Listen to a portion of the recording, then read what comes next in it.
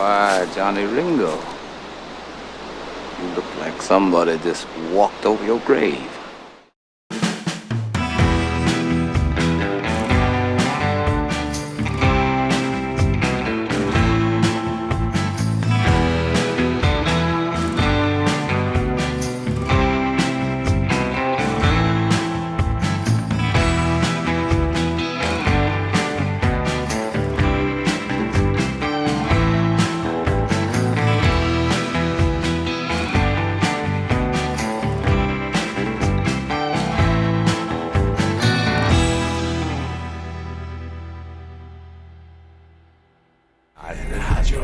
So the first order of business, obviously, is going to be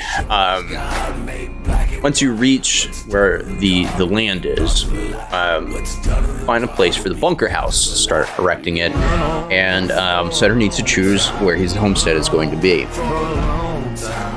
This is going to take days of labor, still maintaining the drive, and basically getting the fledgling ranch going. And with that, we're gonna see what our posse does during this period of time. Night and days come and go, sit around the campfire.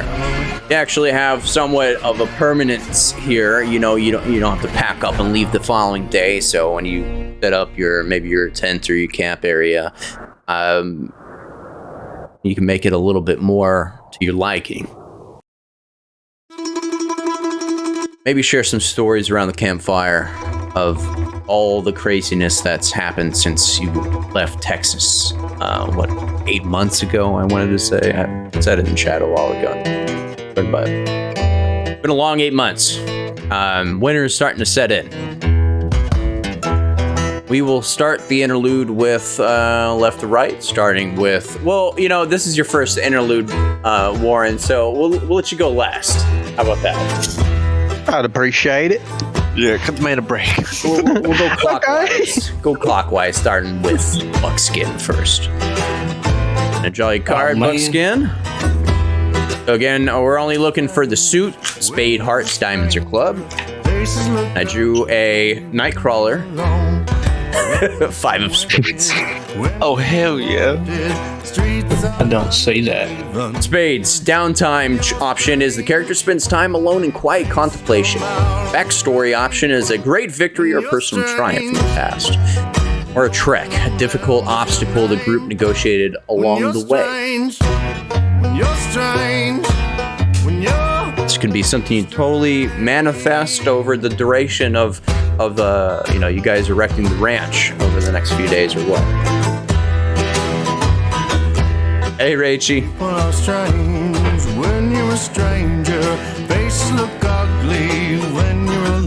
Let's get some more solemn music. I think Buck, what he's gonna do is he's gonna can I combine a little bit of downtime / backstory? Yeah. This is your moment to develop your character, and if it's super neat, you get a chip. We don't have the chip graphic up right now because I lost all my graphics, but you do have it. You should have 4. You get an extra one tonight. Yeah, it's your opportunity to get a 5th.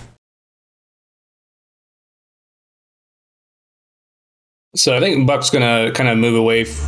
We're camped out. You said got campfire, food, whatever, booze, beer, whatever we got. Got the last of Javier's chuck wagon. He doesn't really need to stockpile anymore. He just needs to make sure that there's just enough to get things up and running. But you're near Dirtwater, so you have a means of supplying up now. But so yeah, use up the rest of it. Water. And I moved to like a quiet area away from everybody, and just kind of in quiet contemplation, sit down next to any tree that's nearby, and I'm gonna pull out my rifle and kind of just think back to the time in Buck's past when during the Civil War at the Battle of Shiloh, he was Buckskin being a scout in the for the Union Army at that point in time, was running with a group of 3 people in his squad. We're out on patrol, just trying to keep a lookout for enemy combat, enemy soldiers pushing into Shiloh to run back, have someone run back and warn the company about it, to be ready for the battle at hand. And while he's doing this, he's kind of got his knife out and he's kind of etching into the stock of the rifle the initials CW and AS. And this is kind of signifying his two partners within the Civil War that had expired during a kind of a harrowing battle where they came across the enemy army at one point while they were on patrol. And we're just taking shots left and right, and he's just thinking about that while he kind of harkens back to the most recent battle that we just experienced with that Ghost Army, and that kind of brought some thoughts from his time, and maybe a little bit of, I know they didn't call it this back then, but PTSD. And he's just kind of like aggressively, chiseling initials in there while he's finishing that up and thinking about the victory. He was able to report back, but he lost his 2 friends that he had in his company back at Shiloh. And that's pretty much it. He's just etching some names in and kind of having some feelings. Okay. Roll a notice check for me if you don't mind, sir, while you're doing that. Oh, okay. That was Buck's theme song, right? Mm-hmm. I love it. Rolling. I don't remember that being the color of your dice. So, finish carving into the tree. Maybe you sit into down. the stock of my rifle. Stock of the rifle. Oh, the stock of the rifle. Sorry. All right, so you're just kind of sitting like with your back leaning up against the tree. Pretty much, yeah. So faintly, as you're doing this, start hearing faint sound of somebody whistling a tune.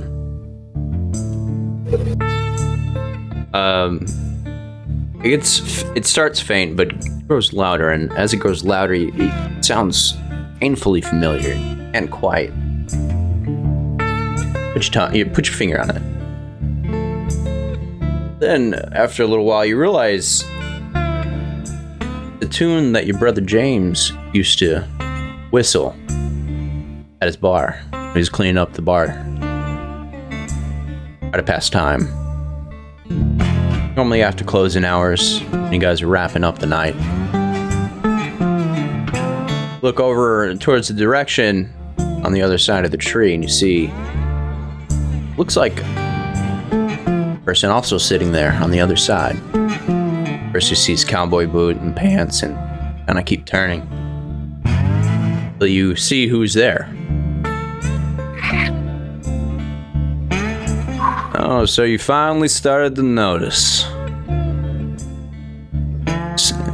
You look, and Cowboy flips up his hat, takes a good look at you. It is, in fact, Brother James. I was wondering when you were gonna notice me. As he talks, he stands up. As you stand up and kind of get the contrast of the horizon, the rolling plains in the background, see that he's somewhat transparent. How you been, Will? Well, better than I deserve, I suppose. Was this the best any man could say, really? I gotta say, not supposed to be here. Oh, come on, Will. I've been with you the whole ride. Well, not just me, of course. But she didn't want to make an appearance quite yet. Who might that be? I'm keeping my distance a bit. He kinda chokes a little bit. Oh. Same one that brought me down back here to see you, asking for help. Maria.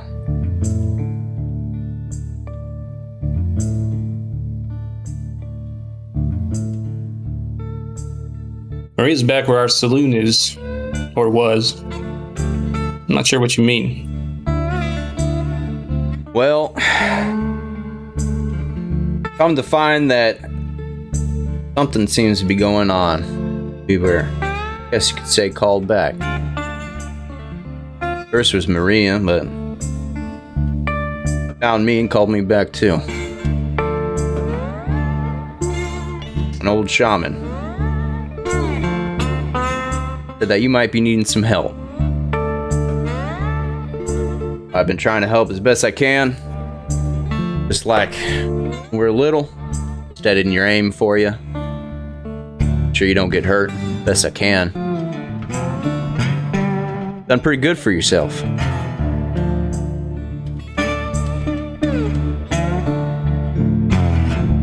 I think Buck at this point he's not really understanding what's going on. He's just gonna look at his brother, or the ghost of his brother, I guess, and he's gonna kind of shake his head, walk up to him a little bit closer.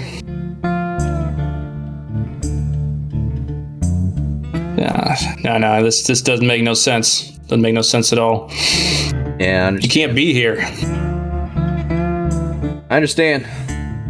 Listen, I have much time when I can be here and when I can't. Let me just tell you this, at least, is we're here for you. And it took a while, and then the shaman told us it'd take a while for you to be able to see us. Trying to reach you any way we could, otherwise sleeping, mostly, here and there while you're awake. Are you the reason for those, me seeing Maria just randomly? Whether it's in my dreams or just staring off into the distance? Maria's the reason you're seeing Maria. Like I said, she's here too. You just felt like the time wasn't quite right to give you a talk to. But we are here with you, Will. If you need any help from us, just call us. Just call for us. How does that work? Should be attuned with you well enough for you. You can hear us and you can definitely see us now, so help you out. You just call our name out. Listen, the reason I came now, something's going on, and the I guess you could call it beyond, call it something else, something like hunting grounds or something. Everything's a stir right now, and best I can tell you is you're in the shit of it. You and those friends you made. A lot of humdrum going on about it, and I don't quite understand it yet, but that's the shaman was vague and just said that you're gonna need our help, and I'm still trying to find answers. But I can't get too close to things on that side if nasty things over there, and well, when you die there, let's just say there's worse things than death, Will.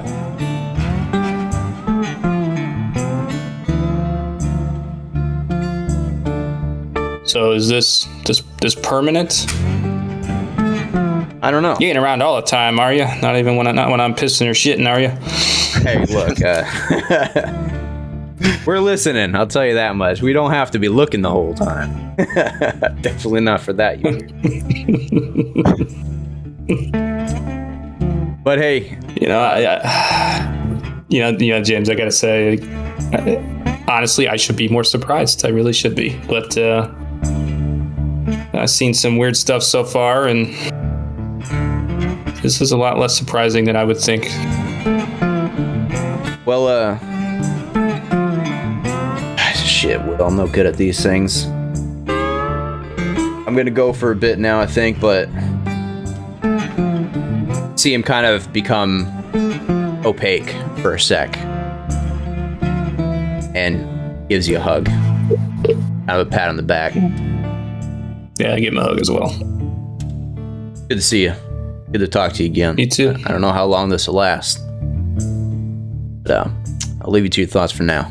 Just call us if you need us. How do I do that? Call out to us. Oh, okay. Starts to kind of fade away. And as he fades away, his voice kind of starts to echo. Oh, and Mommy and Daddy say hi. Gone. God, my parents are dead too. They were alive when I left. That's how the West works, baby. Everyone's dead. All right. Oh, God. Take a shit, Buckskin. Alrighty. Caesar, you're up next. Oh, God. All right, you got Magneto. 8 of hearts. Hearts.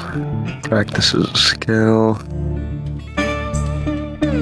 Oh, God, that backstory one.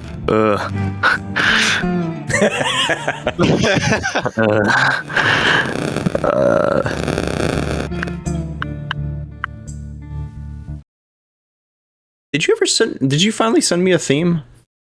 I forget about it? No, Caesar doesn't have a theme.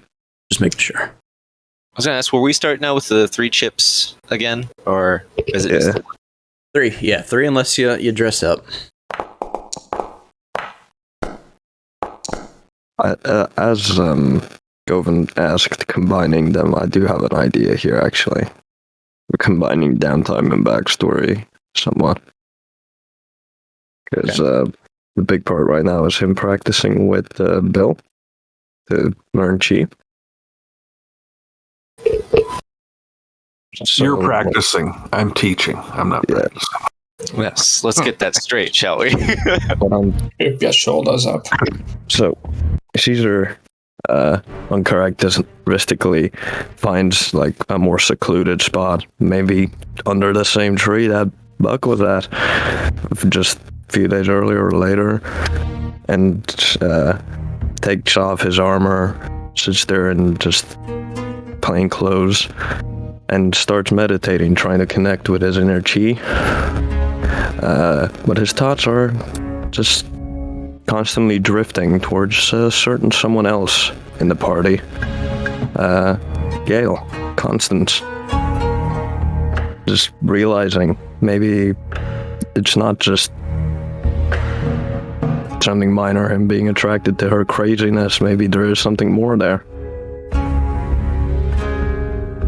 He just can't stop thinking about her, even though he's trying to work on the thing he thought was more important, building his skill up. So,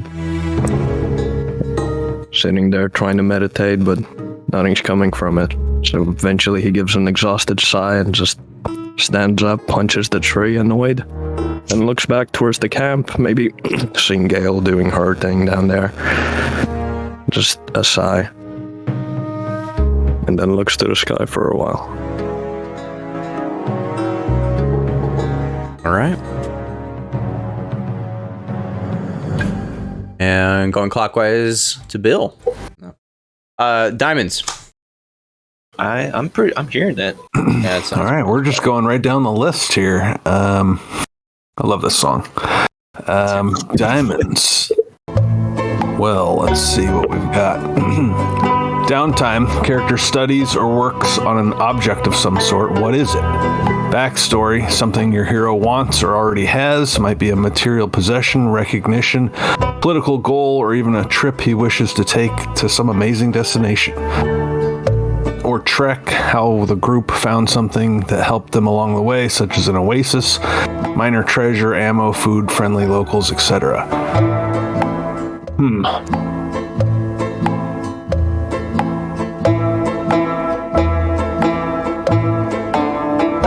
Bill takes one of these demon katanas. This is going to be his downtime.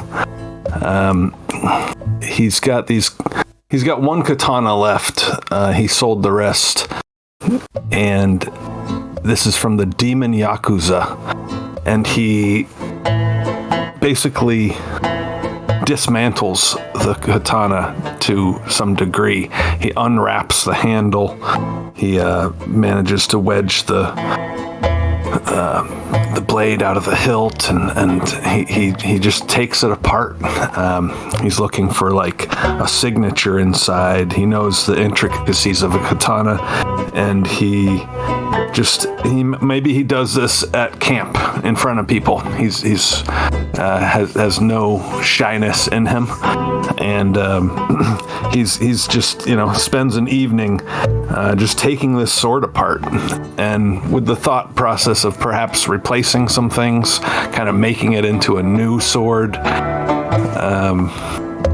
and understanding where this sword came from, and what's up with the demon Yakuza, and why this sword, perhaps had some bad energy in it. He works his magic on that. Okay. Well, and I'd say Bill, being magical inherently, doesn't really feel any negative kind of energy coming from it. Very much like a regular sword. Roll your notice, unless you have anything relevant on like crafting. No, he's got his high spirit focus and fighting ability, but I'll give you a notice. Here we go. That's a bunch of ones. The sword, the craftsmanship on the sword seems subpar, like nothing really special. It's not a very good one.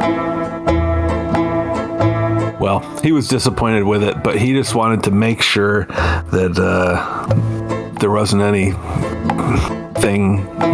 astray. So, I don't know. Impromptu interludes are a little bit of a challenge, but that's what I got for you. They are a challenge. All right. Gale, or should I say Constance? Yes, indeed. What you got? What I get? Spade. Spades. And another Nightcrawler, King of Spade. All right.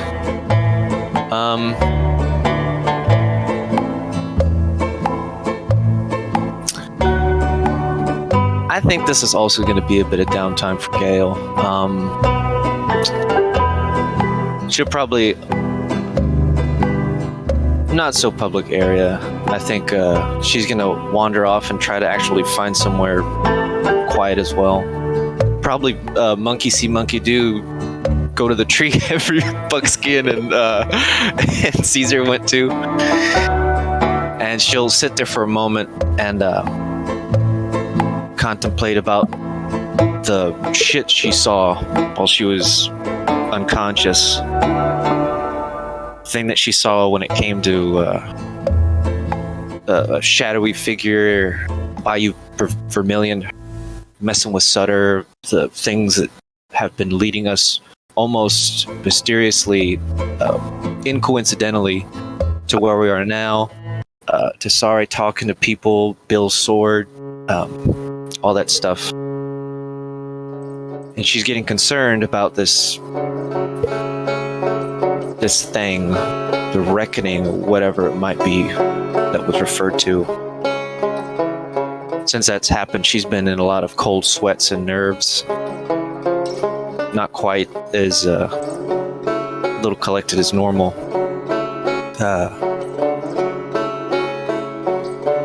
She then thinks for a moment, almost like a reaches into her coat pocket and she pulls out the tobacco Damien gave her a couple weeks prior, for a month or however long it was.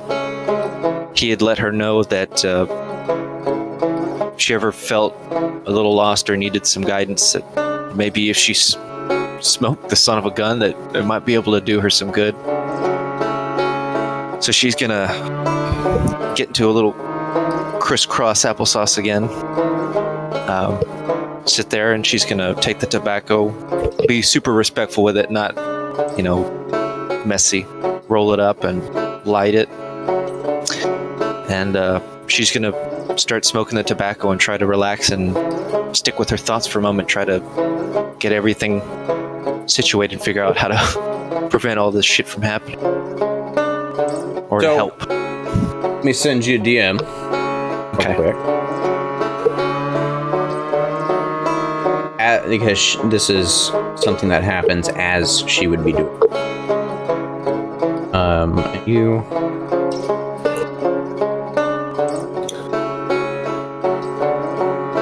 Mind you, since she went unconscious at one time, it's like she looks drained. She looks very drained.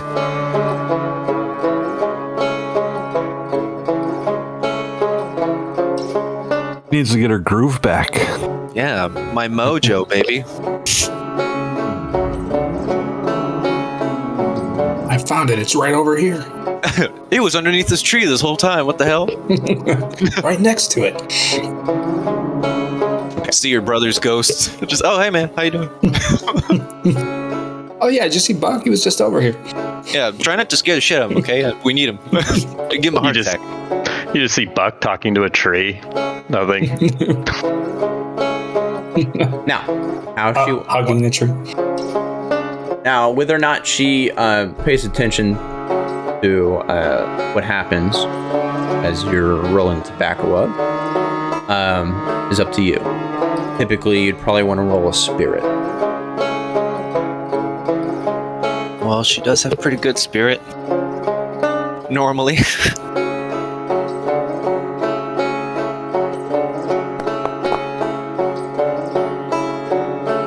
Got 2.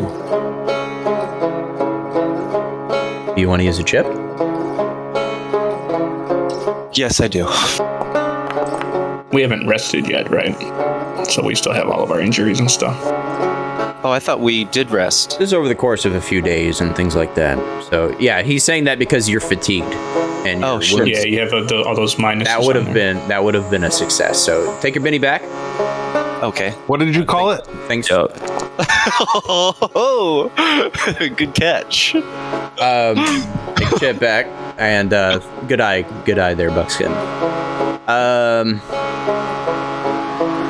So anyway, yeah, he succeeds and does just that. Surprise, surprise, as you smoke it. Gale is no stranger to the smell of tobacco, even probably good tobacco. There is definitely something else in this. It smells like almost herbal. Maybe like a spice of some kind. Nothing she can really put her finger on. But as you smoke it, everything, and when I say everything, I mean everything. Everything begins to kind of fade away. Everything kind of goes silent around her, and she feels really at peace as she continues to smoke.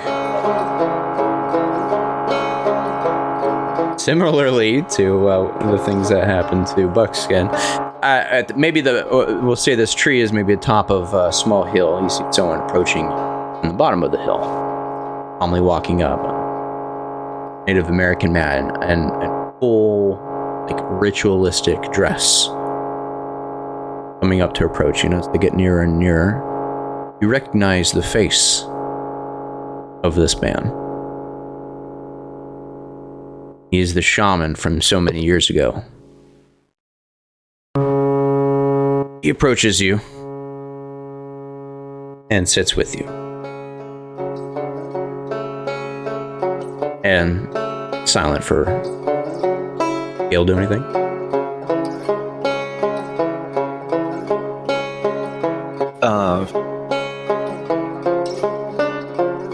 There's a bit of flustered, like, what do I do moment, but she sees how calmly he walks up, and having smoked the tobacco a little bit, she relaxes, and she takes it, she hands it off to him. He accepts it. Smokes himself. Complete silence for a little while.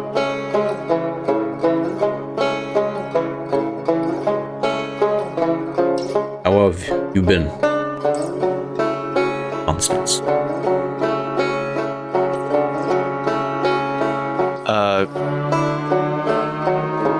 She does that gentle cry where she's not like weeping or anything. She just like literally a couple of tears are starting to stream down her face, and she just looks at him and goes, "Not good. Not good at all." You have gotten yourself into grasp of something, haven't you? You could say that.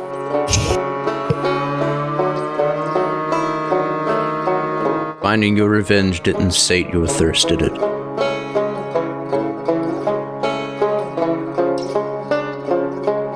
I really fucking wanted it to.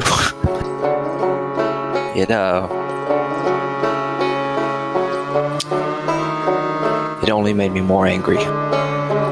He nods knowingly and gestures for the tobacco. To her, right? To her, yeah. She accepts and she smokes as well. And you can, even after having just him in her presence and like smoking, her hands are still kind of shaking. She's trying to focus.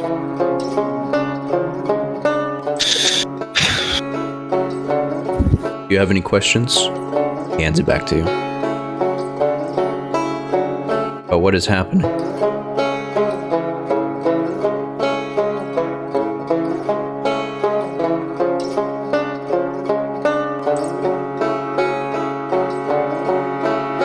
Did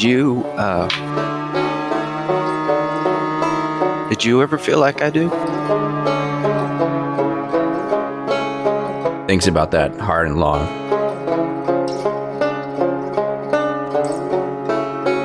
No. I will not lie to you. But I am not special like you are.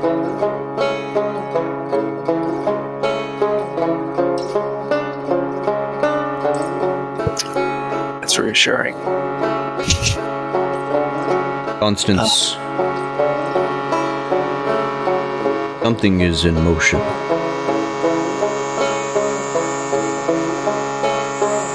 And I fear you are a catalyst. This thing.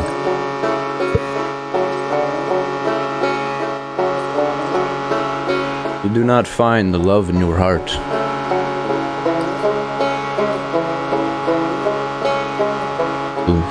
The catalyst has the catalyst, and go one way or the other.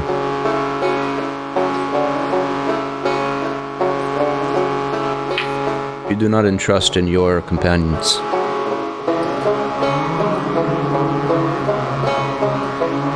Let's add a long sigh.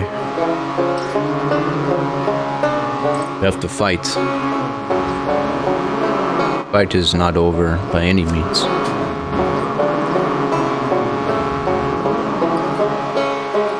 And harder things will come your way than anything you have experienced so far. Soon, an associate of mine will approach you, help guide you. He cannot make you make your choice. No one can lead you down the path yet.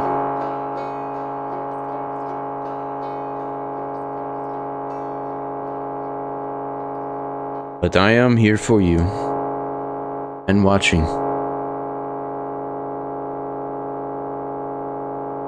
Things will become clear soon. Stands up. She kind of just nervously gets up along with him, dusts herself off. She goes, I do have just one more question, if that's all right.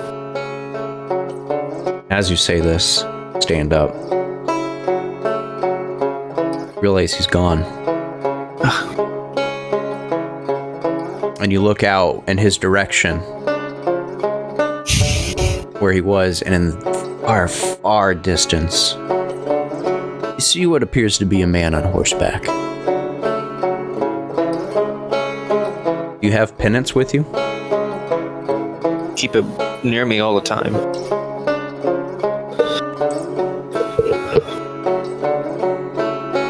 What do you do? She takes the scope off of it, and she looks like she wants to like hold it up and get like a closer look. And then she just kind of has a second thought and doesn't look through the glass of the scope and just puts it back on the gun. Lets out a long sigh, and she looks at the tobacco she just smoked. She goes, I really hope that was fucking real. And just like grabs the gun and heads back. And as you grab your gun, you kind of look, and then you look back up, just immediately coming into your peripheral and your view, and abruptly become face to face the grotesque, decaying, screaming face of a woman. So close to your face, screaming at the top of her lungs, reaching at you. And then you wake up. The tobacco's been burnt out.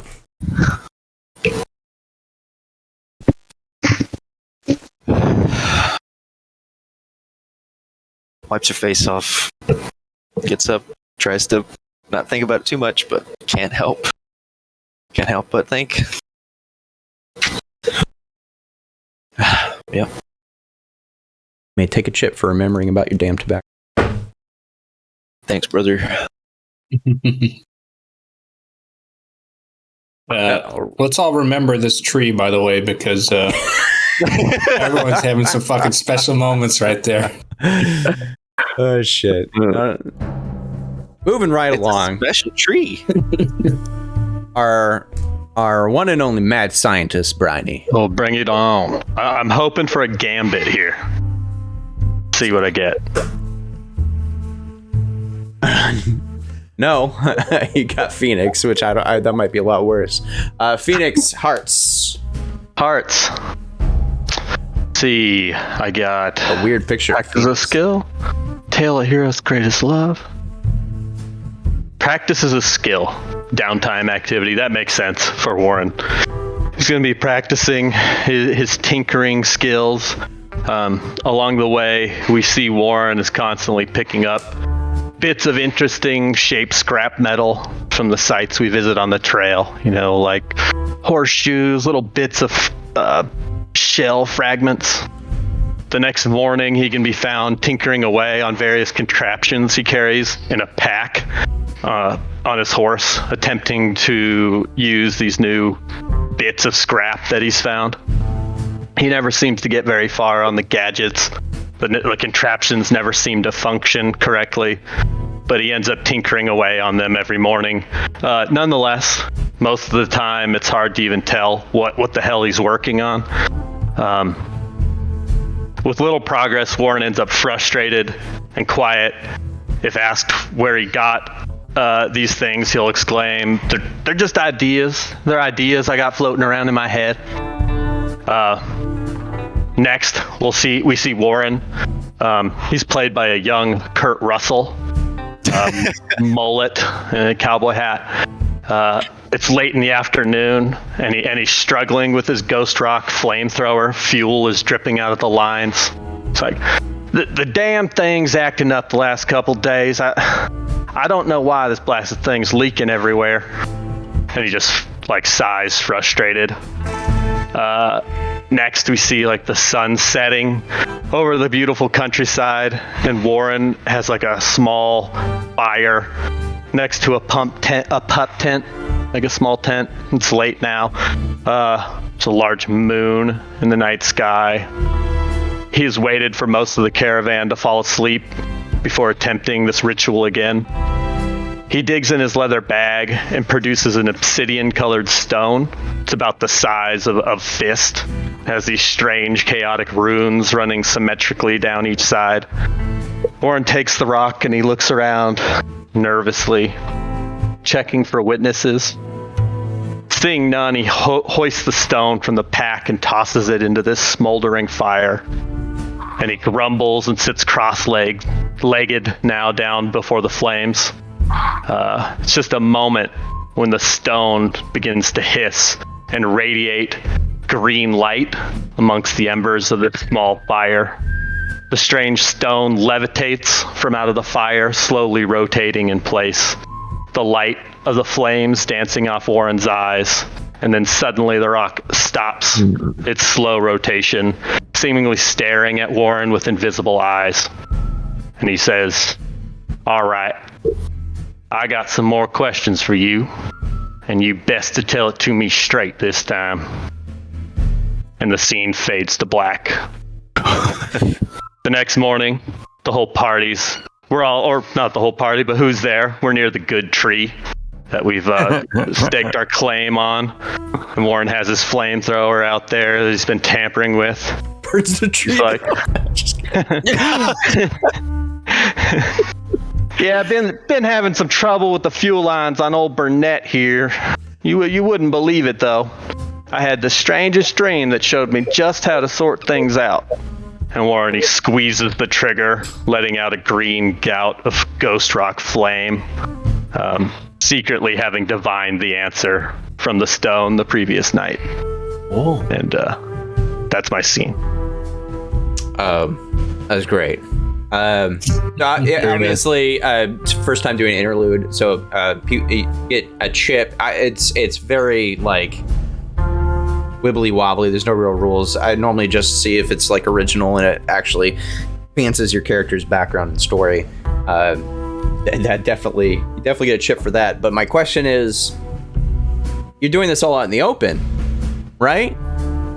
No, the whole stone divination thing, I tried to do this late at night. I waited till everybody was asleep, had a little fire going out there, but I am tinkering with these little gadgets and things out in the open, yeah. Okay, so when he's tinkering and things like that, do any of the other posse interact, Warren? You said you named it Burnett? Yeah. Seemed fitting, right? Should have a lady's name. I suppose. I mean, I see what you did there. Burn it. Yeah, exactly. Oh, Yeah. see, I didn't get that. That's good, actually. Sharper than you look, Caesar. Did you? Damn. Y'all know I'm a little slow, though. I think Buck from a distance is just going to say, "So Warren, how many times exactly have you burned yourself?" Today? Only twice today. But usually it's a good 4 or 5 times. You'd think I'd learn my lesson, but nope. And what's the best treatment for that? Oh, I'll tell you, aloe vera. You heard of that? It's this little I'm familiar, yes. it grows mostly in the south. You can get it if you're looking around for it. Big old thick jelly plant. Rub that on there, clean you right up. Aloe vera. That's why I laughed with aloe vera. So matter of factly. Anybody else? All right, you guys just kind of watch him tinker away and leave him at it. Aside from Gale, a few days go by.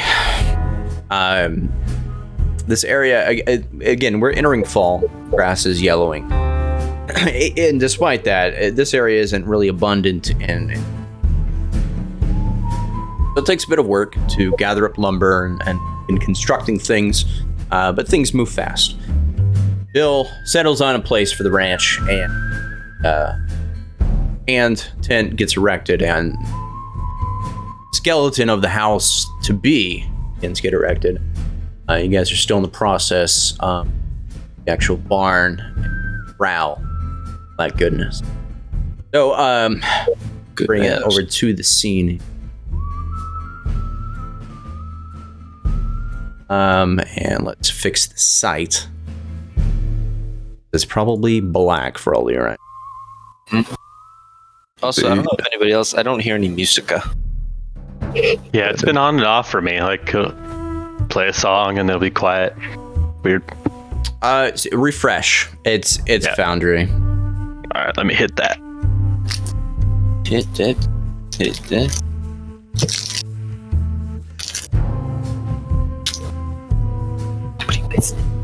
I see. I just imagine that there's like a band following us around the whole time, just playing music while we Can y'all in the middle of battles. And Can y'all shut the fuck? I'm trying to sleep. Shut up. So now that Sutter has, kind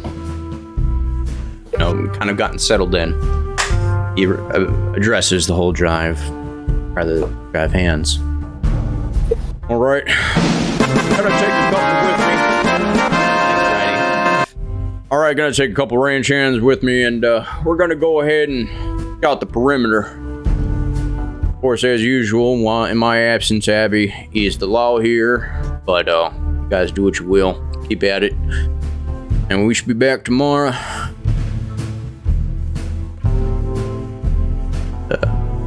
That's off. Beautiful.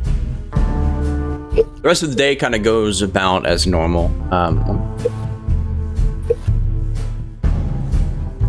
I don't know if I lost this. Hopefully. Oh boy. A lot of my stuff is saved on a cloud drive. Smart man. Oh, it's tied to the wrong account, right? I'll look for that later.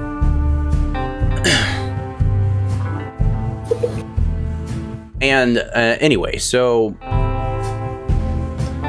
the day goes on, and you guys are kind of wrapping things. But settle down. Everyone's kind of settling in, having evening chow.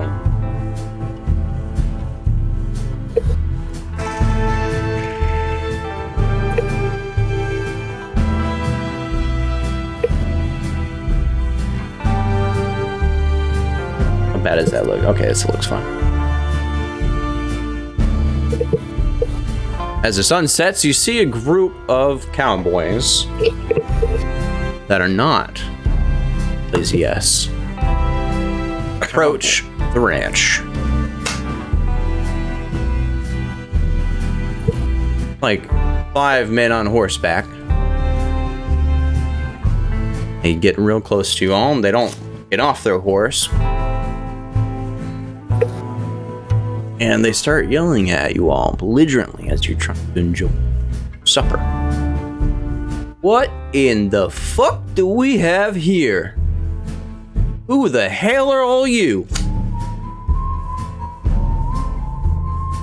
Eat goulash. Ignoring him. What do you all do? Bill slowly puts his slop plate down on a nearby rock. Oh, well, excuse me, partners. Am I interrupting your supper? Again, who the hell are you? And what are you doing on our land? There we go. Is Sutter, you said Sutter took off with X number of people? Just 2 other ranch hands. 2. And so we're left in charge, basically, right? Well, Abby is, but you're the guns. Okay. Is Abby here? Abby is. All right. What's her reaction? She's not with y'all, but she's definitely at this point exits the house that's being erected for Sutter.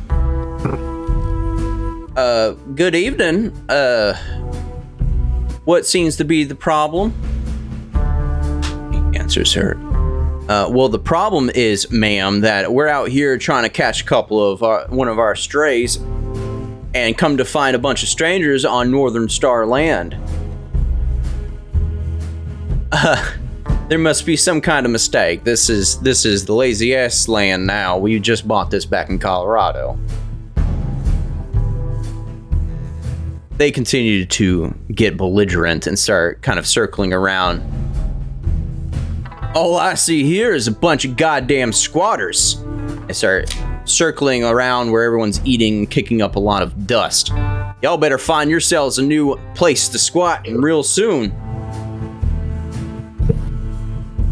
Bill's already on his feet, and he walks a little closer to the men.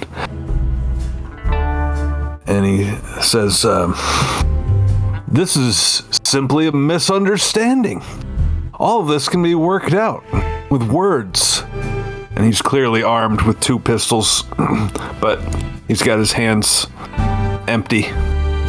One of them gets kind of close to you, tries to spit on you.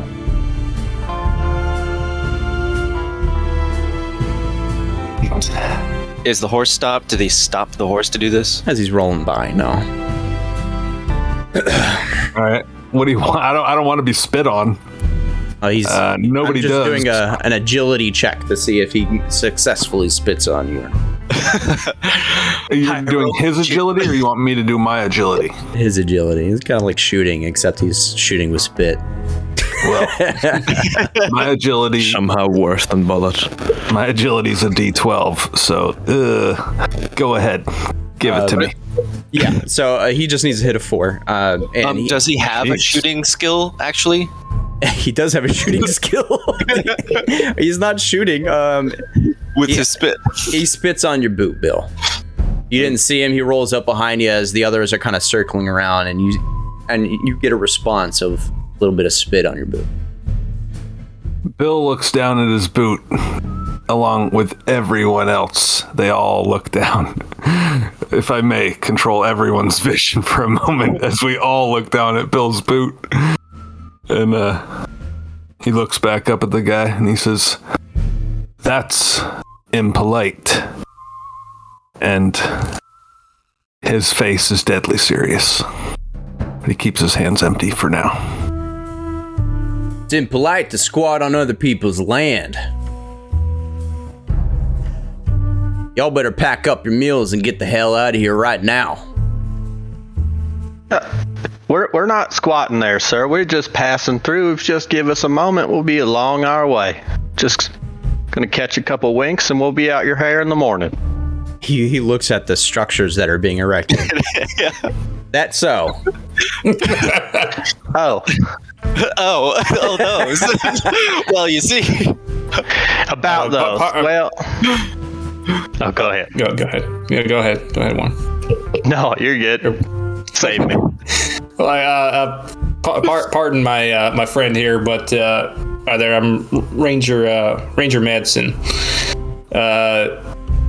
I'm sure we have proof of the purchase of the property here. Perhaps Abby could bring something forward, but no need to be so belligerent or so authoritative, as it were. This is after I've scarfed my food as fast as I can because I don't like eating cold food. So I'm walking up now and saying all this stuff. But I'm walking up with my hand on my gun and I'm like, we ain't looking for trouble, but you know, guess you can find it anywhere out here, it seems like. As you kind of walk forward, you hear kind of to your right. Is it possible for me to got a walk? raise. Dude, a raise on this some spit? Ew. Yeah, you get a tobacco filled loogie on your Marshal star, Marshal. Oh no. Not the star. Shit, dude. Dirty dog. We turn our heads to the Fucking words. star all at once. That's fighting saliva. They start laughing. This is going on. Caesar was still eating, finishing his meal. He gently places down the bowl, stands up, walks up a little bit further, whistles, and at that moment,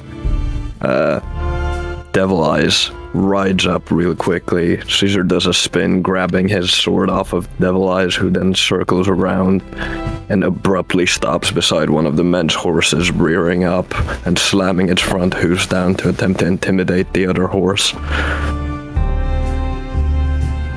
All in one swift motion.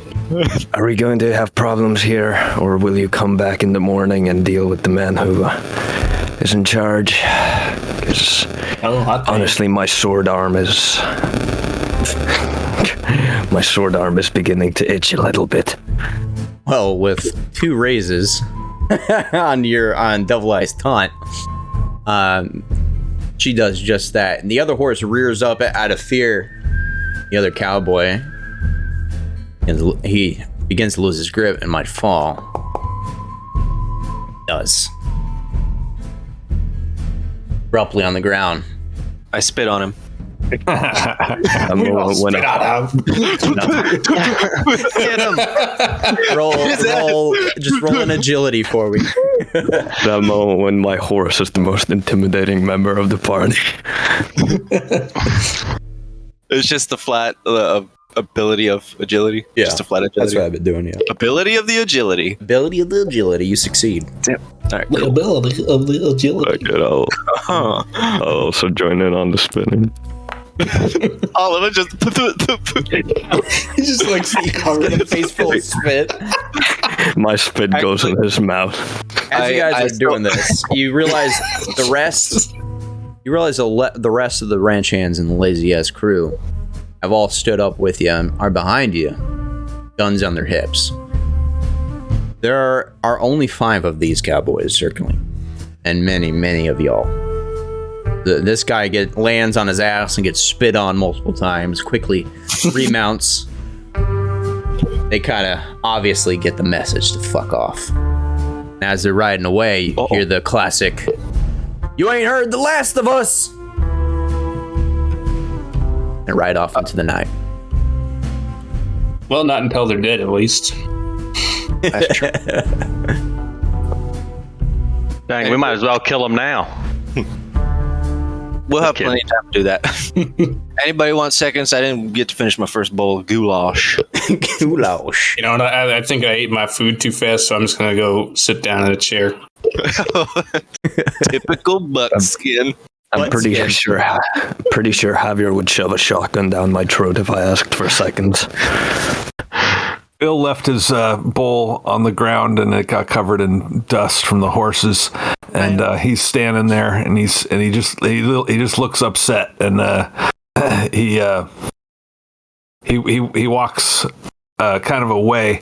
But as he does so, he walks right by Caesar, and he just says, "You need to be better than that." And he just walks on by. As you're walking by, you see Javier. He kind of comes up quickly and sees your demeanor and the bowl on the ground. Quickly picks it up and looks at you. "Don't worry, amigo. I'll clean it up for you." He claps him on the shoulder. "Thank you, amigo." And yeah, Caesar, he be walked better away. than that, Caesar. Bill, your Spanish is getting real good, man. What's Spanish? Don't. He just thinks it's another. He doesn't know. Anyways, he probably knows. He's not stupid, but He's not. he's not that smart.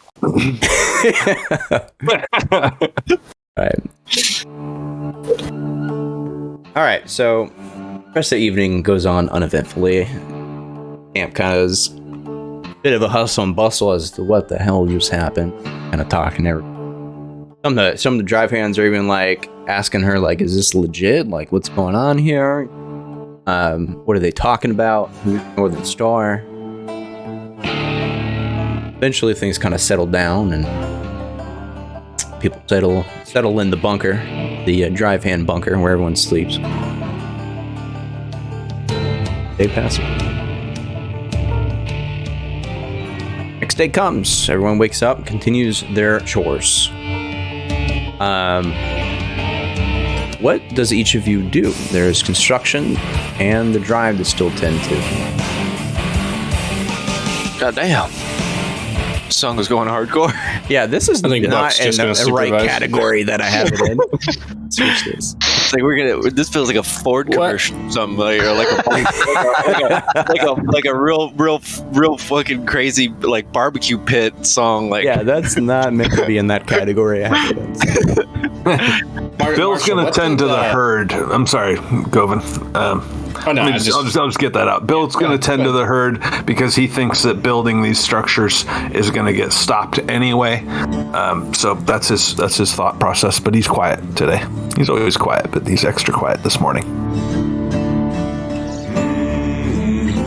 Caesar will be working on the construction, shirtless, working up a sweat.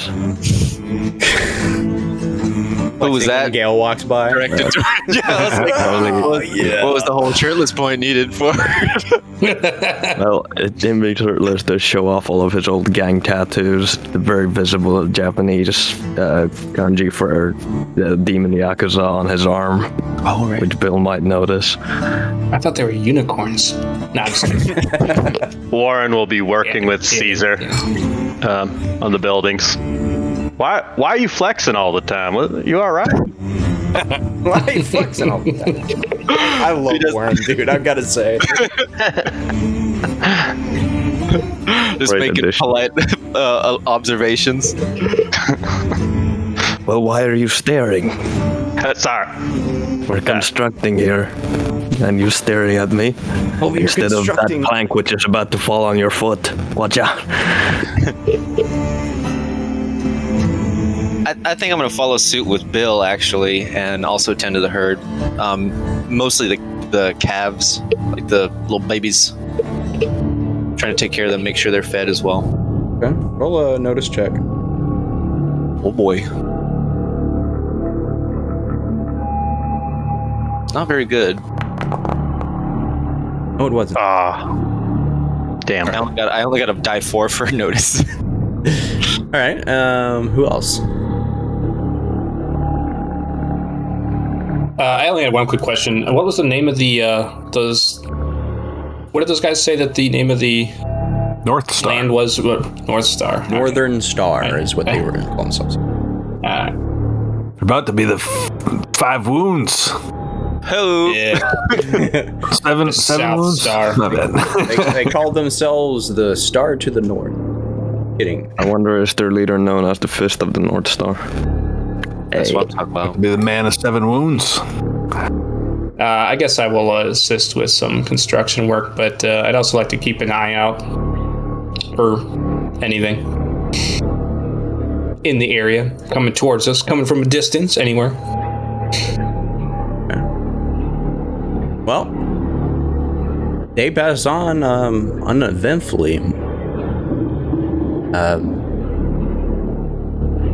After a while, maybe around 3 o'clock afternoon time, Abby, you kind of start noticing she's looking up at the sun, kind of looking around. She looking a little on edge over and over, with a concerned look on her face.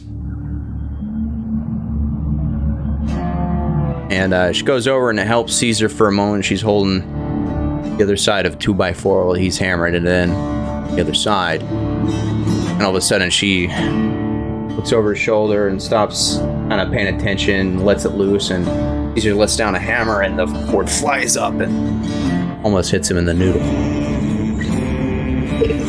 Oh, Not the noodle. damn it, Caesar, I'm sorry. Are you alright? Yeah, I'm fine, but you okay? You seem distracted all day. Daddy should have been back by now. I don't know what's going on. And after them riders that came the other night, I'm a little bit more than concerned for them. I tell you what, can you and the others go ahead and go look for him? This isn't like him. Can you go ahead and round up Buckskin and Bill and the others? Yeah. Hey, Warren. Yeah. Can you go get Buckskin on the opposite side of the build? I'll go get Gale and Bill. But mostly Gale. I'm expecting that every time. She goes to grab Gale, forgets Bill's even there, leaves him. It was like, Gale, where'd she go? And then Caesar heads over to the cattle to get the 2. Yeah, Warren will head over to check on Buckskin, make sure his tummy stopped hurting, make sure he's not upset about his cold meal. That was the other day. All right. So everyone gets gathered. She lets you know that, was headed generally in the western way direction. Points out a low range of hills in the distance for you. I mean, you all go ahead and mount up and ride off. Well, remind us, what was Sutter doing? Why did he go in that direction? He was he's going to ride the boundaries of the land, kind of scope everything out. His purchase, essentially. He got. Do you guys go now? And like I said, it's about 4 o'clock. And wait till evening or wait till the next day? Let's go now. I think it's a matter of urgency. If his daughter's worried, then I think we should be too. Yeah, I agree. We should not wait. They kind of get to where the low hills were, where she kind of pointed at. Everybody, go ahead and give me a -2 survival check. -2. -2. What? I do not have a survival. Yeah, untrained -2 is already -2, so that's -4. No point in doing that. Oh, Are you sure about that? Are you sure about that? Are you sure about that? Whoa!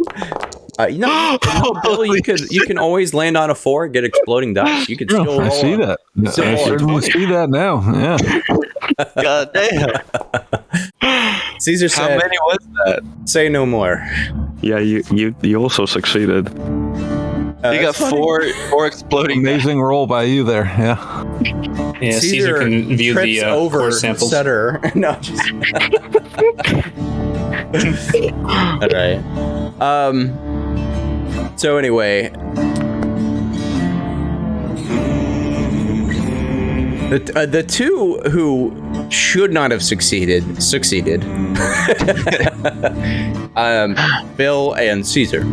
As you guys are riding out, you kind of catch the tracks of 3 horses. Not really super apparent. It's a little bit old since it's a day old, but fairly follow it. Eventually, you come across an old, burnt-out, not old, but a burnt-out campsite and a slight depression in things. No doubt, probably where Sutter and the other 2 went. You all ride up. And fortunately, see something rather unfortunate.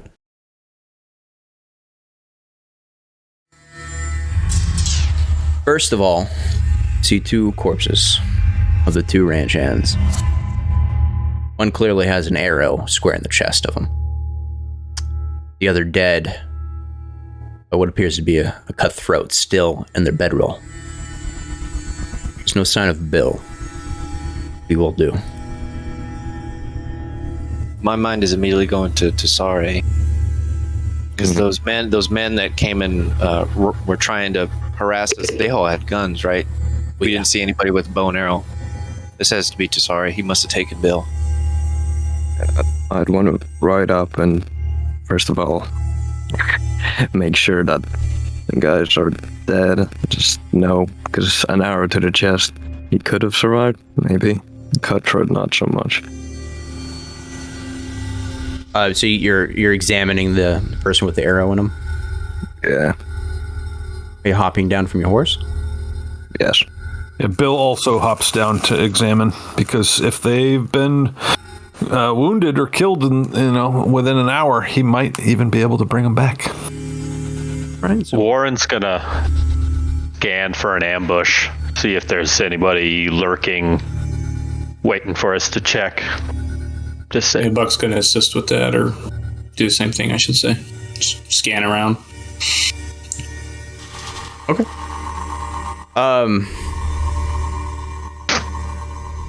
First of all, Caesar and Bill, give me a notice check.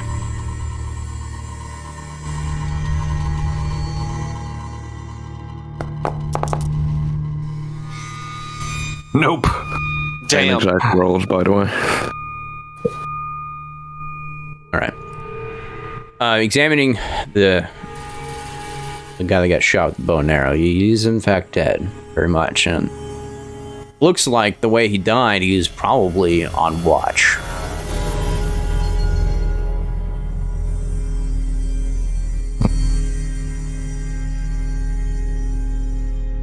And yeah, the guy in the sleeping bag also very much dead, probably from a throat that bled out. It feels a bit disrespectful, but I'm gonna pull out the arrow to have a look at it closer, see if maybe I recognize it from our previous encounters with Tesare or the other natives. Roll a vigor check, please.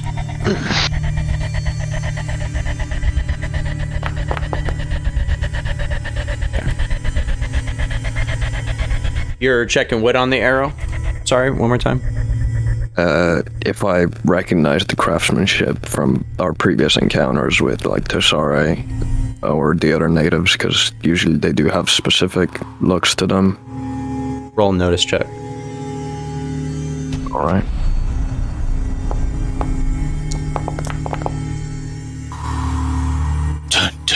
The arrow is of Comanche craft, and it is also covered in, can only be described as some kind of slimy filth all up and down the shaft.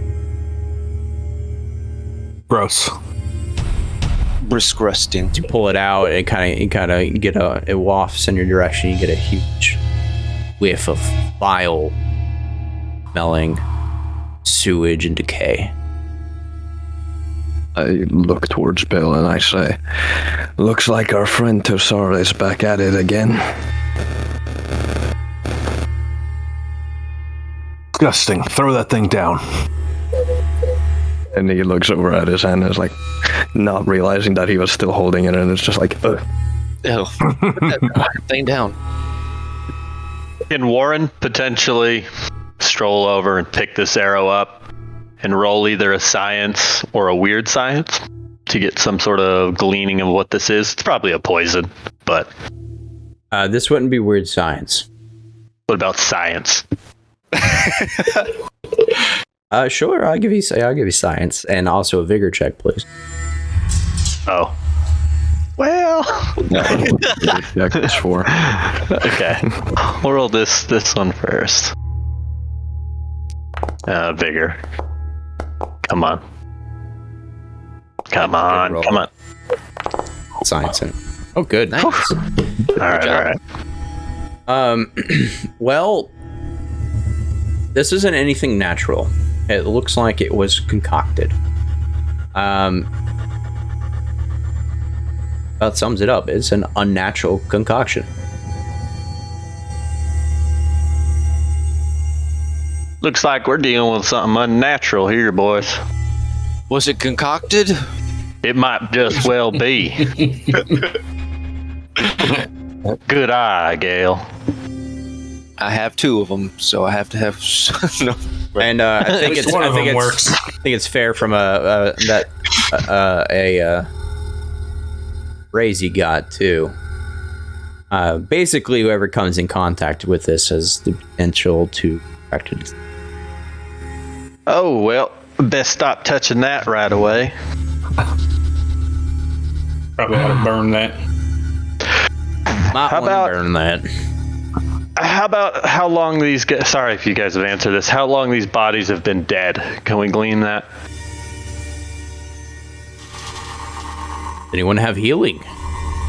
I do. I need healing. It's weak, but I got it. I need a medic bag. So just roll just for healing then. Roll it, brother. Hope. There we go. Let's go. Easily maybe 12 hours. And when did Sutter set out? Sutter set out like yesterday, like afternoon. Not even afternoon, closer to noon.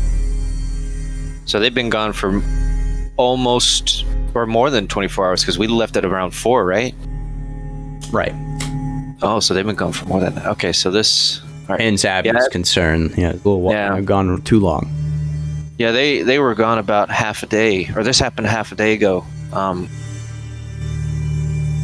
And we still don't have Mr. Sutter's body. Jasara must have taken him somewhere, but that I do not know. I don't know where he would have. Can, How the hell does that bastard keep finding us? Buck would like to hop down from his horse as well and kind of walk up. Can I see, like a direction that people may have been heading, or if it looks like someone was dragged away forcibly or anything like that. Survival roll, please. Do it. Well, let's hope I roll better than last time. You got this. You got it this time. I don't have this. All right, never mind. You got 5 chips. I'm going to spend a chip for that one. I have 5? Oh, shit. Oh yeah, speaking of chips, I forgot to add mine. Boom. Drop boom. a Dorito. Hold on, let me add one, and then I'll spend one. I wish there was a way to rewrite it and here so it doesn't say Benny, it says chip. I'm going to figure that out. I'm going to spend hours figuring that out so I stop accidentally saying Benny. We'll give you that. Those two. We'll Re-roll allow here. you to have said that twice. Literally the just same thing, dude. Literally the same. And I appreciate that, Bill. Yeah, you're not quite sure. It's a mess. There's a lot of footprints, but you're not sure if they were just the drive hands and Bill or what. Or sorry, Sutter. Well, there's a lot of footprints, and it's really dark. I really have no idea.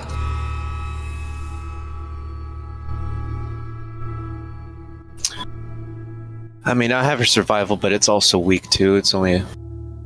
May I give it a go? Yeah, could we all? Well, amazingly, with a -4. Definitely can. You all see Buckskin kind of look around and get the same idea. You got this. Let's go. Right. Constant succeeded. 1 off. Caesar, why, I don't know. Why do you have a negative? Oh, you're untrained. My bad. Bill, killing it tonight. So he stands up and he looks around. And he just. It's like the movies where you see a foot, like, and then you see the footprint, and he's just like, "Oh yes, there." Gale's narrows completely his eyes. burying you from behind, just doing the same thing that you're doing. That's how she knows, because she's just watching Bill. all right. First of all, who got? So, Bill, you got a raise. And a names. Bill, not only do you see the direction that Sutter went, you also see that there are 3 other sets of footprints that are not clearly Sutter's or the 2 drive hands. All right, he says Buck, and he points him out. He points him out to Buck because Buck's our leader. There they are. And he says he was dragged this way. Not drag, footsteps. Oh, sorry. Footsteps. You see footsteps. May perhaps chase that way. He was no. They walked him. The pacing you can see. He was conscious. Well, I just made that up, Marshall. I hope that's accurate. We'll make it work. All about improv. So what is that direction? Where does that direction take us? Like, does it go off somewhere we can see? Yeah, surely does. Where is that? Do you guys follow it?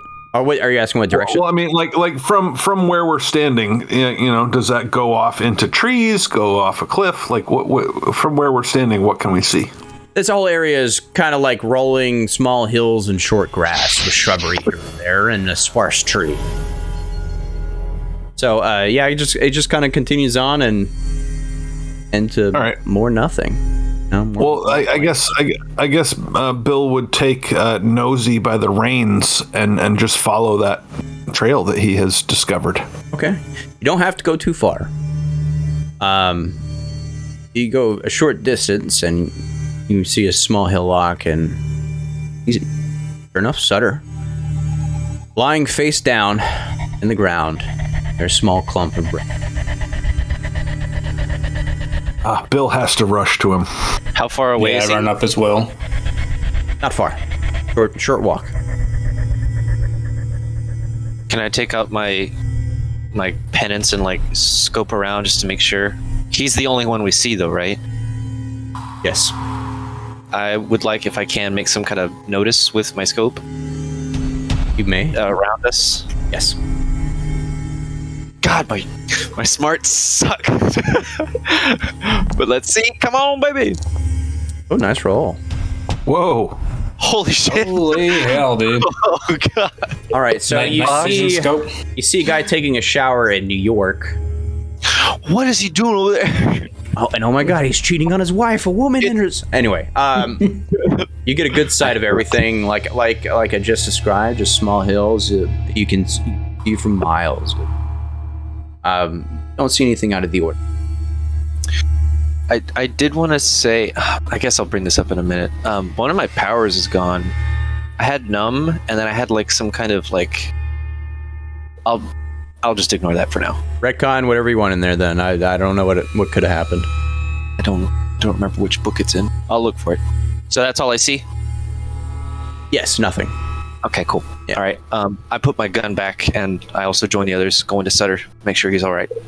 Bill is I just want to presumably keep a the first lookout to settle. anyways. Okay, you can stay on your horse, kind of keep watch. Smart. Yep. He already rolled on us. He didn't see anything, so I don't really need Yeah, Bill rushes to Sutter's side. It could be something underneath him. What do you do, Bill? I check his pulse. He has a pulse. All right, and I talk to him. Mr. Sutter, can you hear me? Is he like talking loudly at him, trying to wake him up, pretty much? I'm like I touched his neck to check his pulse, so I'm like right next to him. So no, I don't think I'm too loud. I'm loud enough to wake a person, but not loud enough to have the sniper behind the bush hear me and shoot at me. How about that? You're not screaming at the top of your lungs. Got it. Okay. No, I'm not. I'm not screaming. No, yeah. So you check his pulse firstly, and as you do so, as you touch his neck, see a few spots where there are small blisters neck, and then you look down at his hands and see they're also on his talk to like him. He's been tied up. Blisters, oils, and as you talk to him, he moves groggily and what? Oh. See him kind of blink his eyes open and he tries to turn himself over. Stay there, Mr. Sutter. It's Bill. It's Bill Kane. Bill? Oh, don't try to move. What? Is anything injured? Are you okay? He looks. Bill, why are you laughing at his face? Yeah, Bill's not laughing. Bill, what the fuck?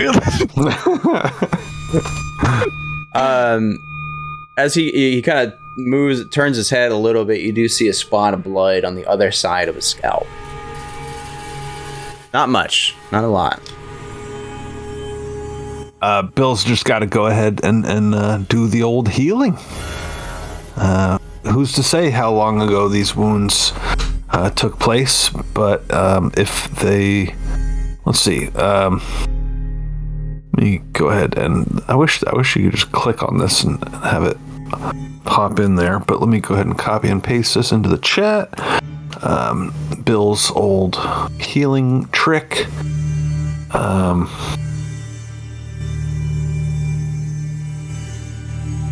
So if they're less than an hour old, then it's all taken care of. Your roll. That's shoot, I got this mixed up last time and I forget which was the right way to do it. Focus? Your focus roll, yeah. Okay, not spirit. Yeah, I made a mistake and put way more points into spirit than I did focus. But anyways, here's the focus spirit roll.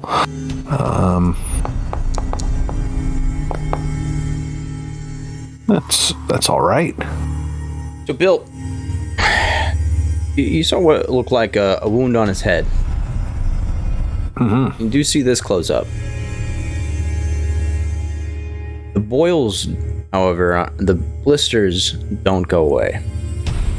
And you can feel some kind of force pushing back as you heal him and your hands begin to glow. Kind of force put back on your spirit, you could say. Something dark, unnatural. All right. Bill reacts and maybe he's on his knees next to Sutter, but he kind of sits up, looks around like he's just expecting something.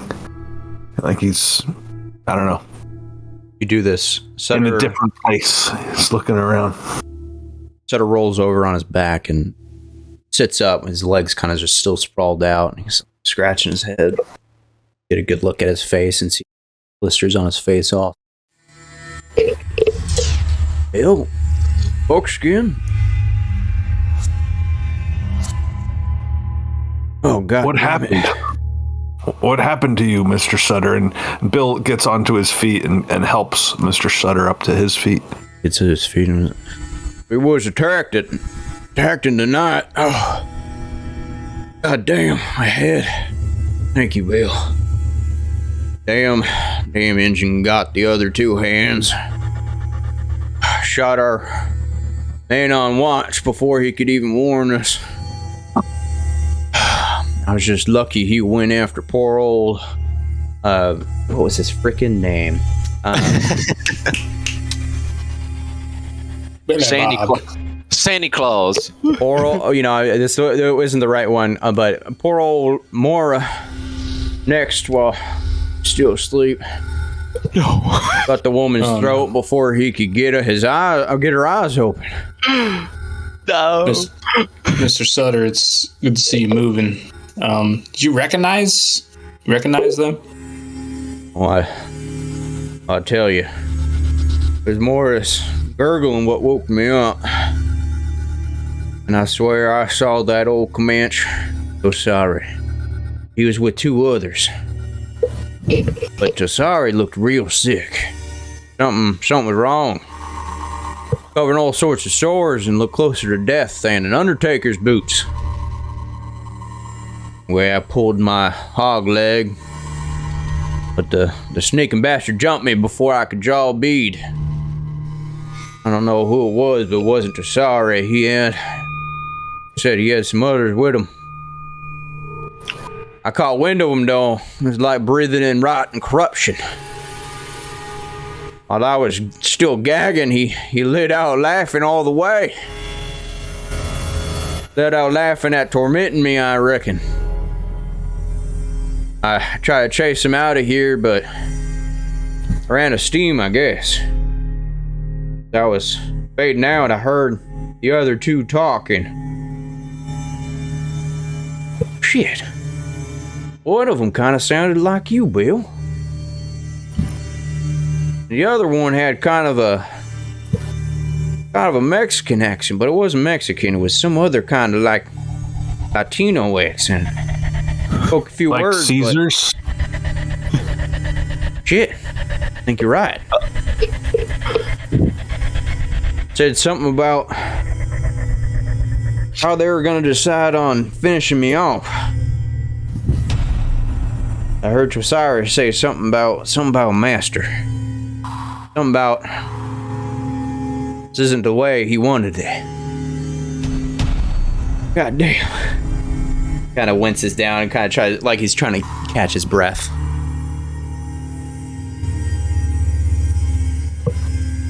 Bill observes Sutter. I presume that he's been disarmed, or does he still have his pistol? Well, has his pistol. All right, good for him.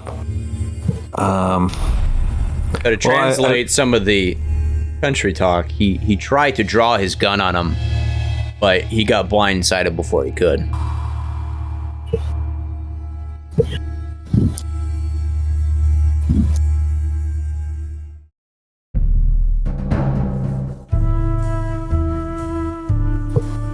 Right.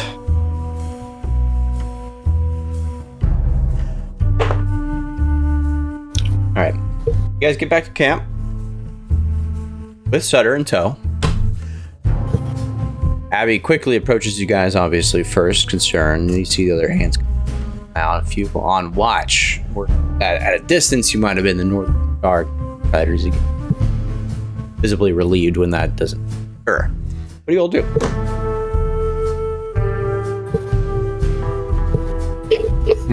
Well, Abby, we managed to find your father.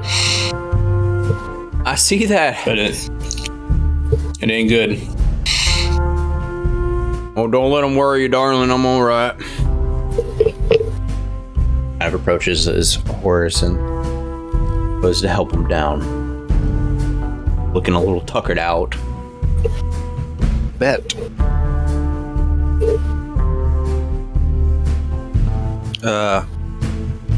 Mora and who else was it?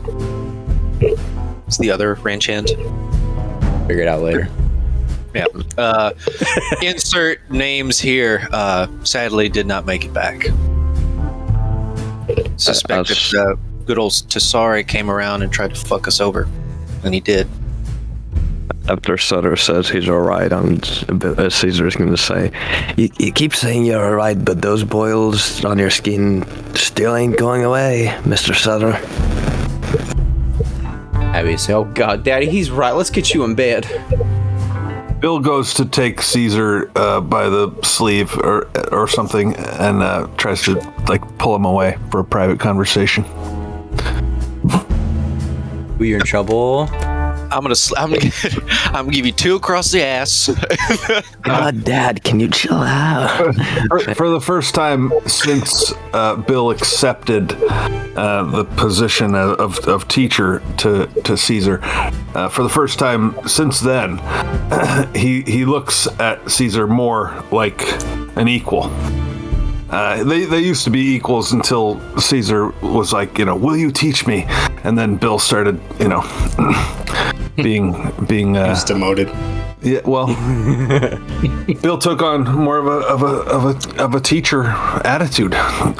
Anyways, but now he's looking at him like an equal again, and he says, Mr. Sutter spoke of a man who he said sounded like me, and a man who perhaps sounds like you.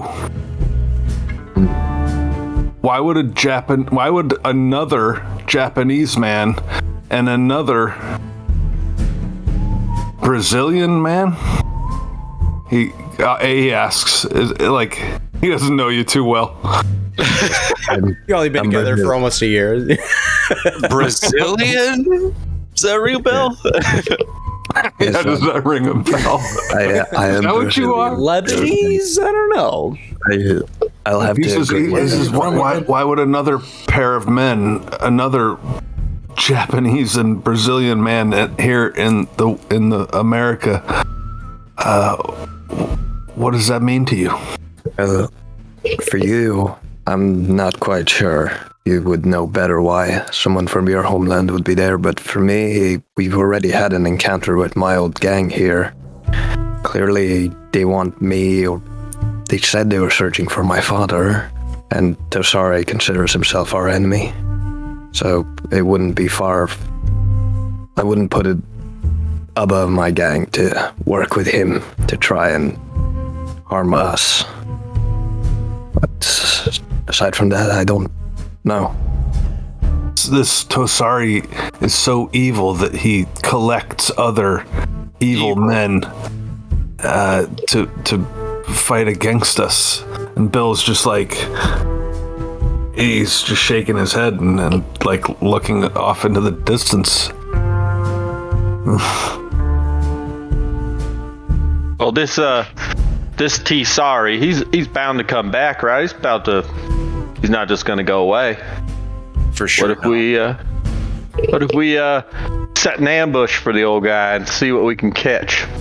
Oh wait, are y'all two still in a little private conversation? Oh shit. We thought we were, but I guess we're not. No, it's cool. It's cool. No, I'm sorry. Right I didn't realize that. I come popping out of the hallway. Hello. Which right next door.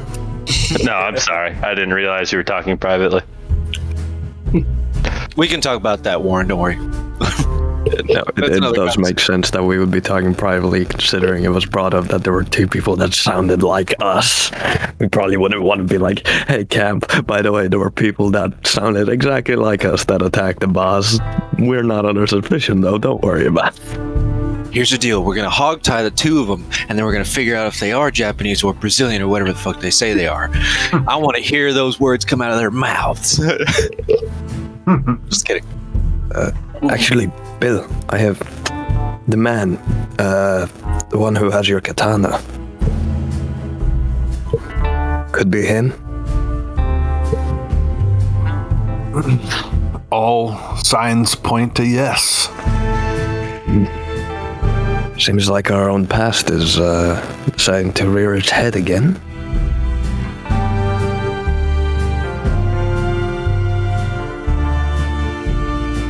Well, do we need to tell Buckskin and the rest anything, Caesar? And again, Bill's like, he's no longer calling you student or whatever he calls you. He's like, this is bigger than our training. This is our survival.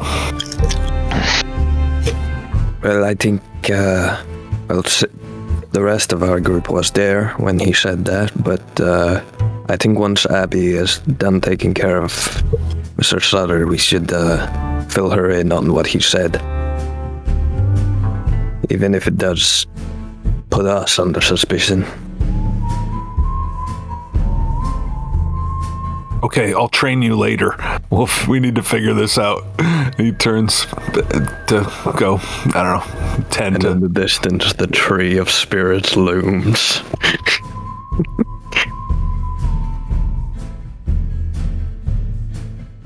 Okay. Abby leads Bill into the house. He is uneventful. Others do anything?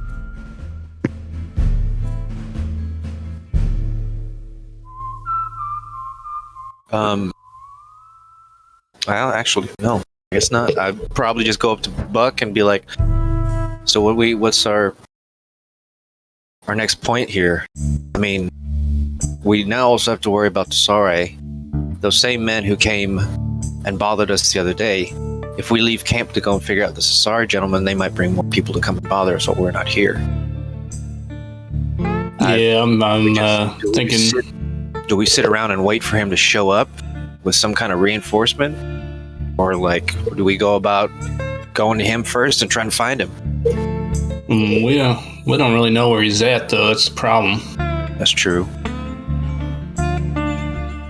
I mean, as much as I'd just like to get rid of him, because it seems like he just keeps cropping up everywhere we go.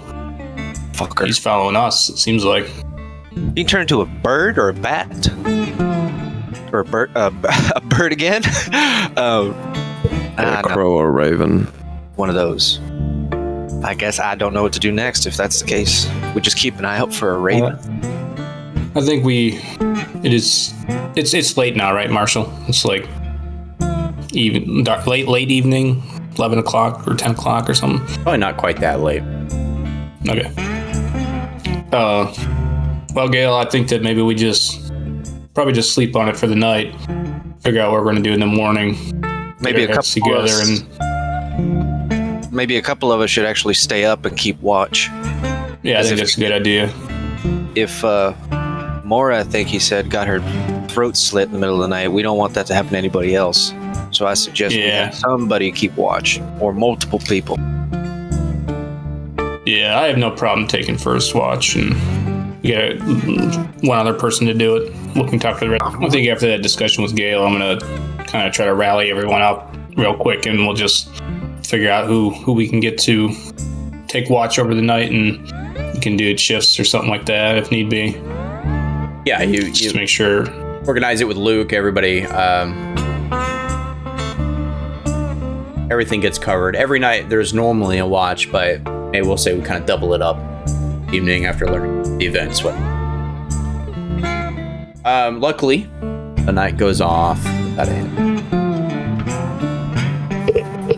You all are kind of getting ready to go, dressed and ready to go to work for the day.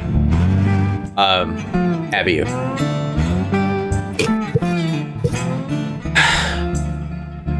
what happened with Northern Star Riders, whatever they're called, that just don't sit right with me. If they've got a ranch around here, we should probably go try to work something out, especially if there's someone around cutting throats at night. Maybe we could tell them and help each other out. I'm sure this is just something we could all settle. They understand we're not squatters and what they're calling us. So, All right. would y'all mind going out there today? I would Sure. mind. Yeah, I don't think any of us mind going, but did you talk to your father about that? I'm just curious. Do you have any proof or who you purchased it from? Anything A that deed of some kind? might be helpful? Yeah, Daddy's got the right of deed. We can take a look at it together if you like. Sure. I'll lead you into. Anyway, so the inside of the interior of the house is still bare bones. No walls or anything there. They just got kind of a cot set up for Abby and Bill Sutter as they continue to erect their home. Anyway, see Bill in there. He's all wrapped up in bed with a wet rag on his forehead right now, coughing up a lot.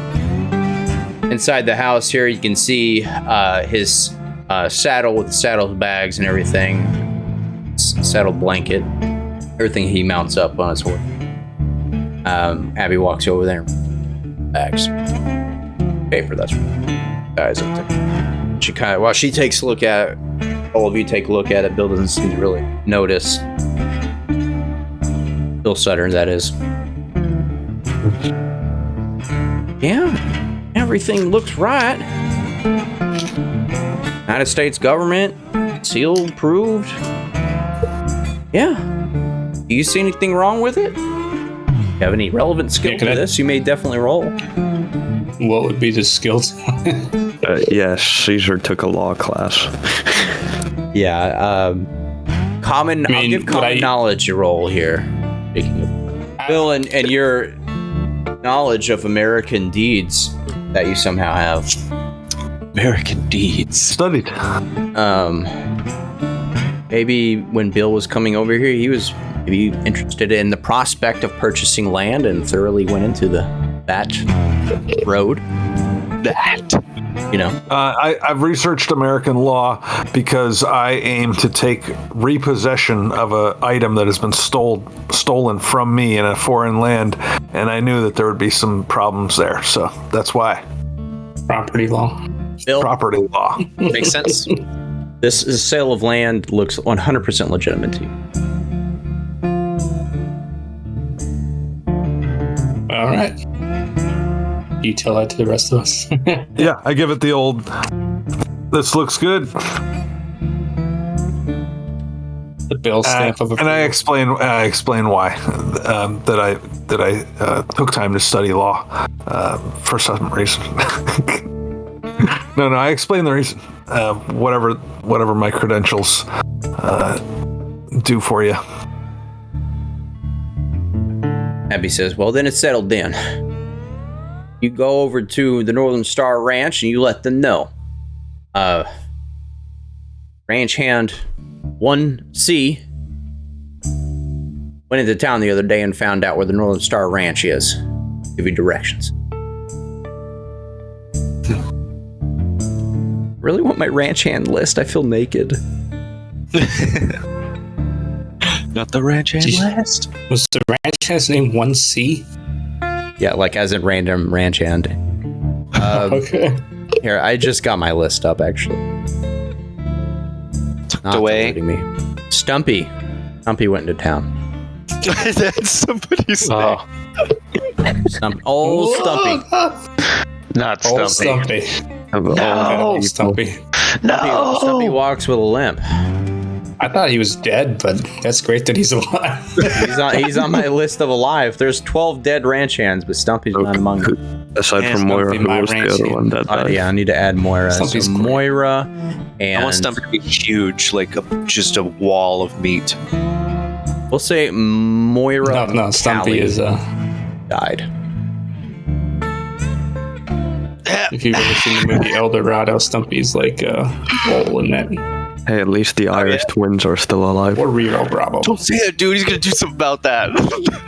So you now know the location of the Northern Star Ranch. Your What cookies are. do you do? And as you think about that, I'm gonna go get my cookies, I guess. All right, I go up to heaven and take the power of God from him. The devil can have me when he deserves me. Checkmate. All right, so we I literally blacked out there for a second. Where are we right now? We're at the ranch under construction. Just done talking to Abby. Okay. The Northern Star Ranch. Yes, Yeah, indeed. That's where we're going to talk to them. I don't know about y'all, but I'm just gonna eat breakfast real quick. Do we even know where the hell this place is? No, I think we gotta wait for Stumpy because he said he was gonna tell us we gotta go find Stumpy. Abby already told you where it is. We gotta wait for Stumpy. Stumpy came up and told us. All right, well, Got the location of the ranch. Based We'll on make his sure we- description, it's about half a day's ride. all right. At north-ish of where you are. Matter of fact, let's show you a little map of Reno. Guys, we'll have a good lay of the land by now. And now that you know the location of the North Star Ranch. It says North Star here, and then in the book it says Northern Star. Take your pick. Okay, South Star. Gotcha. Let me fix that as well.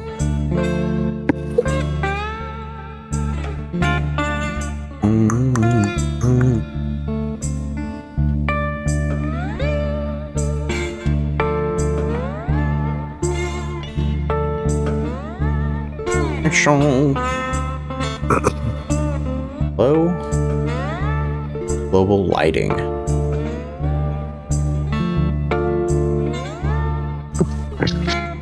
There you go.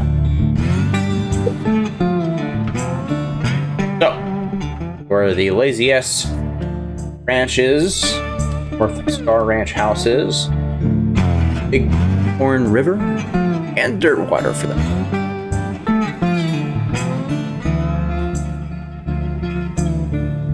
So that's ours, Well, that's a nice plot of land right there. ain't it? Yeah, I think like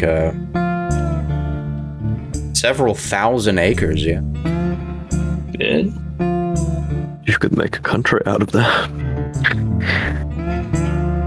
Ooh.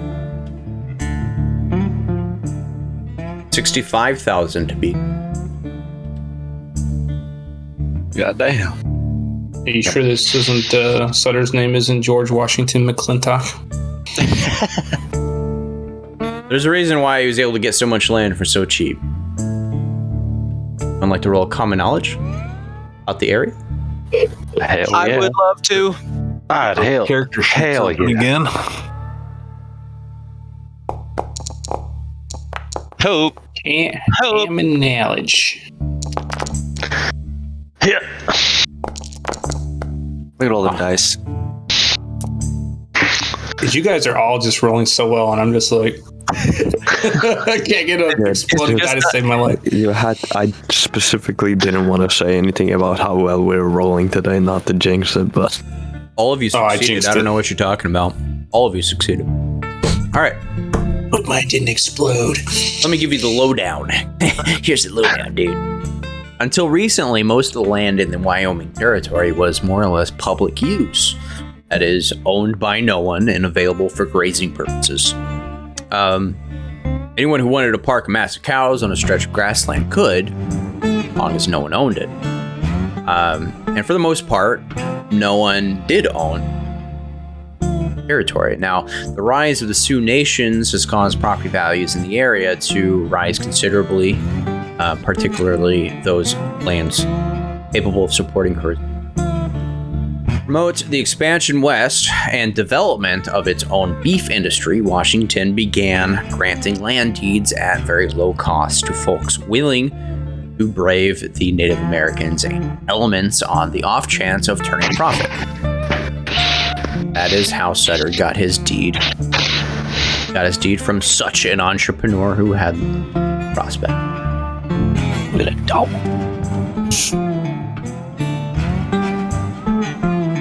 So, in the grand scheme of it, this is Sutter's land.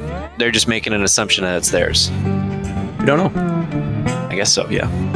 If that's what Gale's thinking. They're trying to step on our toes, and I'm going to shoot somebody in the skull. That's more like it. All right. Shall we head out, fellers?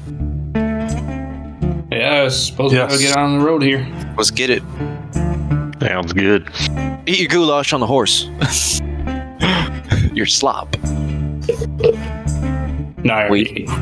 Oh, we already did. Something just crossed my mind, because don't like those deeds of sale usually have the name of the person that bought it and the seller as well.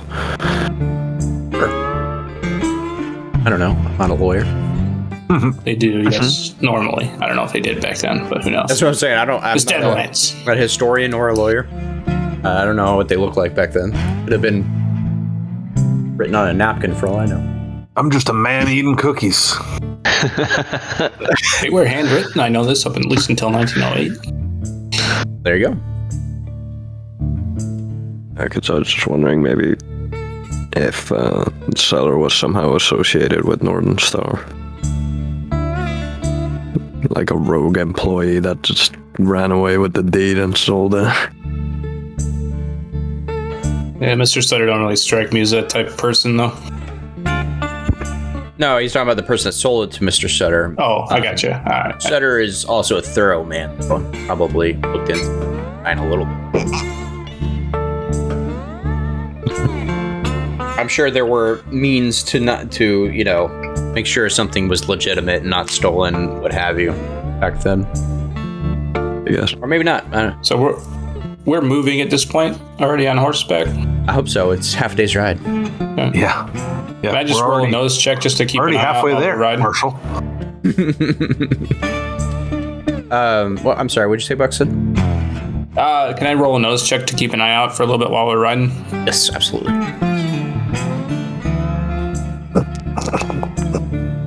The Loch Ness Monster. Clear.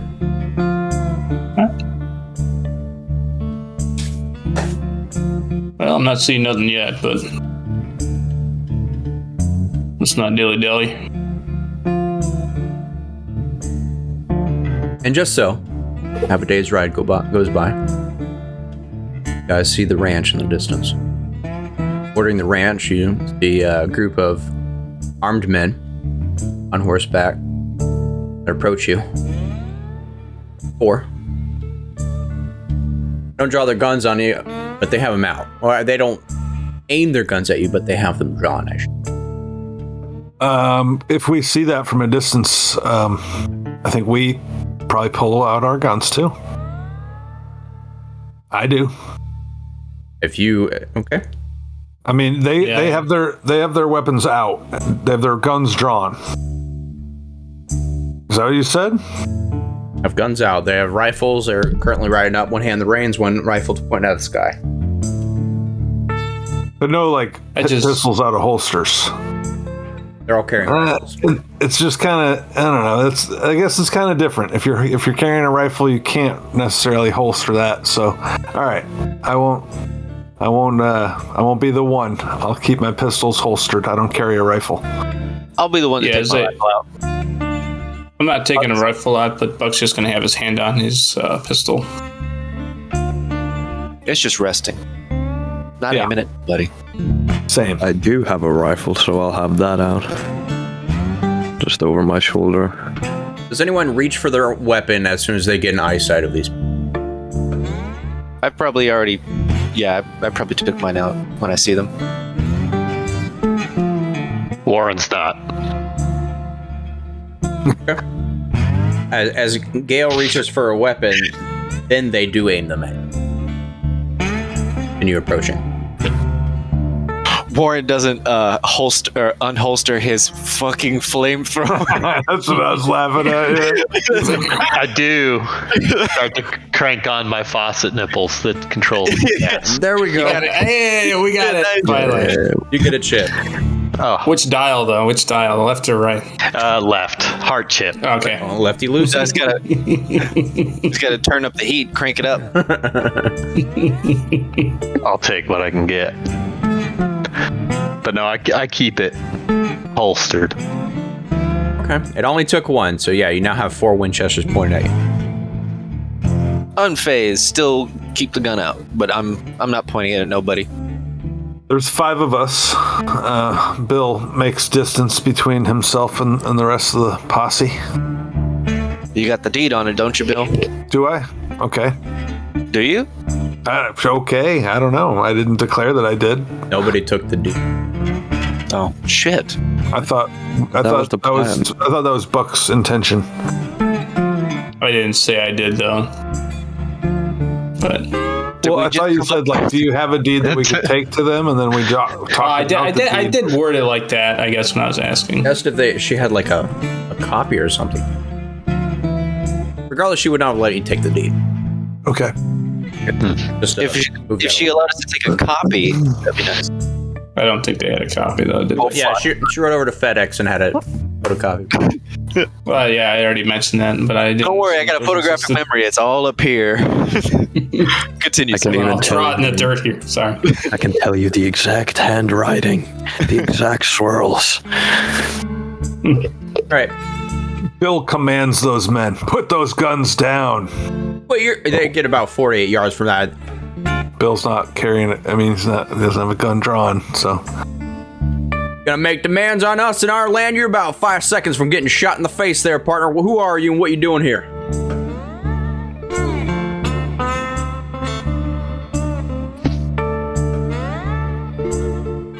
I'm riding up behind Bill. Yes, thank you, Just to give a little backup there. Because nobody answers them. Well, the Buckskin didn't get a chance.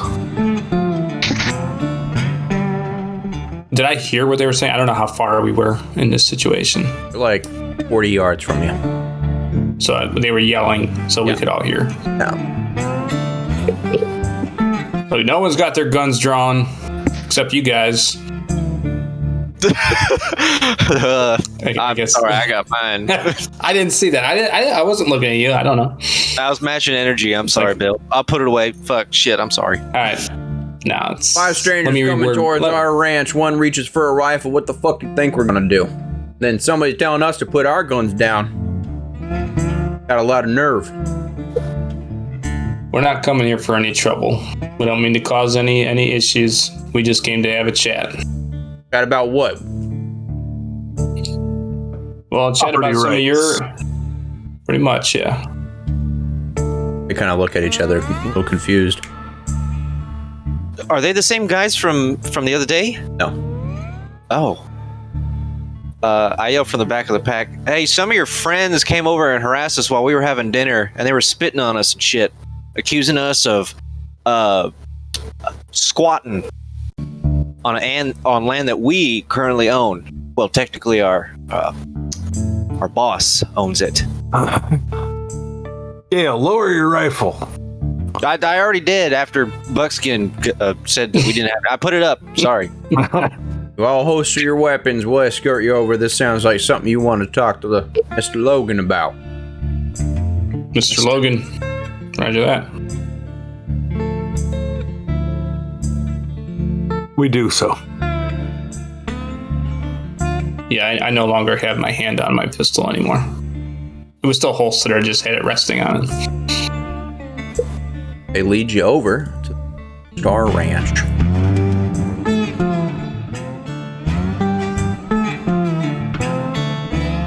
Still day. I don't know why these aren't set by.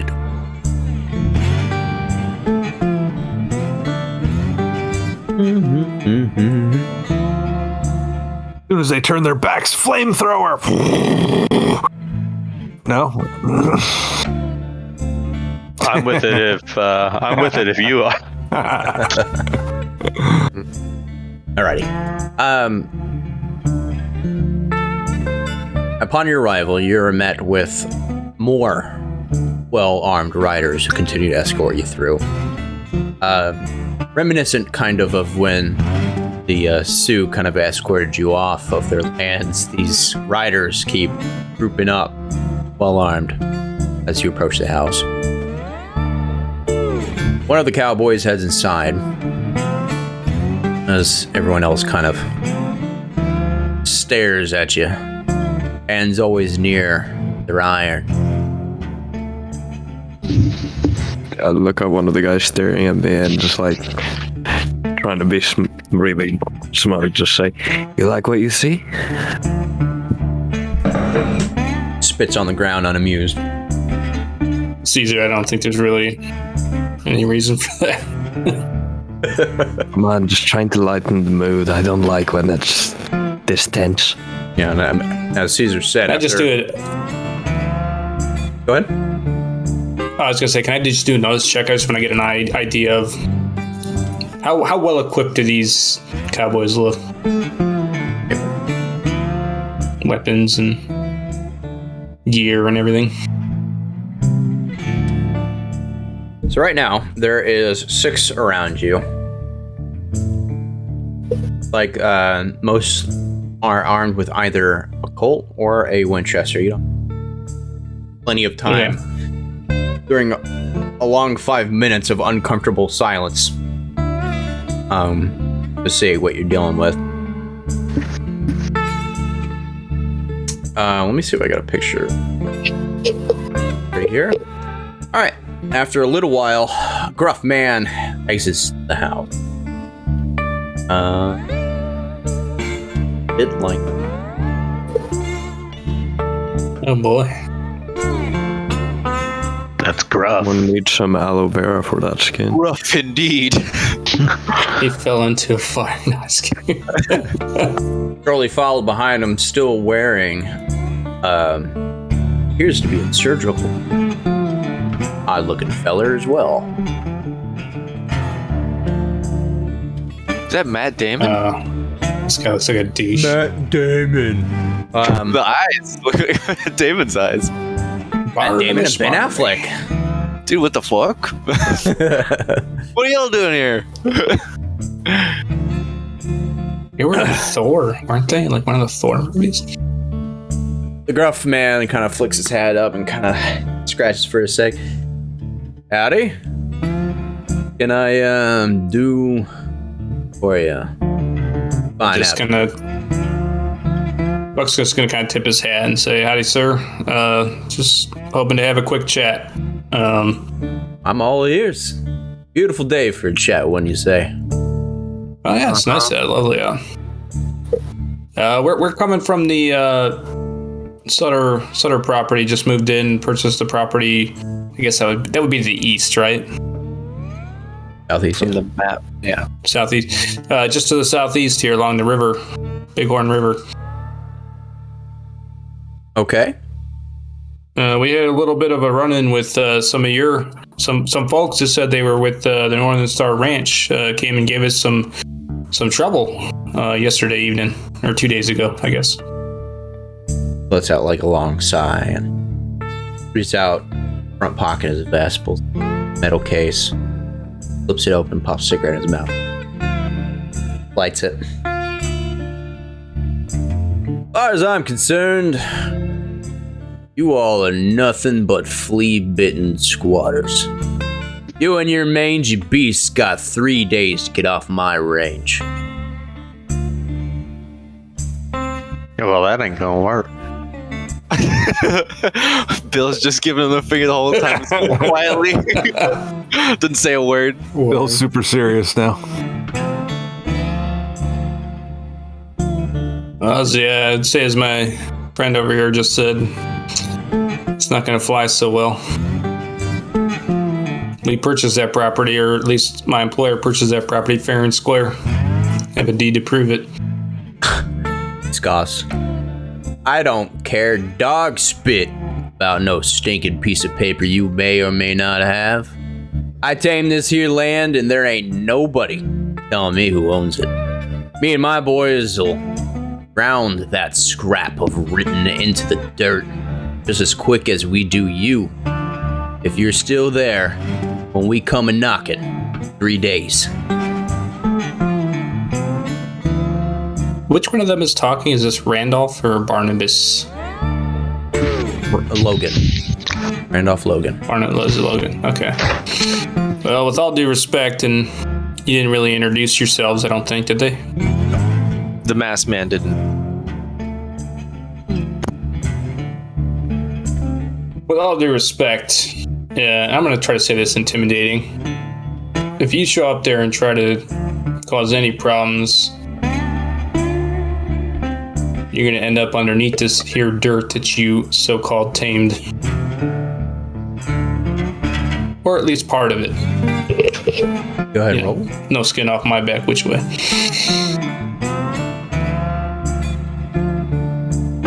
Rolling for intimidation. Oh no, it's poop. Looks like a success. Success.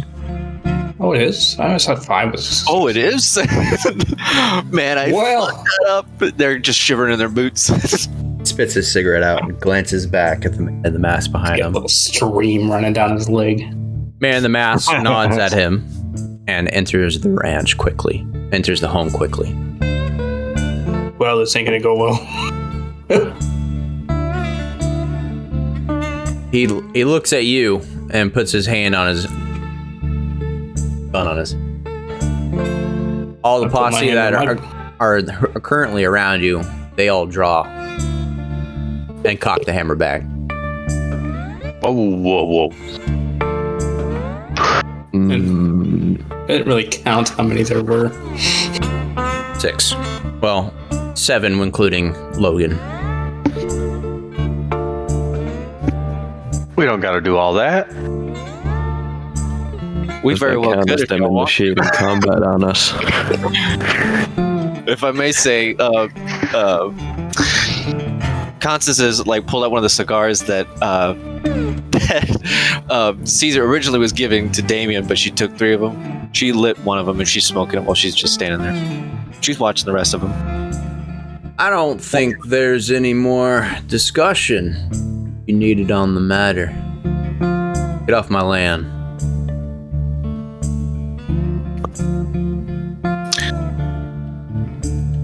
Buck's just gonna look, to his left and his right and look at the rest of the group and try to get an idea of what they're thinking. Bill has his hands out, which are deadly weapons, and he says, okay, we'll see you in 3 days. And he goes to carefully maneuver through all these drawn firearms, and he's like considering himself in combat. If anybody's going to make a move, he's going for him, but he's on his way towards the door. Kale's gonna walk up to, actually not walk up to him, because I know they're gonna draw on me. I'm just gonna take the cigar smoke and, from the distance at which I'm at, blow a heavy cigar, like puff of cloud, at Logan's face, and then I'm gonna put out the cigar. It's like close to a table or even the ground, or just throw it on the floor, and I'll walk out with Bill. You're on horseback, so I'd probably. I don't know why I thought we were doing. Unless you put it on your poor horse, I don't know. I imagine this in a building, but yeah, we're on horseback still. My bad. Yeah, my fault. You're all outside the ranch and waited outside there for me. All right, then I don't waste the cigar. I don't waste the cigar. I keep it in my mouth. At this point, sorry, Caesar, go ahead. Yeah, I look at all of them. A dead stare. Devil Eyes doing the same, just like steam coming out of Devil Eyes' nose. And then I turn around and ride away with the rest. As you guys I did though with the middle finger, like that's we're riding off. As you guys turn around, Buck's just waiting for the rest of the group, and he'll be the last one to turn and move away.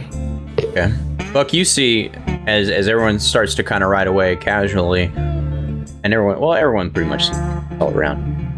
Exit. So you look over the corral where the barn is. You see 4 more men exit there, guns in hand, not pointing at you, but guns in hand, walking out casually. Obviously, show of force. Then you see over the bunkhouses in the other direction, 8 men exit, guns out. You see another group of men riding up towards the ranch, and it accumulates more and more, where there's easily about 30 gunmen. Obvious sign of force as you exit. I'm just kind of mentally counting and taking note of that. I'll be right back. After seeing all of those guys, I turn towards the rest of our group and say, well, Looks like it'll be easier than I thought. I'd I agree was with you. expecting more. What? Warren, we've dealt with far worse at this point in our freaking time on the road here. That many ain't gonna be that big of a deal. Don't worry. That's 30 bullets every time one of them pulls the trigger. Yeah, you're right. Wait, is that math? I'm not good at that. You probably know more than I do. You ever see bullets deflect off a man? Because Bill can do that. I have not, and I'm waiting to see it. He's like Jesus Christ, only Asian. Don't say that about our Lord. Oh God. You don't know. Jesus could be Asian. We don't know. Warren's Mormon.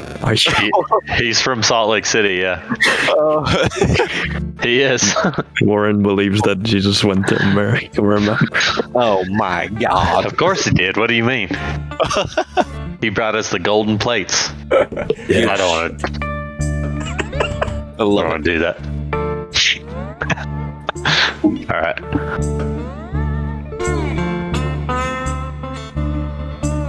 Warren tips his hat at some of the gunmen and he says, be seeing you. Rides off. Again, like another cliche, like spit in the mud as a response. I spilt my mescal. No. Bill's kind of like looking sad, and he just says to Nosy and anybody else who is eavesdropping, get it? I don't want to kill those men. Are the cams messed up on Twitch? Be fixed now. This is, as we're riding away and that one guy spits, I'm just gonna loudly say, do you guys like have a problem with your saliva or something? You just keep spitting everywhere. Throws up saliva. It's A constant massive stream of saliva. Yeah, it's not even like bile or like food from his stomach. It's just a bunch of spit. Yeah, he's like yes, help me. Not just, Oh man. You have to help Like these men. Exorcist, just projectiles. What are we gonna do? They need our help. Oh, this is Morkborg. Yeah. all right. At this point, so given how many people they have, do I have an idea of how many we have left in our ranch hands currently? How many of us there are? Yeah, Buckskin's thinking numbers. Yeah. Us versus them. Lazy S has like 24 ranch hands. They had about 18 people. They had about Give or 30, take. and there were still more. And 30? Oh, shit. Okay. It's just counting on it. Definitely sounds doable. Given how well the ranch hands have performed in the past, you may not be wrong. So we just dip on over to Dirtwater, pick up some more ranch hands, and we're good to go. Have Buckskin send another telegram to his buddies and the Rangers. A lot of They good made they're it worth. at the end of our they made it at the end of the fight last time. You ass rangers, like in every horror movie, the cops only show up after the killer's dead. What's going on here? We got here just in the nick of time. Yeah, you're lucky we did too. When seconds matter, they're only minutes away. We needed you 6 hours ago. You're lucky we came at all. Just get out my face. Get out my face. Right. Another half day ride. Are you going to Dirtwater or are you going back to the Lazy S? I think we go to Dirtwater. We gotta let them know what's going on, and maybe we plan. I'm kind of thinking, we can either wait for them to come to us in that 3-day span, or maybe we sneak in and take out the head of the snake. I personally, those guys do not, in any way, shape, or form seem trustworthy, so I wouldn't even trust that 3 days thing. I would probably want to ride back to Lazy S Ranch and at least give them some warning that they're planning to show up. Maybe we can build some fortification. I think that's a good idea, but I also think we might want to strike them at their own home ourselves before they strike us. Maybe whittle their numbers down. I know what I was thinking. Be the first to act before they can get to us first. Sneak in, set fire. Set fire to their cattle. Is this land? Livelihood. Is this land worth dying and killing for? Well, I'm trying to turn a new leaf, so I'd like to kill maybe a little less. I'm willing to kill, but I'll do a little less of it if that's possible. A new leaf. That's what does that mean? I don't think killing. I don't think killing can be avoided. But the question is, do we attack them first and basically act as the attackers, provocateurs, the culprits of the murder, or do we find self-defense back at our ranch? I mean, what means of defense Bill, can be put up other than guns? I think Bill, what Caesar's trying to say too is that people got to stand behind their principles. And So stand up for them. that man in that surgical mask seemed a little suspicious. He didn't say a fucking word, and then he told him to go back inside like he was working on something.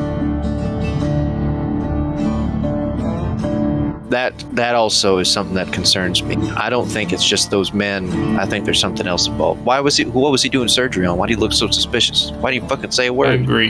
How many people you find with surgical masks out here in the middle of nowhere? middle of nowhere, quite literally?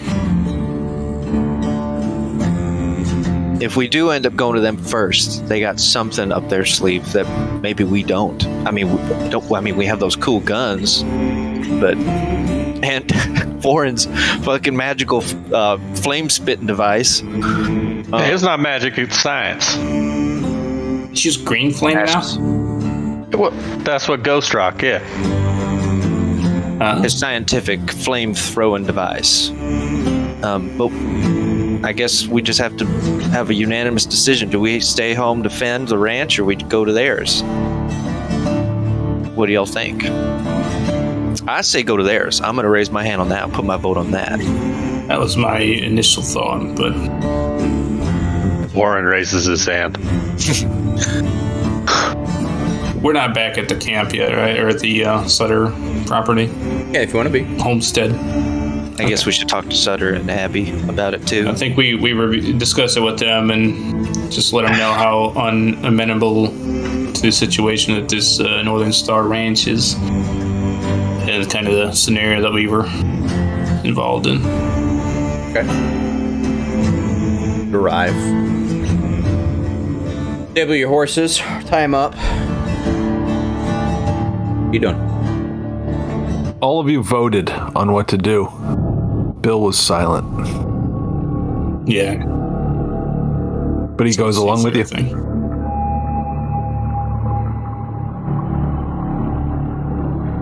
Guess we go up and talk to Abby first and see how Sutter's doing. You approach the Sutter house. You hear like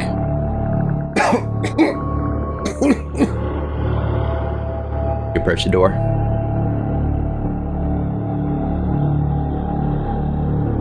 We open the door. We enter. Bill enters. Mighty suspicious. There's just a door here. It's got The door is unlocked. a lock or something magical. You hear Abby call out, "Hello?" We've returned, says Bill with his accent, which I don't do. No housekeeping services. Yeah, Need a more bear, reflection. a long bear leg enters the doorway. No, yeah, Sexy leg. yeah, sexy long hairless bear leg.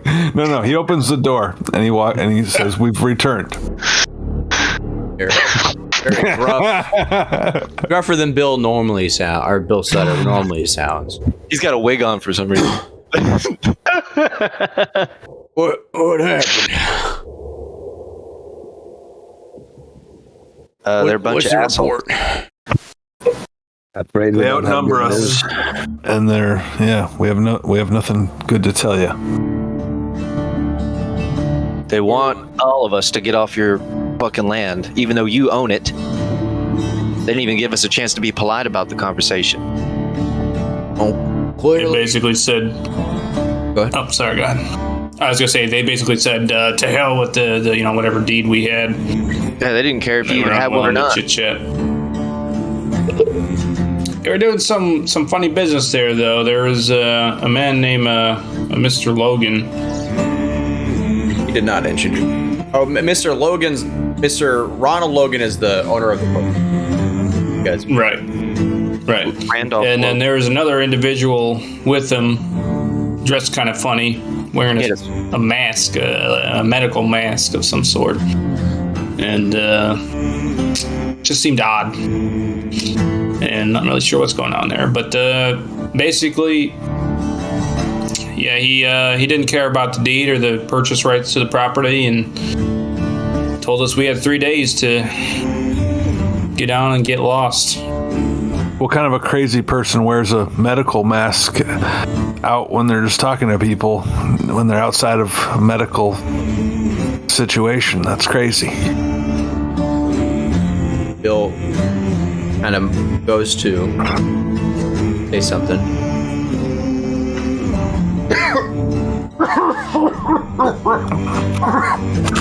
Yeah, as he's coughing, he kind of motions at Abby at the saddlebag. Obviously, we ain't leaving. Can we go ahead and grab 250 from the bag there?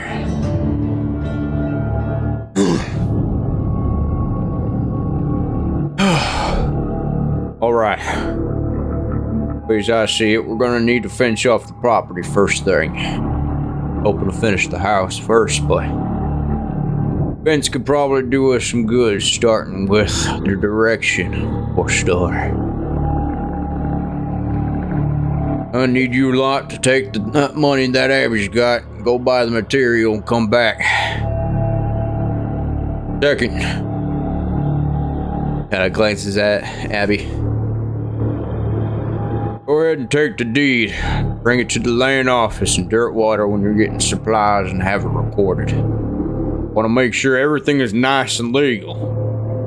We kick Logan's butt. I was gonna say ass. Probably looks as ugly as his face does.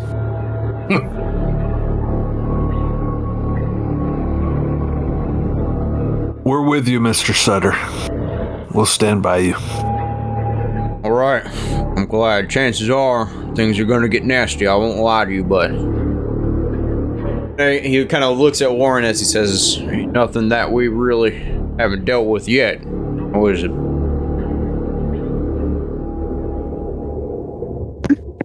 Yeah.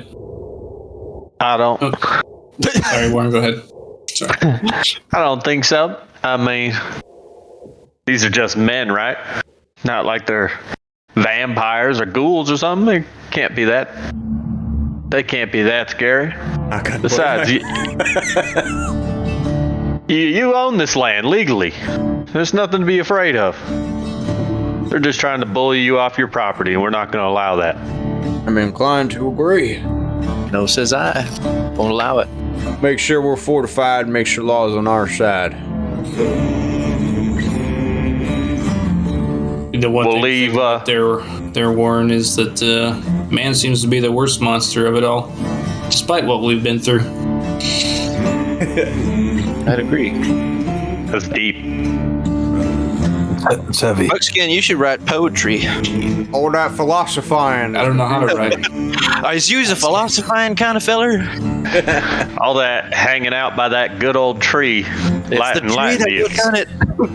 I think that's what we're protecting right now. Is that their tree? Right. Go ahead and head out right away. It'll be a few hours ride for you to get to Dirtwater. All right, Mr. Sutter. We'll leave immediately, but I just want to let you know I think they outnumber us a bit, but I think we can handle it. I'll see what you can find out about the whole ranch while you're there on that note. Maybe how many they got. I saw about 30, but there might be more. Folks in town will give us a hand at the right price. Perhaps I could send word to maybe there's some rangers in the area that can assist. Pretty isolated, but anything will help. It's always worth it to try. Show you guys a map, by the way.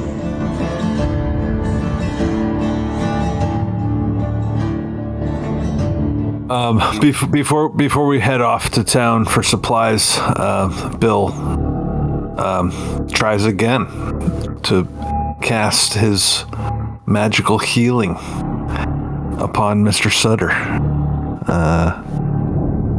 I know that it says that it only removes wounds less than an hour old, but also we were talking about like diseases and stuff a couple sessions ago. Anyways, Bill doesn't know the mechanics of this shit. He fires it off in best faith that it'll do something.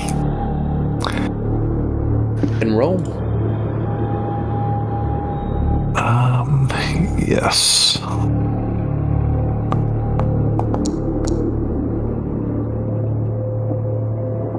Success. Haha. Fortunately, same result.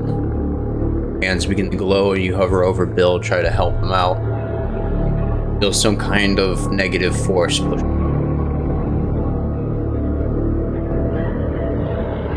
Mickey. All right. He just gives a sad nod of his head and just, turns and leaves. Super. Bad spirits. Bad spirits, he says as after he's out the door. Can I use my face to kind of inspect it? I'm sure I already know that it's Tasari who did it, but I want to see if how we could get rid of it. You want to cast numb on him? Yeah, actually, maybe he won't cough and hurt and be in pain anymore. Won't feel a thing. I cast numb and then also faith. I cast numb on him 17 times. Maybe that'll make him just paralyze him or some shit. He's so numb his heart stops beating. Oh God, no! What have I done? What are you trying to do? I'm sorry. So I wanted to do, shit! You're doing it. Whatever you're trying to do. Jesus Christ. I wanted to use my face to look at it, the pus and everything, or the boils. And as he said that there's bad spirits and stuff, see what that force is, why it's not letting it, or how we can maybe prevent it from doing what it's doing. A way to heal him appropriately. Some of y'all's rolls with your floating die have just been nuts. My faith started crazy. My faith is a 12. It started with my soak roll during the bridge battle, and it just has continued into this session for everyone. 2 10s in a row. Joey there. Hell yeah. Yeah, I was gonna say face not really relevant here, but with that roll, I'm reaching. You can just tell me, you can flat out just be like, well, it has nothing to do with faith. Even with that I have a roll, you now know it's useless. So as you're reaching out and with your spirit, you could say, and try to get a feel for it, you connect with something. And then all of a sudden, kind of in your mind's eye, you see what can be described as sudden jaws coming out and biting at you. And you kind of blink back into focus, and it kind of pushes you away from Bill. Better. I think he's got what I got. There's something inside of this son of a bitch. I'm sorry, Mr. Sutter. Gail, what did you just say? Something you've got? I have several questions, but those can wait. We gotta Let's get get going. that help. Yeah. No, she did not get syphilis. Don't worry. She's clean. I mean, I don't know how she would, considering. No, I won't say that. I just realized. No, I'm not going to reveal that. I had a map, but I can't find it to show you guys, but it exists. Now, a map of the whole kind of country that you're in. I was trying to show you that the area is kind of landlocked with how the Sioux Nation enters Wyoming, the mountain range. Dirtwater is very isolated.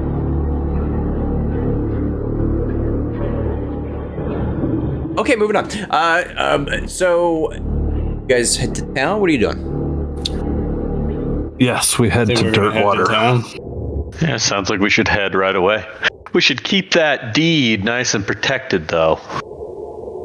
Warren will proclaim. Hold it like a baby. Hold it like a baby. Yeah, we had. Just be quiet. You guys enter Dirtwater.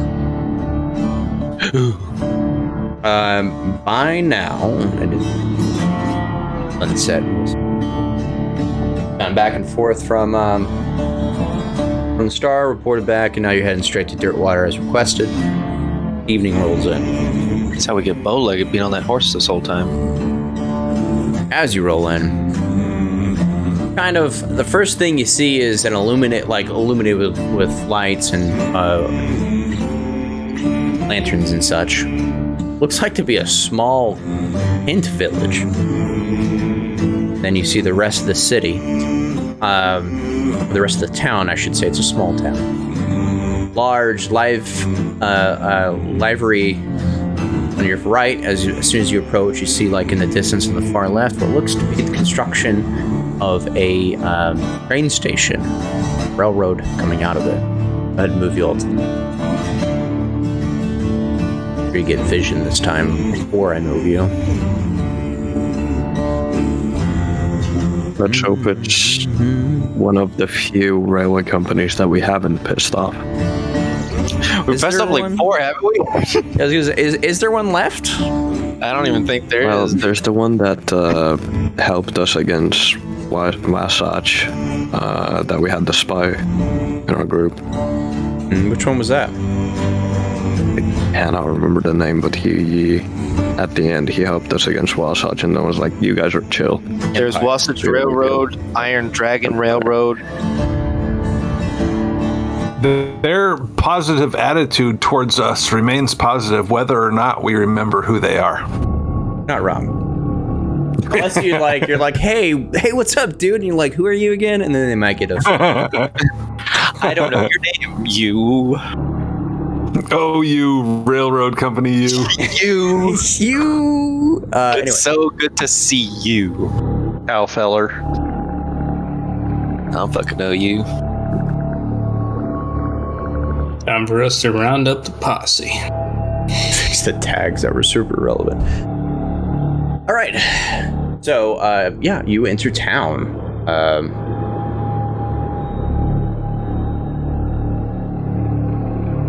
Pull Dirtwater here. Yeah, the first thing you see on your right as you head in from the north of town is the livery.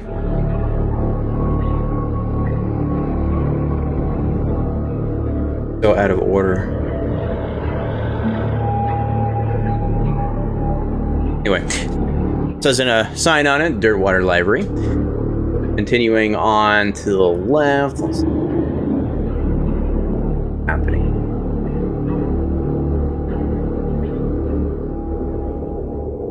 If I seem a little frazzled, it's my normal things that I just pop open.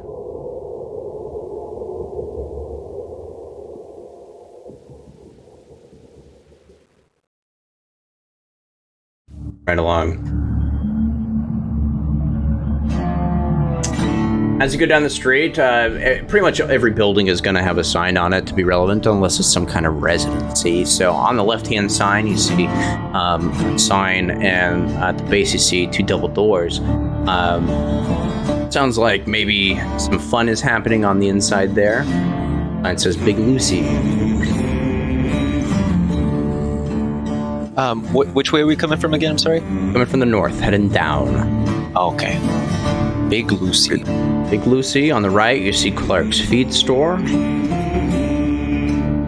I'm gonna keep just I'm kind of zigzagging down beneath Big Lucy's. You see a sign that says Watering Hole Saloon. Again, live, very live right now.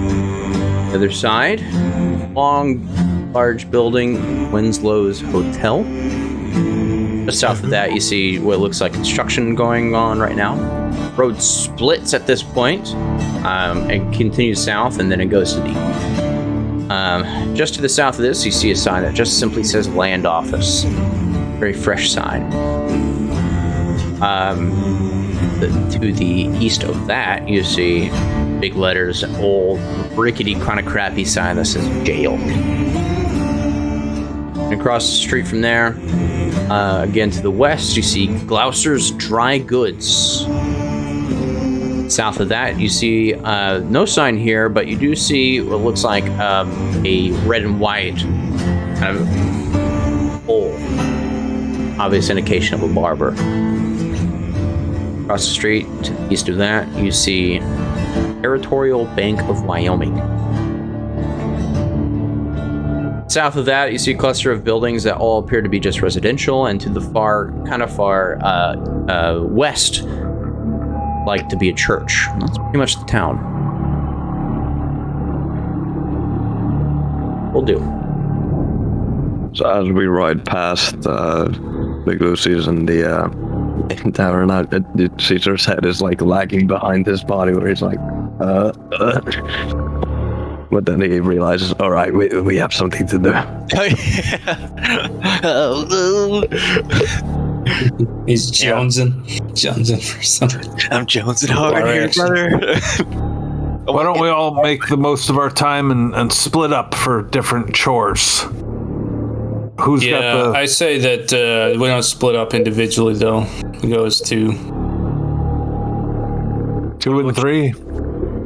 Well, who's going to the land office? I was kind of planning going to the land office initially, and then probably the sheriff's office. Oh, I was thinking the store to, get supplies, build that fence and whatnot. Yeah, also the but construction site, maybe hire some workers. Yeah, I was thinking I'll check out the saloon for anyone that might be looking for work, and check out the saloon for saloon type stuff. Saloon. Yeah. Not even like a good excuse, just Yeah. I'm gonna check out the saloon to get fucked up. I mean, to search for people that might want the job as While I drink. Yeah. While I test the good. I'm going to the store to secure goods. I'll go with you. Yeah, no, Caesar's already like walking into the saloon, not even caring what the hell you guys were saying. surprised you chose the saloon. All right, you're the only place in the watering hole. No, it's not the only watering hole saloon. All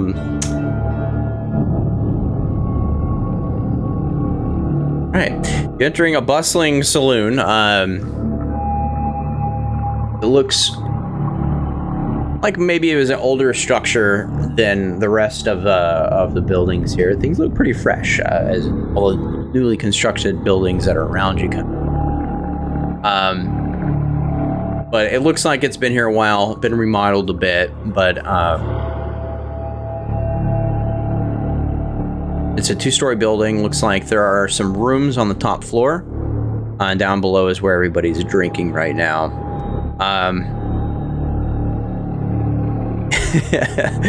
You see what looks like a man with a big apron and a big mustache behind the bar. Currently wiping it down. I didn't paint the smooth here. Now as we enter in this.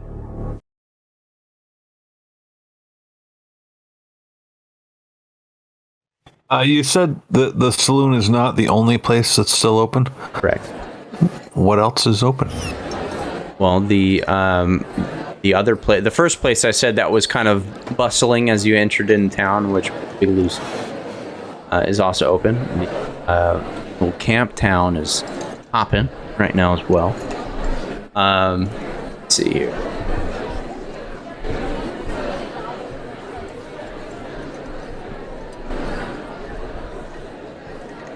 Assuming the camp town is just new settlers.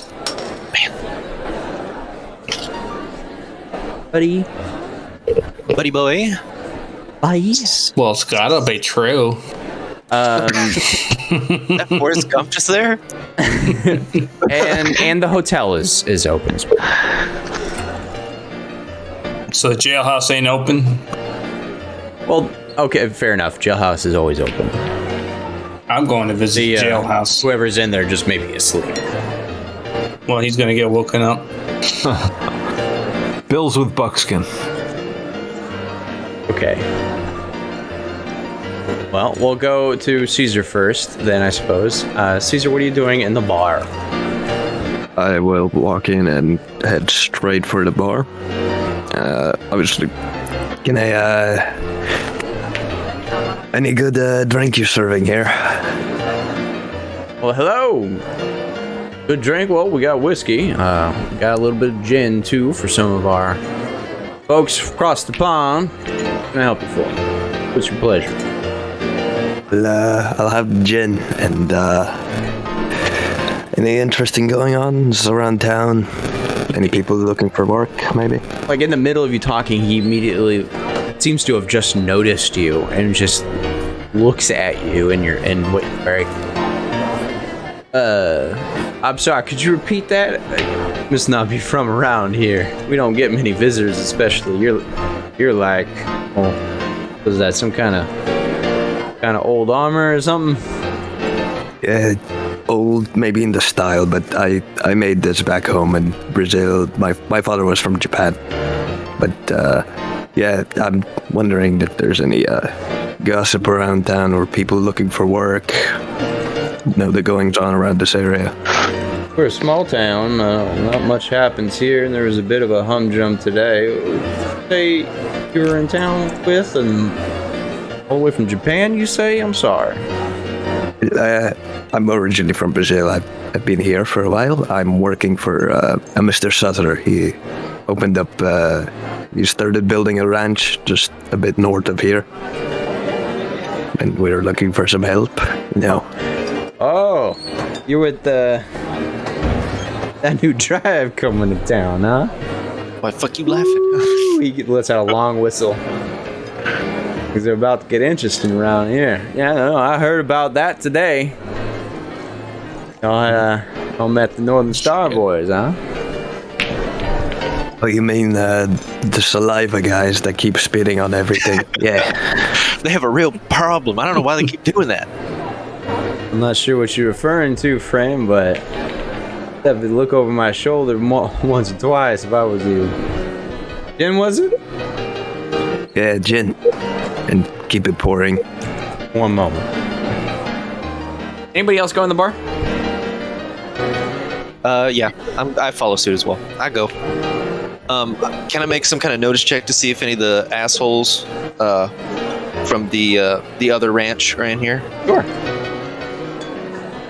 Just in case. My notice is shitty, but let's see.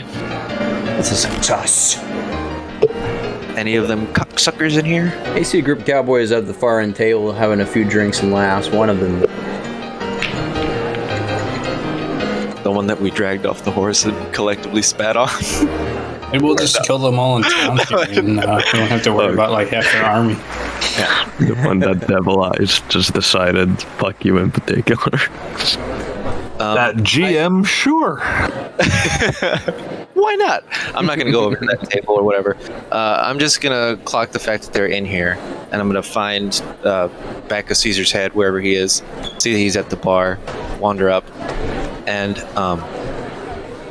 I'm just going to be like to the bartender, just give me one of the what is that? And she's looking down at what you're drinking. What the hell's that?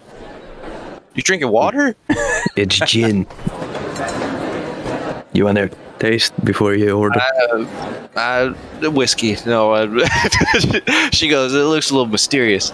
But she's going to quietly lean and go, hey, some of the shithead ranch boys from the other day are here as well tonight. Oh, that they are. Hey, isn't that the one we spat on? Yeah. We got him scared. He fell off the horse and we all fucking spit in his face. It's great. But do we? guys. Go ahead. What are the business that we're having here this evening if most of the stores are closed? I mean, we know that those ranch boys are here now too. There's Bill went off to go to the jailhouse. Warren's following right behind. So Yeah, well, barkeep here told me that apparently the town's already heard about us, and they know trouble's coming for us with the Northern Star. yeah, we're used to it. And she just takes a sip of the whiskey nonchalantly. Yeah, we're fucking used to it at this point. I was hoping maybe some people in here that would be willing to work for us come over for some money. Well, like I said, I'm trying to do a little turning of the leaf, as they say. If we get too They loud don't say that. yes, they do. You're not even here, bro. They don't say that. Turning of the leaf? I've never heard that phrase before. Turning a new leaf. Yeah, I've heard that before, yeah. I misworded. It's gonna make like a tree and leaf. Warren walks up. Warren, did you just grab someone's bowl of peanuts off their table? The community nuts. It's kind of like a Give me some of those. here. We're good. Fuck it, I'll have some. Community nuts. So look, trying to keep a low profile here, all right? Oh, Don't sorry. make too much fucking noise because we don't want to get into a bar fight at this place. We have a ranch nearby. We don't want to cause too much trouble. We ain't gonna be alive here anymore. That's right. That's right. Okay. So shut your fucking mouth. You too. Drinking piss water. I wouldn't mind a bar fight. It would be lovely, all right? And as much as I would love to do that, recruiting people in here with those assholes is going to be a problem. All of a sudden, you hear 2 drinks slam, 2 shots of gin slam in front of you. Hey, You guys see the owner, or the bartender rather, look at you guys. I don't want any trouble. I plan on causing any trouble with the Northern Star Boys and get your asses out of here right now.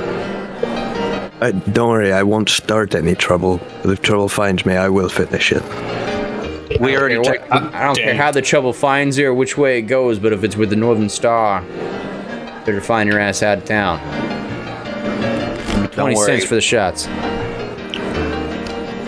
I slapped 20 cents down. We won't. She's like visibly like getting angry. We won't cause any trouble in your bar. I promise. Right? And she looks at Warren and she looks at Caesar. Something happened probably that distracted me with like this, my dog or something. But I meant to say before you guys headed out to Dirtwater, by the way, Javier topped you off whatever you needed. But we are now in a free form for the first time in the game, and no more free ammo, free food, free nothing. Got us what you got. So just start tracking your ammo from here on out, and what have you. You're all hungry. He gave you. Yeah, I mean, tomorrow you'll be hungry. Tomorrow he would have gave you some food before you. The chuck wagon is no longer chucked. Oh, okay, I get you. Just a wagon. Just a wagon. Probably taken apart for parts. Fill the barn with something. I say we relax for a moment. Maybe we recruit. Maybe we watch to see if those fuckers leave. They probably won't. And then try to scout some people out. For now, enjoy your weird water drink, and then we'll do that here. We got a couple of days anyway. I'm sure we won't be we got 3 days, don't we? So we'll be good for now. Just relax. I want to. Sounds like 2.5 days of drinking to me.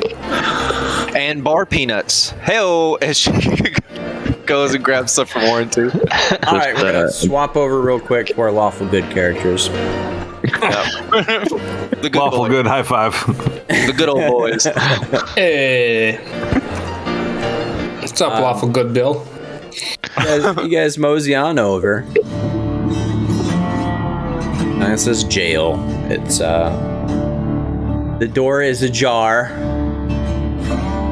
Well, this is a door or a jar? Yeah, I was waiting for it.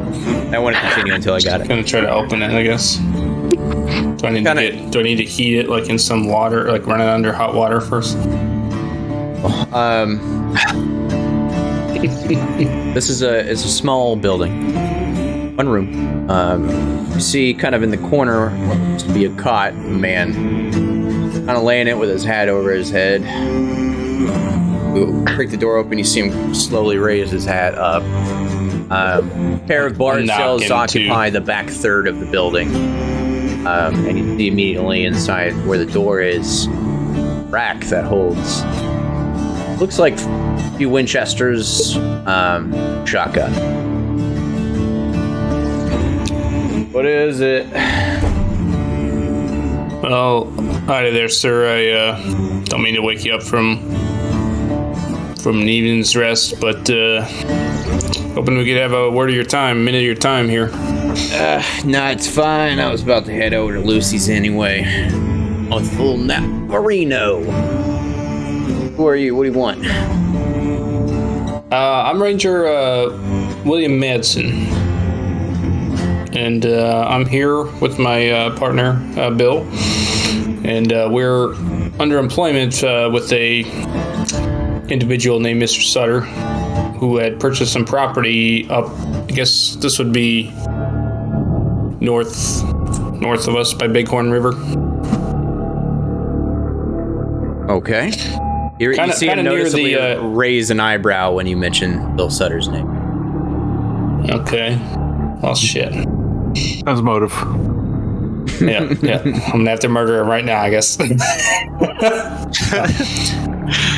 No, we seem to be under. Well, you know what? Before I get that far, can I ask your name, sir? My name is Rory Tate. Ends it right there, coldly. Alright, so he's a total douche. Alright. Are you the sheriff? I'm the law in this town.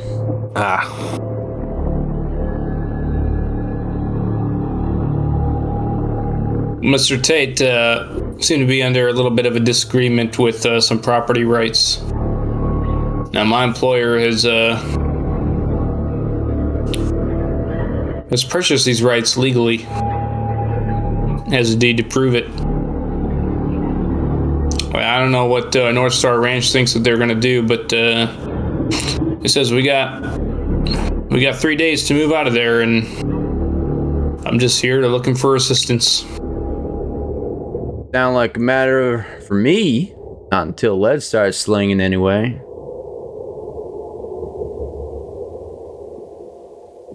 Bill steps forward and says, "We will be slinging lead, and we will kill those men if they step foot on our legal property."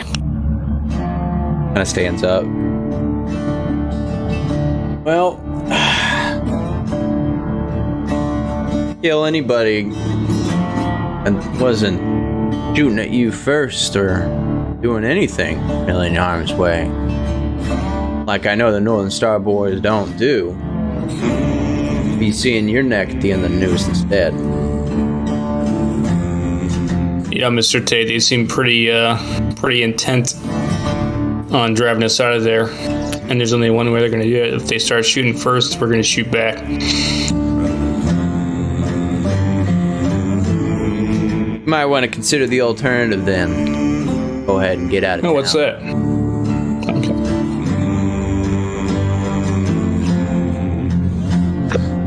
Buckskin's little, okay. I don't think it would be wise of any of you to engage the Northern Star boys. Well, perhaps you could shed some light on that. What's so intimidating about them? Nothing. Good folk. Good folk, and I would say anybody who tries to kill any of them probably be bad folk. Bad folk tend to see the gallows. Catch my drift. Didn't see any gallows riding into town. Oh, I'm a fast builder. Not this time. Perhaps you're a fast receiver of payments too. He Bill says he's in their pocket. He and raises- he turns his back on the man. He raises an eyebrow again when you say that. Why do you say that? Another paid off sheriff.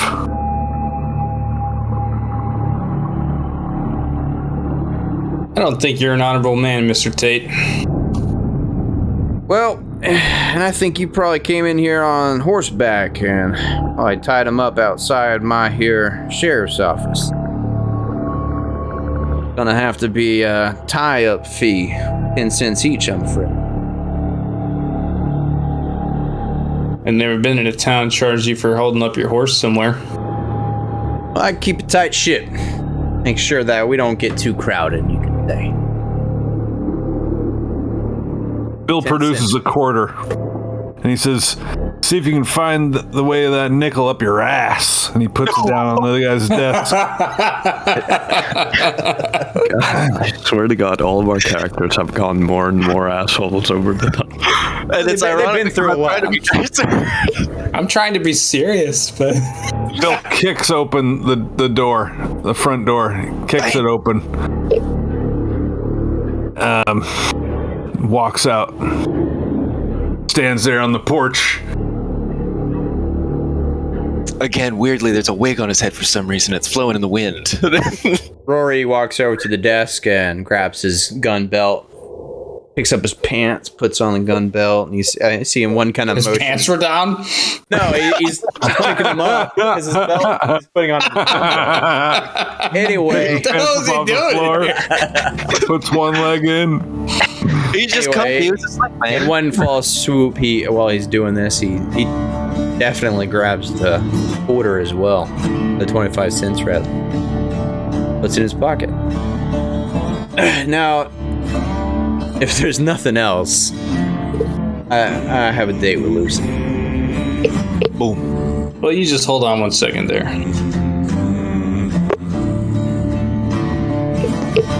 Perhaps you could tell me a little bit more about this Northern Star game. When did they arrive here, and why do they have such a large claim to such property that was purchased legally?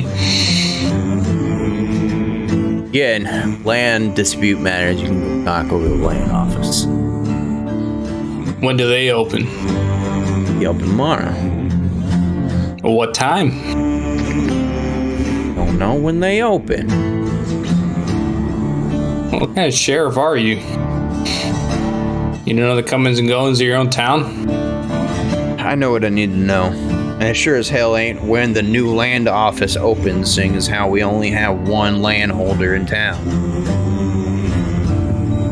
So someone owns everything is what you're saying. Wouldn't say that.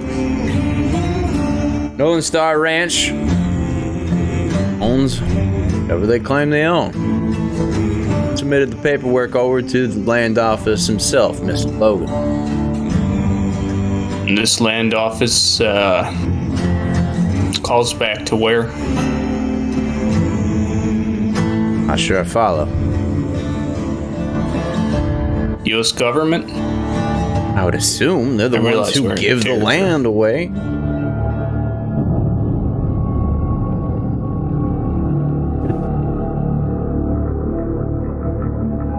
Bill's listening to this conversation behind him inside the door.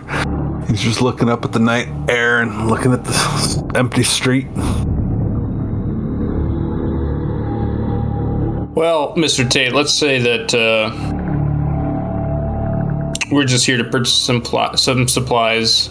I'm going to talk at the land office about this, but if we end up in a firefight defending ourselves, I can assume that you would understand that people in danger have the right to defend themselves with deadly force. Do anything to harm anybody that works for the Northern Star, you're gonna end up right there. And he gestures in the jail cell. Gonna wait for the county judge. Gonna hang you as soon as he gets here, because I'm gonna tell him you killed him.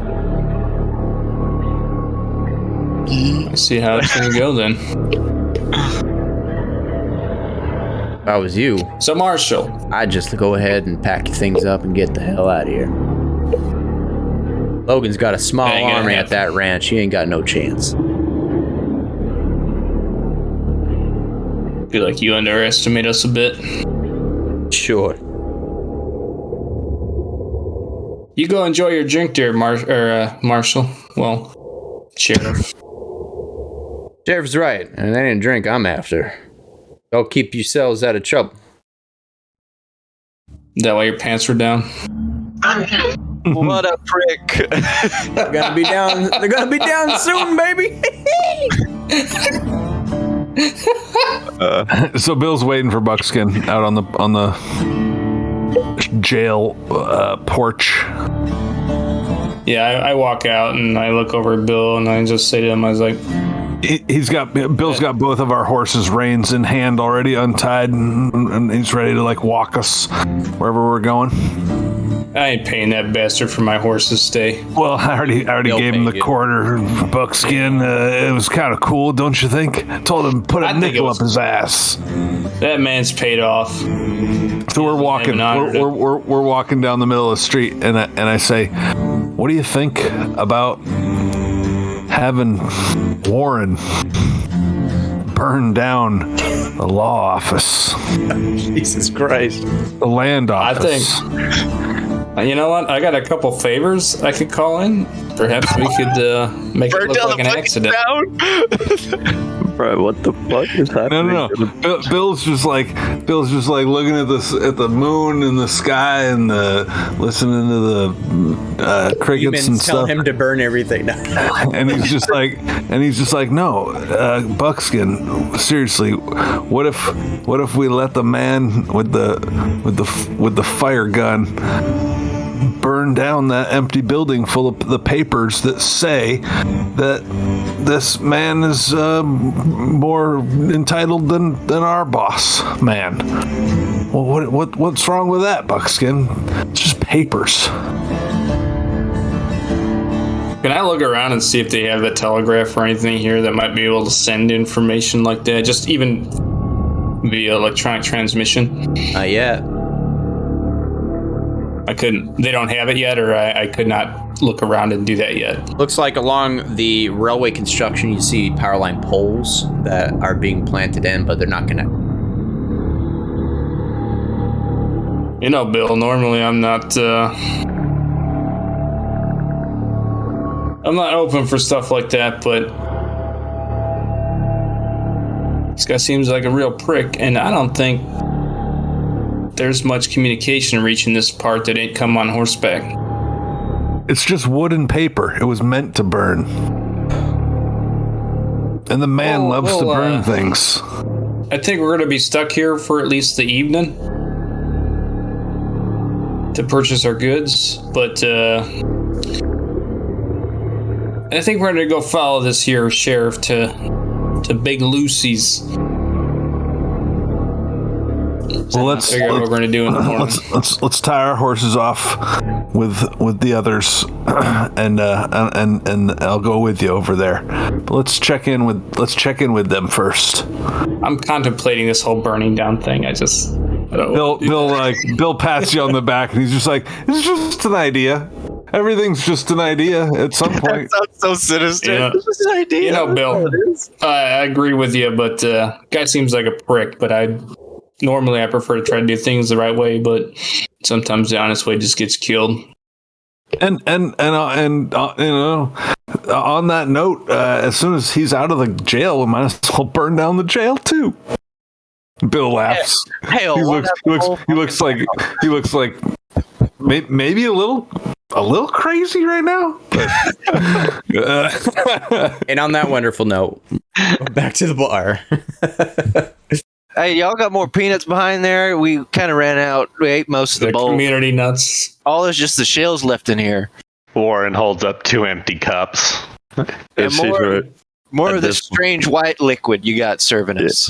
Caesar at this point has switched from a shot glass to just he got the whole bottle off the guy. That's just like, yeah. Okay. Oh, you're just drinking gin by itself? Oh, gosh. Say, All Yale. enjoying your festivities. on the second floor. You can see it, like, you can see all the doors going into the rooms above, and there's like walkway, and then just the stairs. You notice a door slam shut, or slam open rather, and a few men who are dressed fashion walking down steps. 4 of them. Never showed you this character up before, but you recognize them as Bayou Vermilion Enforcers. They have masks on and guns drawn. They have masks on and guns in their hands.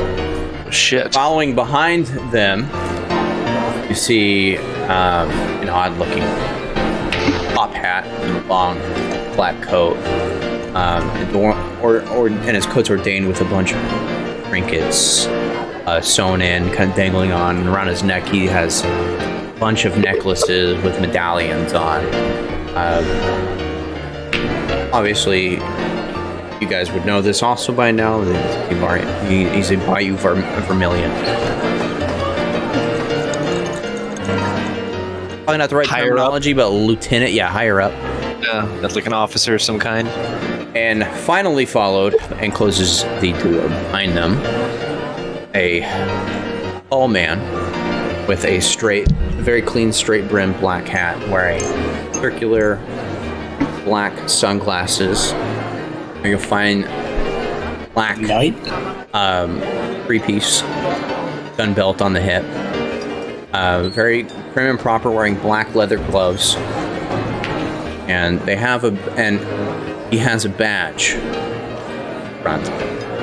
Doesn't look like one that Buckskin has. A bit different. Anyway, he shakes the hand of the Bayou Vermilion lieutenant, and they head down. And in the round glasses immediately averts his attention down. Not even awkwardly holds his gaze, obviously. Bayou Vermilion group, they quietly just exit. What do you hold there? Caesar leaning up against the bar will say to go, "Hey, Gale, weren't they those Bayou for their whatever fellows to put the sons of bitches? Bayou Vermilion fellers that bullied Mr. Sutter. Yeah, Bayou, yeah, those ones. Yeah." Is that man still staring at us? Mm-hmm. I'm trying to match the energy. I'm staring him down too while I'm talking to Caesar. Just making eye contact. Yeah, Gale, give him your dead stare. I'm pretty sure has killed somebody at this point. I'm not sure. Give me that bottle real quick. She's still trying to look at you. Here. She takes the bottle and just open mouth swigs it while still making eye contact. Oh, puts it down and hands it back to Caesar, and I go, okay, this place. Warren. You want some? Yeah, Warren, go. It matches well with the peanut flavor. He's like spilling half of it, just like. I'm not drinking. Thanks. Just nuts for me. Quit swinging that shit around. Get it all over my shirt. I'm sorry. You guys know them? Stop! Goddamn! Listen, we're trying to be a little more calm and inconspicuous like. I just thought if you knew them, you would want to talk to them. We're trying to be the incogritos. Look, Warren, a lot of the people that we ran into on this here drive that we've been a part of for a little bit, most people we run into aren't nice. I mean, I'm not nice, I know that, but these guys are more of like You're nice. Thank you. These are more of like like do what they wanna and kill your friends and your family kind of not nice. Gale, what the hell are they? Oh, sorry, go ahead. Gale, just as a side note, like in the middle of this all happening, when you take a chug and don't break eye contact, you realize the man is actually staring straight at you. Can't really tell with the sunglasses, but as you took the swig, you see him kind of smile and do a polite chuckle. And I go, as we promised the bartender, and as I hope we all understand, even to my dim-witted knowledge, that we don't want to cause too much of an issue in this place, especially with the fucking Southern Star shitheads over there. We don't want to make too much ruckus. So, we'll sit here and we'll have a little fun and drink and enjoy the fucking community peanuts. But let's, for the love of Christ himself, keep it cool. All right. I take the bottle and I start drinking too. Can I say? One of the empty glasses, like hallelujah. There you go. Can I say for Buckskin and Bill? Bill kind of takes Buckskin, by the elbow or so, and guides him over to the bar, away from this whole Caesar Gale Warren table scene over there.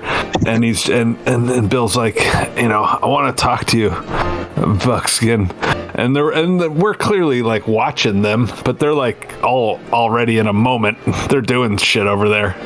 Like, Yeah, so this is happening when you guys are interacting with the sheriff. I don't want you all there quite yet. oh, okay. Well, when we do come into the bar, Bill wants to escort Buckskin off to the bar and let them be their own thing. You're in transit. Say that right now. You'll see why in a second. Moving on. Man with glasses begins to step down slowly, moving his gaze from you, Gale. Just weird. And he slowly walks up to the bar where you all are, moves his gloves, and he gives a quick nod to the bartender. Give him a side eye.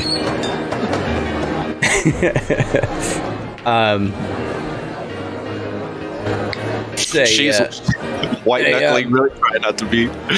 Say, Rufus, can you give me a soda if you don't mind? So, at a fucking bar. Kind of waits for a sec, kind of still looking at you, slaps his gloves down for a sec, grabs a soda, takes a sip. He just talks to you, Gale. Well, Rufus here, pretty good at making all sorts of strange drinks. Here's a soda pop. We only found this at a pharmacy back home. Isn't that right, Miss Constance? He says the last part kind of below his breath. Anyone who wants to hear that can... I'm pretty sure that you already announced your real name to everybody. Practically at this point. It's like just gather around. Constance, my name. All right, fuck off. Back to work. I'm an associate of Oda.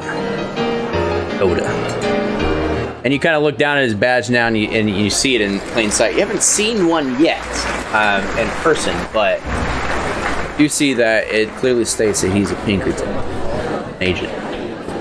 Oh. Miss Constance, would you mind having a word with me out in front of the saloon here for a moment? She kind of looks at both Caesar and Warren. I go, don't eat all the peanuts. I'll be right back. I won't.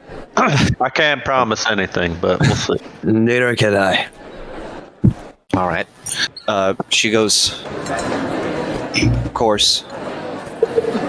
Thanks She for the kind of high five, has. you guys. She kind of like. She's got like this nervous excitement, yet also strange expression, like feeling going on. So kind of a little unknown right now, but she follows him. He just leads you out to the front, kind of away from all the hustle and bustle that's going on the inside here. And Bill and Buck are in view of this, and they're kind of trotting down with the horse. You see Gale walk out with a man you've never seen before. Gale. I'm, as I said, an associate of Dakota's, and also here to, well, cash in, I guess you could say, on your promise to the agency. seems our stars have aligned, you could say. A lot of strange occurrences lately. See, Dakota and I work for a particular entity, taking particular interest in you and your friends. And I was sent here because we need your help. Particular problem. We are here looking for a Mr. Morley. Is suspected to have holed up with the Northern Star Ranch. Due to legal complications, we are unable to do much about it, but we need him brought in. You need him dead or you need him alive? Dead or alive. He's been on the run from the south for quite a while for practices that have caught the ire of folks you don't want to catch the ire of. Been instructed by Mr. Dakota. This was utmost importance to have you, specifically, to go. Your friends, of course. By this time, probably Bill and Buck have reached. What are you all doing? Eating nuts. Eating some damn community nuts. I guess Bill and Buck are gonna. I assume we noticed Gale walking with this individual. Not walking, they're just standing out in front of the saloon. Okay. I think I'm just gonna glance over as a notice and go in with Bill. Bill will walk by Gale and, like, obviously look right at her and tip his hat to her as if to say, everything's cool. She does the same. She nods at you. All right. Yeah. So leave her be and head inside. As I said, I kind of guide Buck to the bar away from Caesar and Warren. And Bill says, I want to talk to you about Caesar. Speak your piece, Bill. I'm putting his teachings on hold. He's not ready. Damn. Fuck. I'm not sure I follow. I'm not. All you really need to know is I'm excusing myself from taking responsibility for him. He's his own man, as we all are.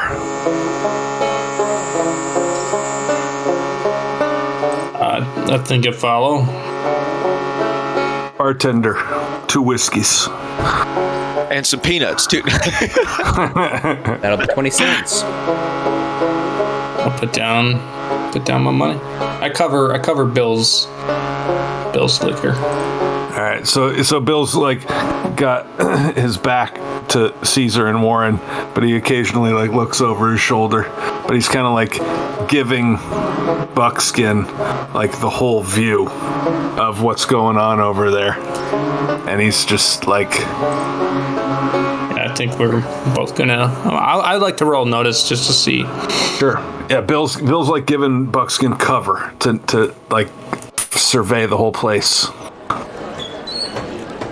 Go ahead and roll notice. Still talking to this man. Did he give me his name? Yeah. I look at him after he told me that they need him, and I go, I don't believe I got your name first. Who do I know that I need to, who I'm speaking to at the moment?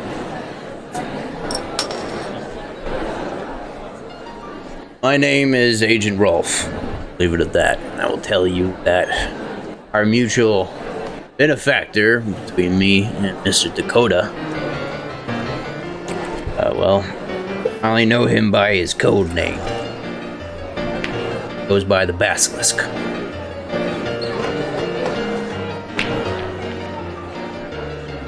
He sent Dakota to aid you. Don't know why yet. And he sent me here to aid you again. Why? Don't question the basilisk. So, I just bring him dead or alive to the agency, and that's all you need from me? Bring him dead or alive to me. And you'll be in town. I'll be in town. What I know is if you do this, you granted what you're looking for.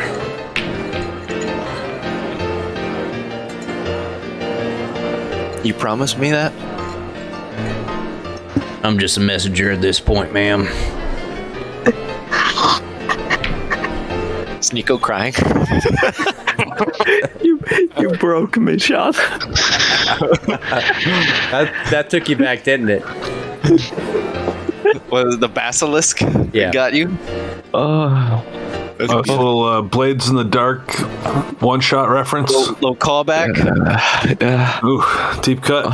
Fucking hell, you broke me. She looks at Agent Rolf and goes, I'll get it done. I promise. And she puts her hand up to shake his hand. He returns it. All right. So, I'm sorry. I was distracted I was trying to send another message. The reason why I wanted you guys walking outside. So y'all just went ahead and walked past Gail pretty much into the saloon? Bill and Buck? Yeah, I mean, we checked in with her to make sure she was cool, and she said she was cool, so yeah, we walked right past her. Okay. Okay. I shake his hand, and I waltz back into the bar. Actually, I thought you were distracted by the celebrity in the chat. What's up, Meg? Door to the North's Meg in the chat. Megathin? Oh, man. Pedigree, thank you for the follow. All right. Hello. So I think someone was trying to roll a notice. How's it going, Meg? I already rolled my notice. Did. Okay, let me God. Just to take a look around the bar and get a feel for the situation. Yeah, you definitely noticed something. So,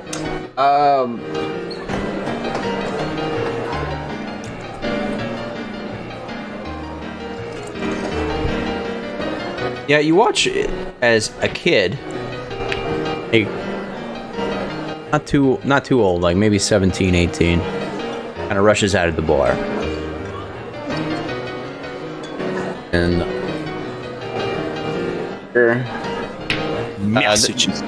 other than that, everything looks pretty on the up and up. You also notice somebody from the Northern Star with a bunch of other cowboys at a table during the drink.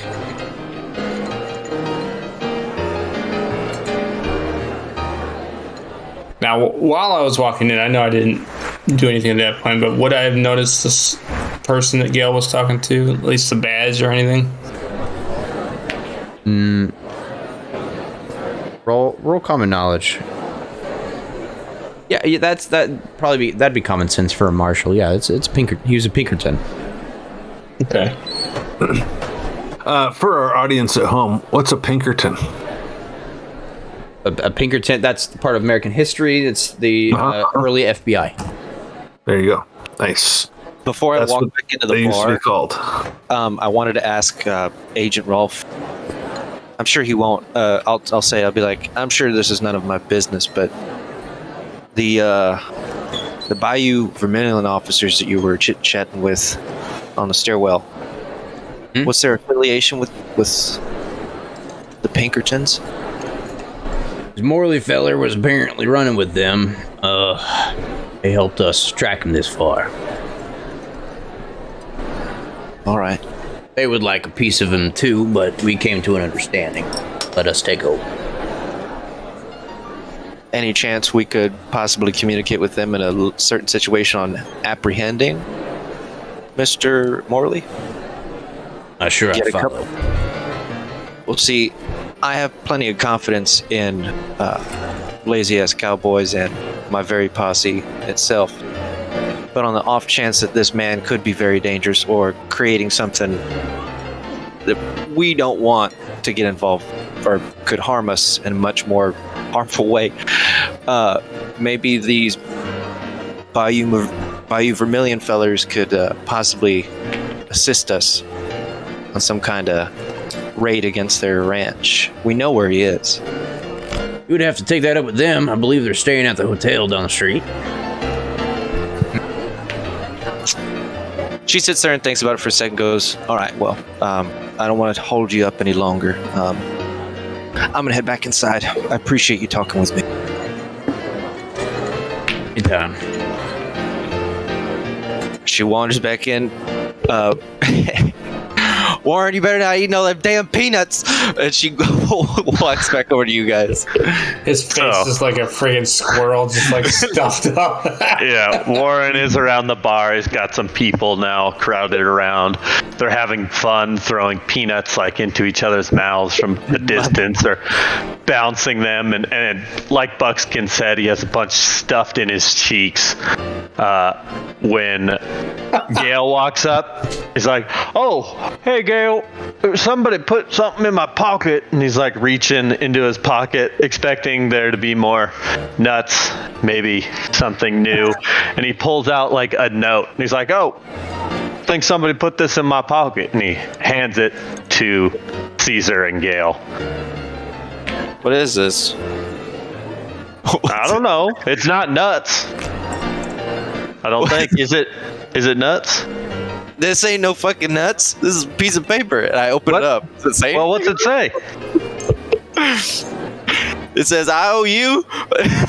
Yeah, you open the note, and it essentially says, "Follow."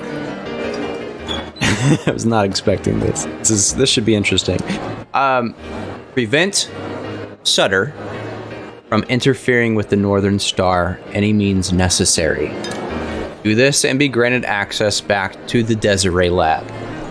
They are working on something of the highest import. Will be welcome back home. Past crimes forgiven.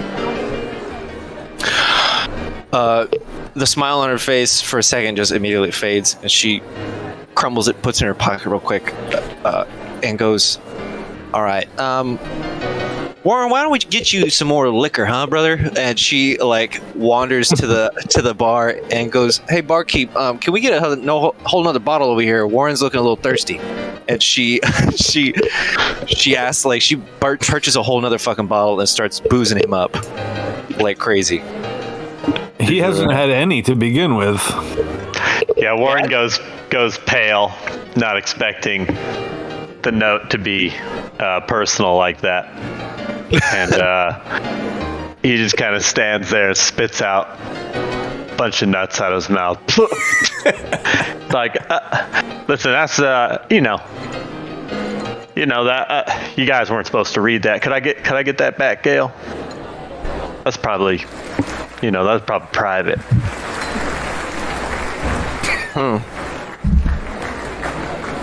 Caesar looks as if he's thinking very thoroughly about this, but then he places his hand on Gail's shoulder and is like, "You know, Gail, you have really pretty eyes." Shut up, Caesar. God damn. You really do, actually. He is right. She's hardly paying attention to what either of you guys are saying right now, and she pondered something real hard. Warren, is there something possibly that you would like to discuss with us? I mean, what's there to discuss? Everybody's got a past, right? That's I'm true. sure you got one. I do. Turns out I got one too. All right, and she takes out the crumpled paper. She hands it back to you. And Cheers.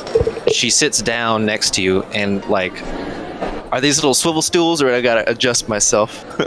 Yeah, sure. Swivel. I swivel, and I turn to Warren, and I'm like, so I had a family prior to this. I had a son, I had a husband out on the south part of the Texas plains, middle of nowhere. And she's kind of telling the story, like glancing between you and Caesar. And she goes, I had that family. I thought I had it made. It was wonderful. Met the love of my life. Had a beautiful son, and I already had a girl on the way, apparently. One evening, I was making dinner, and this group rode up. They started harassing me and my family, dragged me and my husband inside of our house, started questioning, beating the hell out of him for no reason. Didn't understand what was going on. She starts to have a difficult time, and she goes, they shoot him in the back of the head. Then they shoot me in the stomach. I thought I was dead that night. They killed my son, they killed my husband, and left us for dead. Woke up a couple weeks later in some kind of stinky hut where this shaman basically brought me back to life. Son and husband were nowhere to be found, and he let me know that my daughter wasn't going to make it. That man's name was Dakota. He saved my life. I was fueled with rage, didn't want to do anything except find those men who killed my family and ruined it. Turned me bitter, turned me angry. I wanted everyone to hurt just as much as I did, especially men, as she looks at both of you again. Posse was built with nothing but men. And I've been on the road since that happened, and I have to tell you that's everything about me. Do I get to know about you? Wow. Jesus Christ, Gail. That's terrible. I mean, She goes, yeah, uncorks the liquor, and just starts pouring it. She goes, yeah, it fucking sucks. And she starts sipping on the whiskey. Oh, you bought a bottle? That's $2. I'm taking off the $2. 2 whole bucks. That'll be $56. Sorry, Gail, I don't think I can match your level of tragedy, but I have my fair share, I'm sure. Have you heard of the City of Gloom, they call it? Or Salt Lake City is what some folks used to call it. Her hands are starting to shake, and that bottle is like, she's gripping it real hard. She's kind of like staring into space. Oh, yeah, I mean... Where? It's not important. You all right? Listen, we can get out of here. We can go try and do something else. We've been in here a bit. Maybe we got nut poisoning or something. Nut poisoning, sure. She's trying to like focus. She grabs a bottle, stands up, and she hurls it onto the ground, and she just like storms out of the bar. She just like runs practically. Damn it. Just bought the damn thing. She's gone nuts. Oh, damn it. Give this man a chip. Yeah, a few people around go quiet all of a sudden and jump at that over Gail's direction. Definitely notice Rufus behind the bar frowning.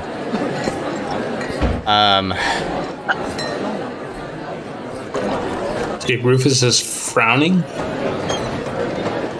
He didn't like that bottle shattering on his bar floor. He didn't like us eating all the peanuts. And let me see. They shouldn't be free. They should. You know what? It's your own fault. They shouldn't be free. The shooter, after Gale smashes the bottle, will just take out another dollar and place it on the countertop and say, "Sorry for Gale." And then he goes after her without finishing his sentence. It's probably so tired of like doing that. Quit doing that. Just quit making a mess in my bar. I think at this point too. Oh, sorry. Go ahead. No, go ahead. Oh, I was gonna say. I'm just sitting at the table. Me and Bill are sitting at a table. Kind of. Are we sitting at the bar or the table? think we're at the bar. Like I have you with your back to the wall, and I have my back to the scene, so that you can like look over my shoulder and see everything. So I look slightly just past you. You can kind of catch my gaze, I would say, and I look over and say, "Hey, James, just like old times, huh?" And it's like right next to you where I'm looking. You can kind of tell from my gaze. I don't move much, but I try to look to see what you see. You see nothing, but you do see a shot glass, seemingly of its own fruition, slide over to Govin. I catch it. This is one of those weird moments where, like, I feel maybe like the GM should tell me what I feel, but what I think I feel is like happiness for Buckskin, and I think I smile and like I'm in the presence of something. I would say, Bill, I don't know what it is, but what you see in Buckskin's face is kind of a bit of happiness. Maybe more of a smile than you've seen him have probably ever. Oh. All right, I'm vibing on that. roll for vibe check. Roll for vibe check. This saloon was the best. This saloon was the best idea. It's really close to that tree. I'm telling you, it's that tree. It's like some kind of spirit energy that like infests people's minds, man. Spirit. I just kind of glance over at Bill and I look at him a little bit and I just say to him, you know, I had a bit of, in between after that whole, ghost battle. I don't really know what to call it, but I had I don't know the best way to say it. I had a spiritual journey, I guess, and I've had some communication with my brother. I was really close to. He's long gone, but Bill points at where Bill points at where that shot glass just slid across the bar telekinetically, and he's like, "He is not here now." Oh, he's here. He's right next to you. This is fucking weird, man. Bill smiles, and it's like kind of a little, again, it's like a little bit of a crazy smile, but it's just, hey, how do you argue with somebody who says that their dead brother is here doing shots with them at the bar when you just watch the fucking glass slide across the bar telekinetically? Like he's just like, yeah, okay, yeah, he's back, bro. Yes. Not gonna lie, I'm kind of freaking the fuck out right now. Bill's rolling with it, and he's just like, cheers. He raises bartender 3 more shots, and he's just like, I don't know, 3 more. 30 cents. I pay it. Okay. I'm faster to the wall than you are. My 30 cents appear in the air and get dropped on the counter. Yeah, is my brother buying the shots? I guess that's the real question. No. He moved a shot glass to you, and when 3 shots get bought, he looks at you and smiles and says, "I wish." Be good times. I'm just saying. You'll have to take it for me, Will. That I will. I guess. I don't know. If you little insist, there, Bill. I don't know. This saloon is the greatest thing. I'm just going crazy. All Bill thinks is that Buck is just like losing his fucking mind. But Bill saw it too, though, right? Did Bill? No, I don't think he did. He saw the shot. He only saw the shot glass move. He doesn't hear and see Buckskin's brother, James. Bam. Just then, through the double doors, you see what look like two Asian men wearing long basic kind of shirt that kind of goes down to where their thighs are, and then a baggy pants that go down into very and basic little, dare I say, moccasins, kind of. But they look a little dirty, but not very not too dirty for the scenery here. You know, you're in the frontier town, and so come in with their arms on each other's shoulders, laughing. See Rory kind of grimace at them as they enter. They go take a seat. Rory? Was it Rory? I think he's Rufus. Sorry, the mezcal's kicking in. I get. Both of them are at first, to maybe some of you who might not be familiar, appear to be bald. But as they pass by, you see at the back of their head, they still have a lot of hair. It's just only in the very back of their skull and braided all the way down their back. Oh, Shaman, or no, the Imperial Seal. It's like monks. Aren't Gail and I outside of the bar right now? After she smashed the shot glass, didn't she exit? Well, let's go to you guys. Where do you all go? What do you do? I'm just walking away as fast as I can. Yeah, Gail just took off. Warren's gonna say to Caesar, do you think you should, you want to go out? I don't know if I have anything left I could say that's going to make her happy, but maybe you could say, I pretty much the moment she left, I paid the guy $1 for her and then went after her. Chase begins. Full Terminator. What does Warren do at this? You're just with Bill and Buck, and they leave abruptly. Warren left the dust once again. Two rather leave abruptly. Yeah, the joy's been sucked out of Warren after finding this note in his pocket and just revealing it to the whole party, unknowing the repercussions or what it meant. So he's kind of just sullenly walks over to Bill and Buckskin. He's like, "What's up, guys? You think what's the next plan? I think we've kind of worn out our welcome over here. What do y'all think?" When Warren walks over, Bill kind of goes high eyebrow, wide-eyed at Buckskin, what do you think?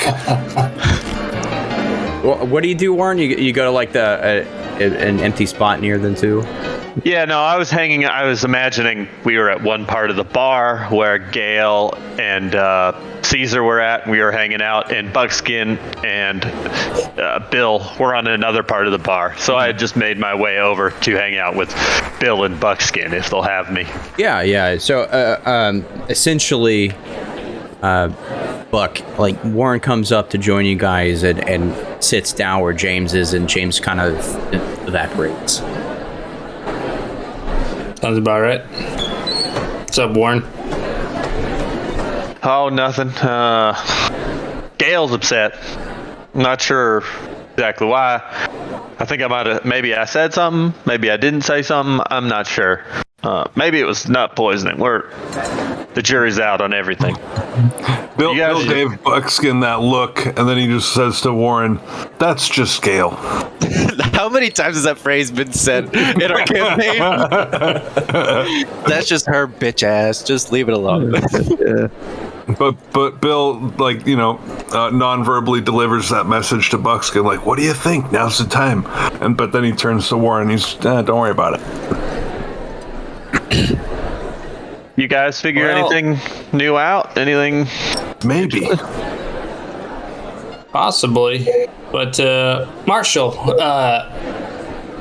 when I rolled my notice check, you had mentioned that I saw someone running out frantically from, quickly out of the bar. A young person. Frantically is an extreme version of it, but yeah. Someone quickly left. Young lad. Did I see what they were doing? They brushed by Warren for a brief moment. That's about it.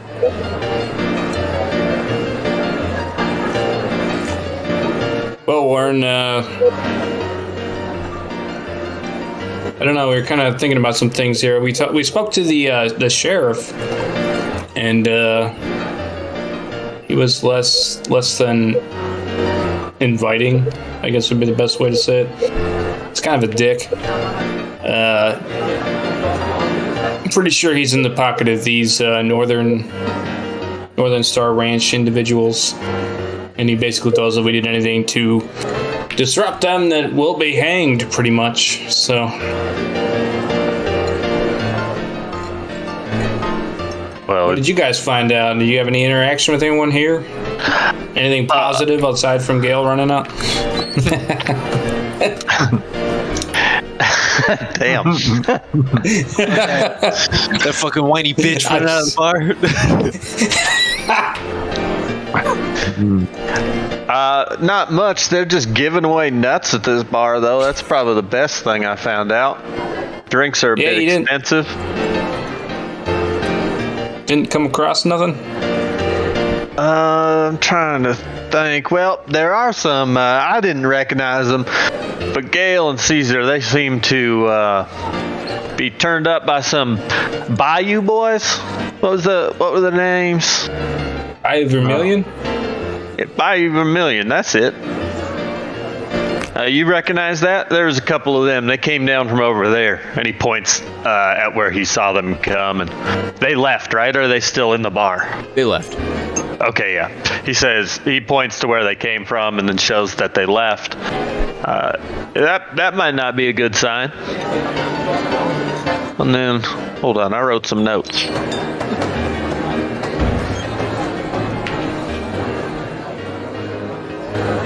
Bill's looking at Buckskin, just looking at Warren, he's looking back at Buckskin, and he's like dancing in his chair. Just fidgety. What a jolly boy he is. You need a drink, Bill? Warren, what would you think about burning down a building?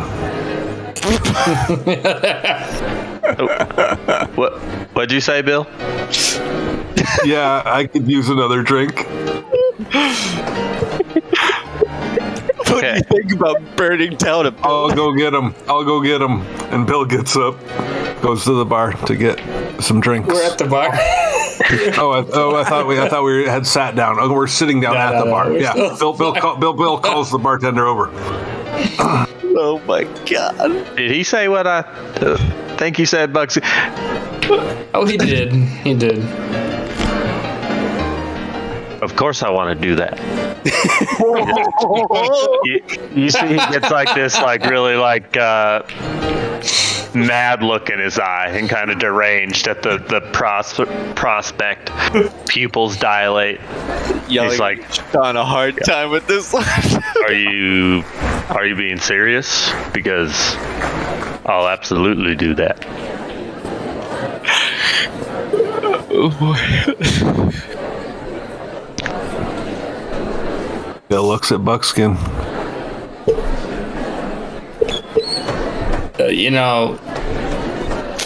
I'm not really in the market for burning down property. I mean, I have this badge for a reason. I think we sleep on that one for a second. Are you sure? Says Bill kind of frowns. He says, "Badges are just pieces of metal. Everything's just pieces of metal and paper and wood. Documents are just pieces of paper. Buildings are just pieces of wood." Persuasion. hair is just hair on your head, but it's also on your legs and your arms and everywhere else. You know what, fellas? That sheriff is a corrupt piece of shit. Do you have his value comeuppance. the piece of tin on his chest? No. And the one before him? No. No, that's not untrue. I value the tin on his chest and what it represents. I do not value the man wearing it. So these nuts are communal? Yeah, What is that's what I'm happening? saying. They're just giving them away, and he reaches over to somebody else's table and just like takes their nuts. Do they do anything? Do they just look? What do they do? They are communal. I mean, they just like, See, you can just take them. I go over and take some nuts. guys eat a good dose of nuts. I just say, all right. I mean, no one's saying nothing. That's good. Moving away from, I think, the you guys. I don't know. Gail and Caesar, what are you doing? I'm like briskly walking after Gale to like catch up there, and I'm saying, Gale, wait up, Gale. Yeah, JC, you've got to stop doing that. I'm pretty sure I've spent more money on the damages you've caused than on the actual drinks at this point. She turns around and points a derringer at you. You look at her face. Something ain't right. She doesn't look the way she normally does. She's like, her hand is shaking while she's holding the gun at you, and it's like staring at you some weird, like blank, like 1,000-yard stare. At this, Caesar just like back straightens out his back, serious expression on his face, like as if the alcohol just stopped affecting him all of a sudden. Just the shock of what's going on here, and it's like, Gale, it's me, Caesar. Calm down. And he slowly is walking towards her, like, it's just me. She cocks the hammer back on the gun. Yeah, This is going well. I know. Okay, I know we've had our problems in the past, and I know I might annoy you, but that's no reason to point a gun at me. Thought we were friends, or at least not enemies.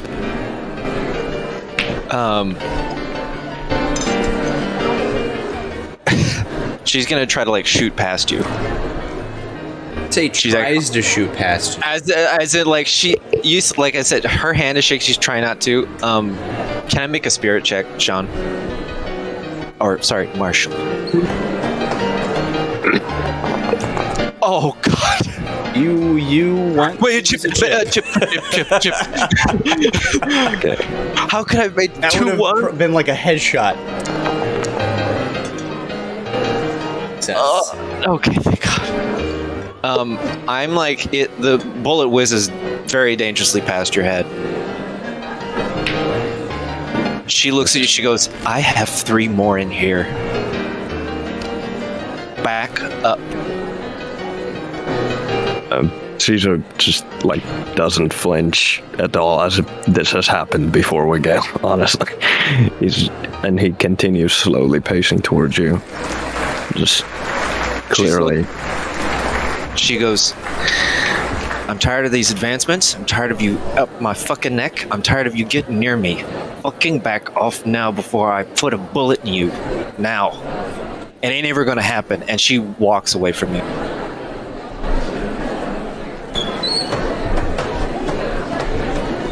She's just not. Damn. That all happened outside the bar? Yeah. Yep. You heard a gunshot. It was a gunshot. I whizzed a bullet. Yeah, It shoots pan the back bag to of peanuts outside. Pan back to the saloon. Not a loud gunshot, but definitely gunshot. Saloon goes quiet for a quick second, but kind of goes about the business after they don't hear a second follow-up. Well, I give Warren like a slap in the shoulder, and I say, "It's just Gale. Don't worry about it." Are you sure? I think I should probably go check that out. You know, Warren, before you head us on or off there, been giving some thought to about this whole burning down maybe a building. You know, I'm speaking quietly here, but if we were to do that, is there any way to guarantee no one would be injured?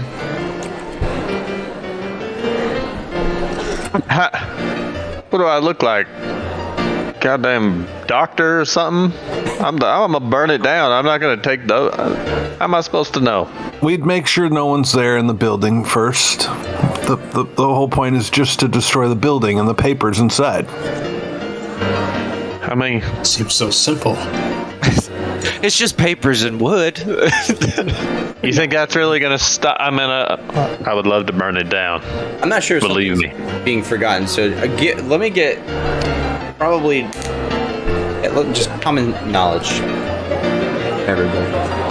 Oh, from everyone. Something probably is being forgotten. I know I'm sure I'm exactly forgetting what something. they're forgetting about. You don't want us to have fun, burn down a building? Fine. That's the kind of GM you want to be? Fine. Never get to burn down anything.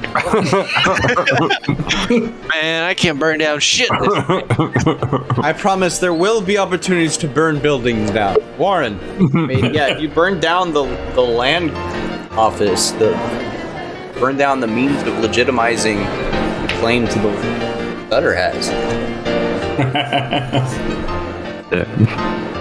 And possibly proving the illegitimacy of the Northern Star. Like, this is the one place in the entire town you probably don't want to. Putting aside chest move. That's true. putting aside the fact that if you get caught, you are now arsonist and the only town where Bill is trying to settle permanently, make his home. Also, Yeah, seems like a good choice. I don't know if you guys are having a lot of drinks and having a good time, but just wanted to remind you of that. I did bring that up at Yeah, the yeah. bar. I was like, "Hey, by the way, the ranch is so close to this place, we'd never be able to come here again." All right. What about we just shift perspective and we burn down the jail? Just immediately adjacent to. Yeah, you know, leans forward. In hindsight, I'm sorry, Bill. Go ahead. Maybe we don't need to come at this with a flamethrower, or is that what you call it, Bernadette? A flame. What is? Anyways, whatever this wonderful device is you have, maybe we need to come at this with just a match. Maybe we can just go break into this building. The law is not to be respected here. All these places, the sheriffs are corrupt. Why do we follow what they have to say? Let's go into that building and just take out the pieces of paper that are the problem. These battles are fought with pieces of paper. So let us bite the paper. Bartender, another 3 shots over here. Is Warren doing shots with us? No, Warren's not. Stacking up next to him. 30 seconds. He's just got a big old tray of not like untouched shot in front of him. I think at this point, Buck's kind of like, you know, I should be angry at myself for even bringing up to a discussion for burning stuff down, but that ain't right. You know, these people here might be honest individuals. I can't do anything about some of the dishonest folk here, and I know that sheriff is dishonest, and he don't have no right to wear that badge that he has pinned on his chest. But we gotta do this the right way. So we gotta find people to help us stop, you know, and put down this Northern Star gang. I mean, if we hurt them, though, are they going to come back? Or is it... How do we beat them if we can't shoot them? We got an honest claim, and we ain't going nowhere tonight until we sleep, but there's a chance that if we talk to someone at the land office and we prove to them we have the right claim to this property, there shouldn't be any issue.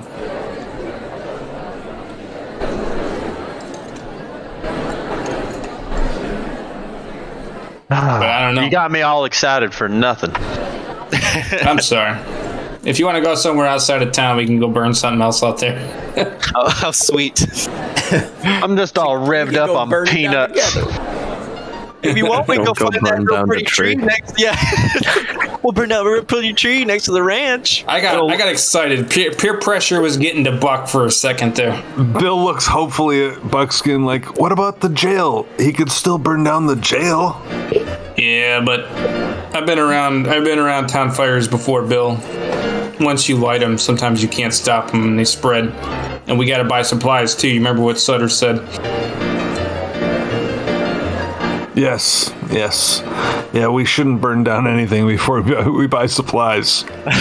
Don't burn down the supply store. Good to have you, Warren. Pats him on the shoulder. Thanks, Bill. It's been kind of a crazy day already. It's been a crazy 8 months. Well, hopefully something in that paper office. Be right back. I don't know. Will reveal some answers for us. In the meantime, I think we might need to build some traps or fortifications like somebody else mentioned back at the old homestead. You got any A-team like, flame style. traps? Got any flame traps? Anything you can maybe conjure up with that fancy flame making machine? Anything similar? I could maybe try and rig something up. We'll see what maybe if the general store has supplies, we can get something like that going. Some basic IEDs.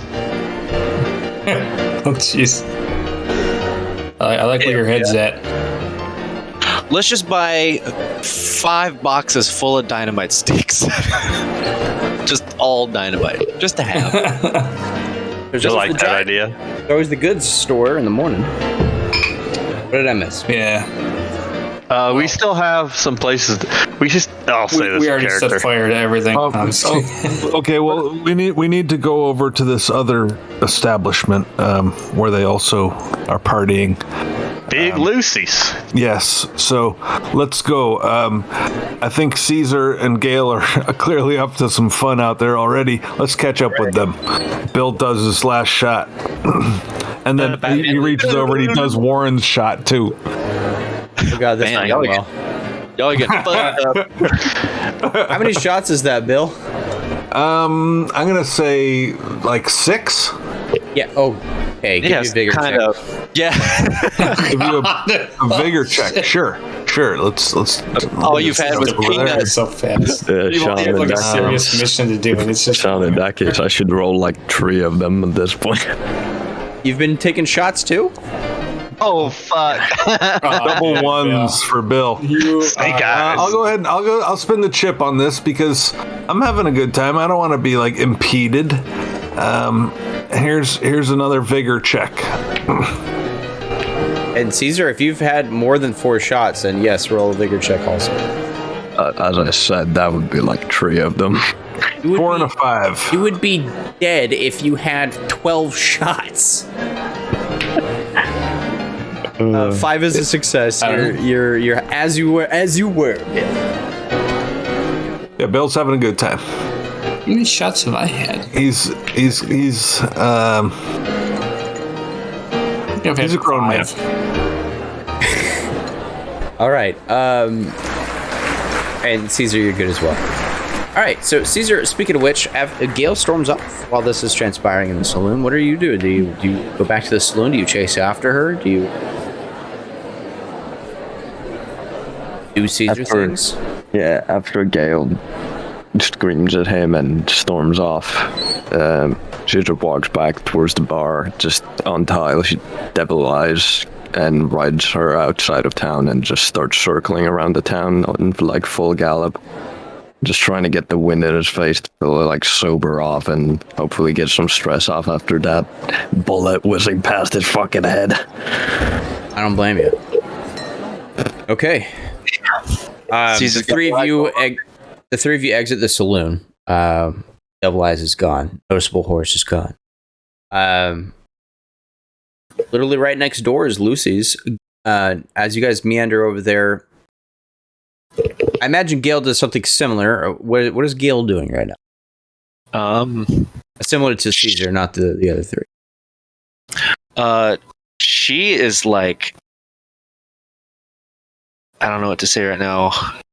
Well, I guess it's okay. She is like, she found somewhere like at the farther part of town, like in one of the alleys or something, and she like kind of like puts her back up against the wall and like slides down, and she's like visibly fighting herself. Like something in her is fucking fighting her. I'm gonna, if it's okay, I'm gonna do one more spirit check. You Richie. And yeah, you can see the map. So specifically, where do you go? I should have pinged that. I'm gonna go like right. Where was the saloon? That was like farther north, right? Or it's like the second building. This building. She's gonna go like fucking all the way over here, like in a tiny little spot. That little. Rachel's just trying to metagame and have our characters hydrate. But our characters are too badass for that. Thanks for the effort, though, Rachel. I mean, beer is like 95% water.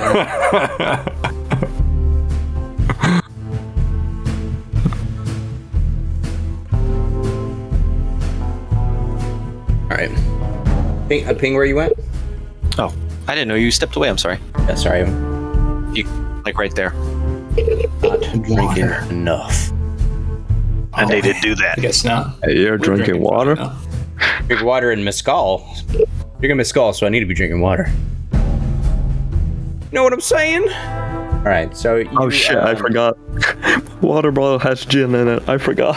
So you go between the construction site and the dry goods store. It looks like. Yeah. I want to say, yeah, she's visibly trying to fight herself, and like she's like almost hyperventilating and just like visibly like shaking and trying to tuck herself or pull herself back together. She kind of like looks at the gun that she just shot and kind of like tries to tuck it back into her sleeve. I guess I'll do a spirit check again. Okay. Success. I don't think you're ever gonna fail one of those. Jeez. No, but she's a fighter, dude. Come on, man. So she's going to try to like. I want to say that maybe. Yeah, she's gonna pull a cigar out. There's nothing left of the tobacco that Damien left me, was there? That didn't help. Let's fire that up. We'll say no. Oh, A small pouch around your neck. Puff, puff, puff. And she went to go reach into her coat and realized that there was also nothing left of the doll that she was making. And she just lights a cigar and she puts it in her mouth and she's just sitting there and she's trying to calm down.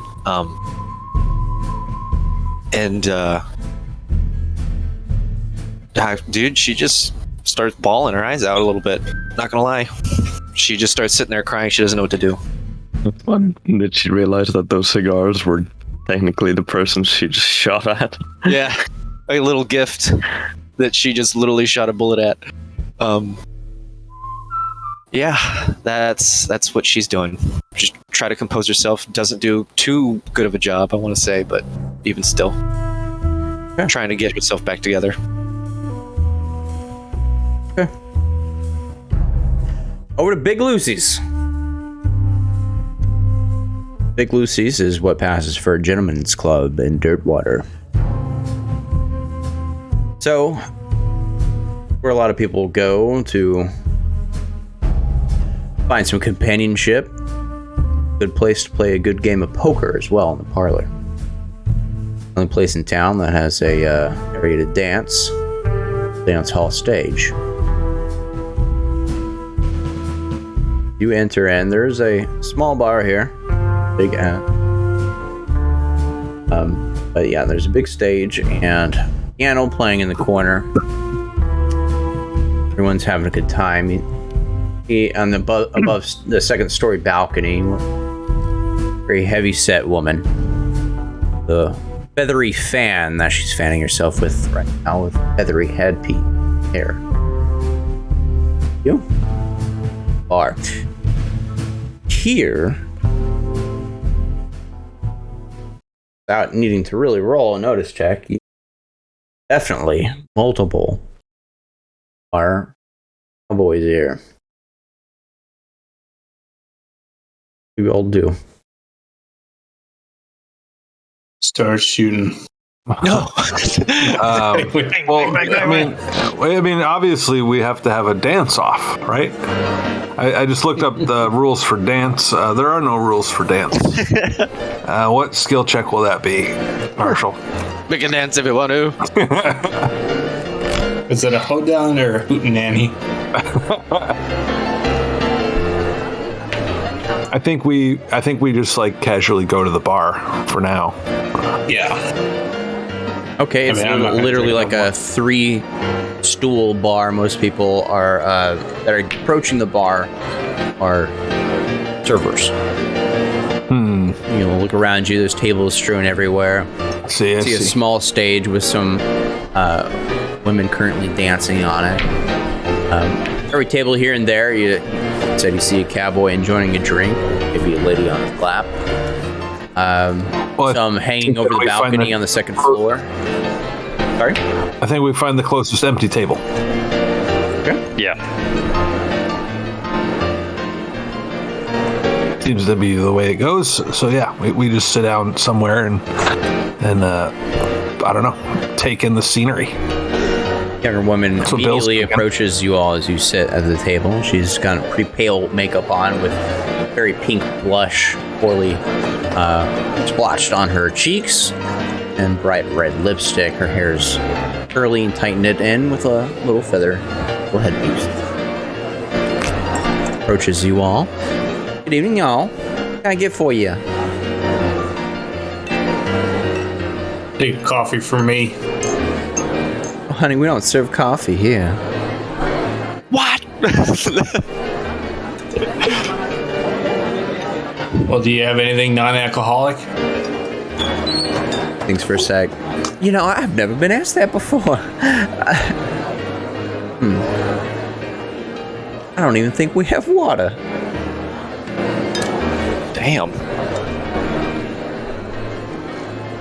But we have plenty of whiskey. You can always go to the saloon next door, and of course, you always go to the Tent Town. There's a pretty nice saloon over there as well that has some pretty fun drinks over there. What do you have on menu? Well, what's your pleasure, darling? I was hoping to hear what you had on the menu. Are you talking about the girls or the drink? I look at the marshal. I look at the ranger, and I look at the flamethrower Mormon. I don't know what to think of him. I say, well, on the to drink. I'm gonna put that as BRINEY's new nickname on Discord. Flamethrower Mormon. Flamethrower Mormon. I got it. That's my superhero.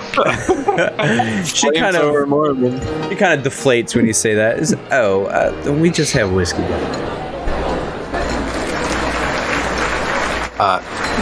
3 whiskeys. Thank you. I shoo her away. What are we doing, guys? What's the plan? I think one of us should get ourselves a girl and ask her some questions. See what you might know. Gail would be fucking furious with this play. Good thing she's not here. Yeah, I mean, Boys' night out.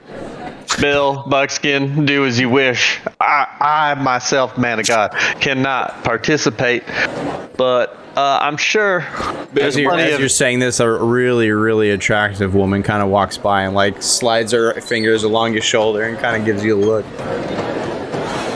Well, look, devil, do not tempt me.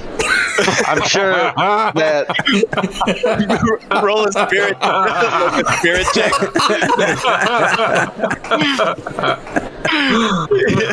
I am sure that a lot of valuable information could be gleaned from these ladies if one could just spend some time with them. Whatever you gotta tell yourself. Any volunteers? Bill looks at Buckskin, who may or may not be there. Oh, there he is. Bill looks at Buckskin and he says, "What did the sheriff say? Who was the sheriff coming to visit?" She would be the one to talk to. I don't think he said. He did.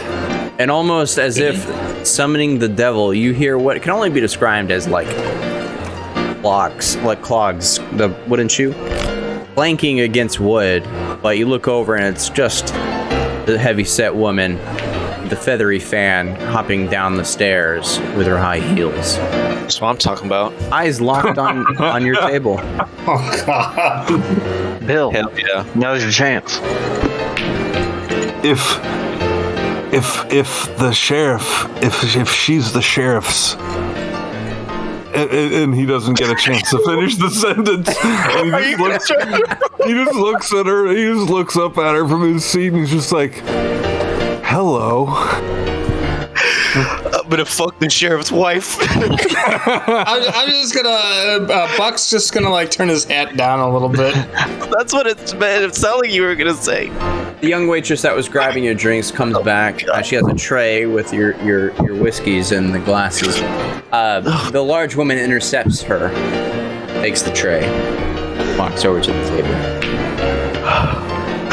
This town is amazing for our roleplay. What the fuck? The whiskeys, gentleman. Places him down. Thank you. Thank you very much. Well, you're welcome. I believe I have had the pleasure. I am Lucy, the owner of this establishment. That's what he said. It was. I just remembered right now. What was the name of the place? Big Which one Lucy's is- Gambling Hall.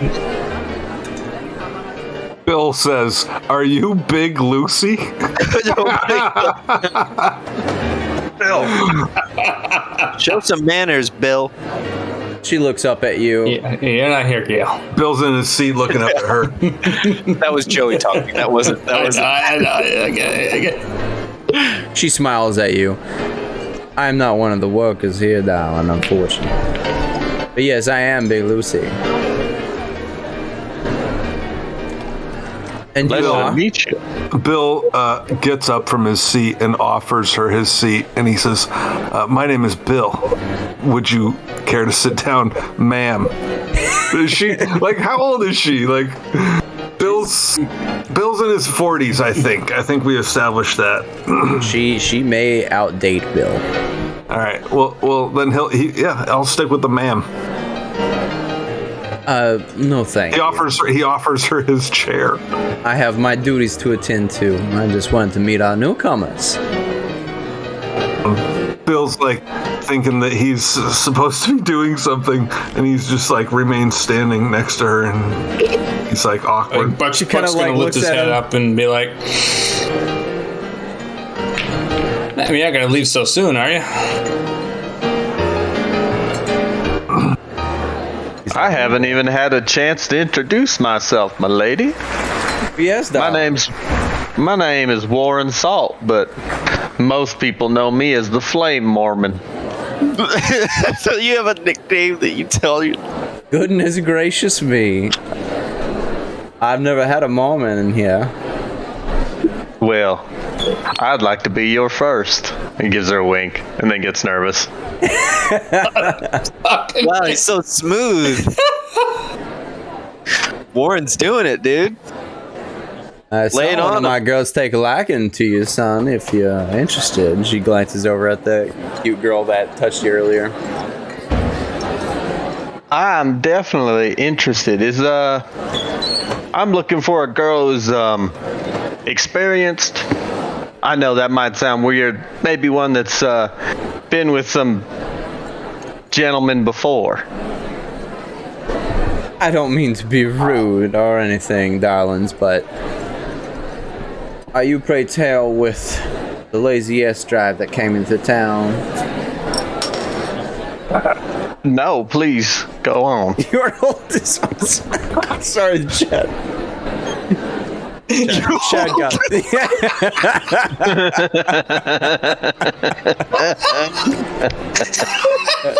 your oldest whore, please. I am. Fetch me your oldest whore. Slaps a fat nickel on the counter. I think Warren is a virgin, so he's like pretty unsure of terms. I want her to bathe the fleas off my back. He's got a plan, okay? He's doing his best. One oldest whore, please. I'm sorry.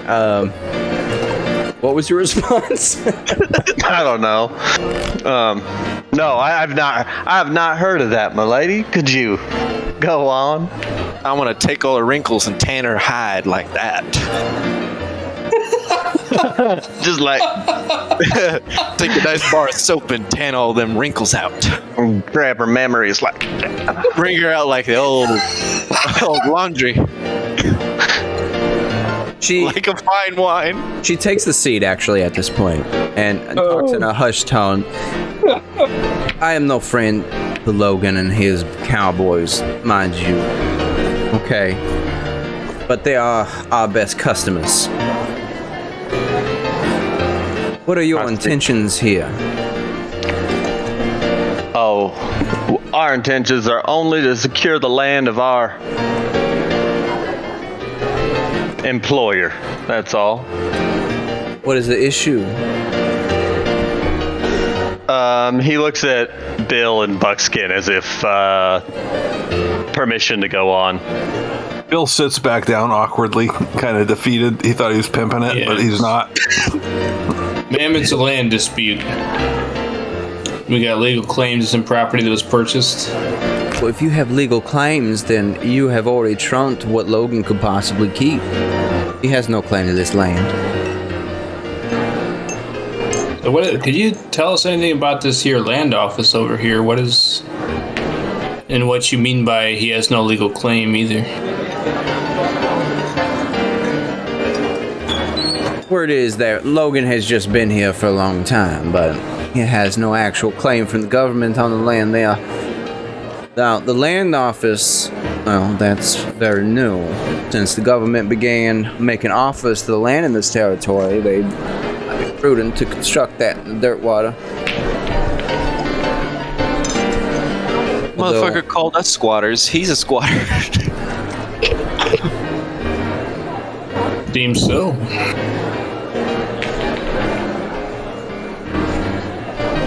Alright. We'll continue on, Warren. You're doing so well. I've lost all my steam. I think you.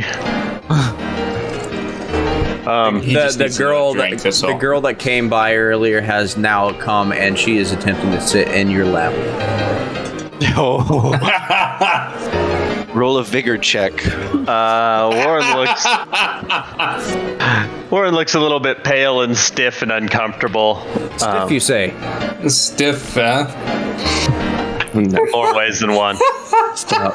Please stop. Enough. The family channel.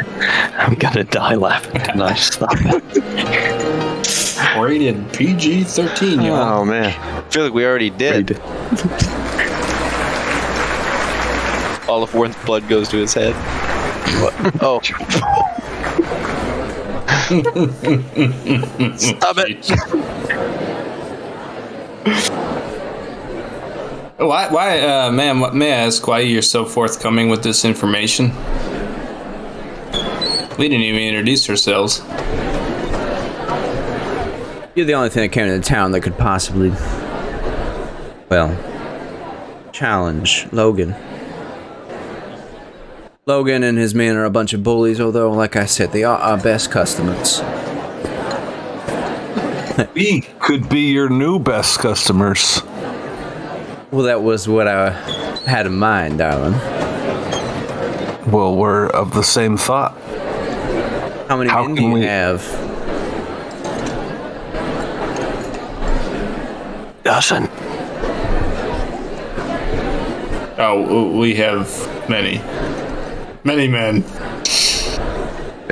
We're a full complement. I don't know what that means. I'm not sure what that means either, but if it's anything close to the number of men that the Northern Star have, you are welcome to take the uplay. Of course, if you can just simply put him in his place, I'll take both of the cowboys all at once. Bet you would.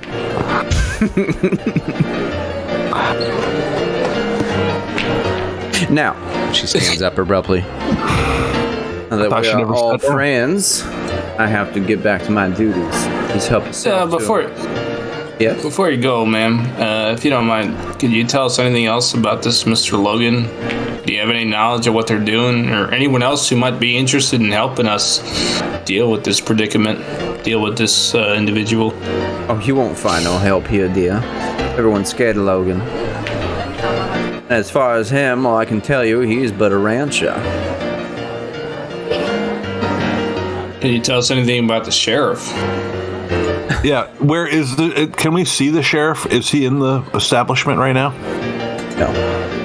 Can't see him. Oh, the sheriff. Yes, he's another one of our... Bill tries to like take her hand gently as we're talking about the sheriff, and he'll be like, does he treat you okay? He is one of our frequent customers, but he is a little man in many ways. Damn. So he treats you okay then. That's fucking cold. Very much going on there, I guess. He doesn't invent any one of his imaginative finds on me and my girls, if that's what you mean. Says that for the rest of the towns. Tolerate it. I just assumed he was in the pocket of Northern Star Ranch. She kind of takes her He seems fan. to be pretty protective of it. At that, she kind of takes her feathery fan to kind of hide her smirk and like, oh, darling. Everyone in Dirtwater's in the pocket of Logan. Yeah. I just kind of look pissed off at that point. She says, for now, and she winks at you and gives you a pinch on your cheek. Okay. Now, if you'll excuse me. It was nice meeting you. Lady. The girl on your lap, good night, man. she finally leaves and kind of like takes a finger, like kind of caresses your chin as she leaves. Warren's dizzy. Warren is dizzy and pale at this point. He's not. What's that, Buckskin? Oh, I was gonna say, you ready to have that drink now? Have your shot. Slides it in front of you. I don't know if I'm feeling so good. I think I might have had too many peanuts. Oh, don't worry then. What's in that shot glass? Yeah, it's gonna set you right as rain. All right, swapping scenes real quick.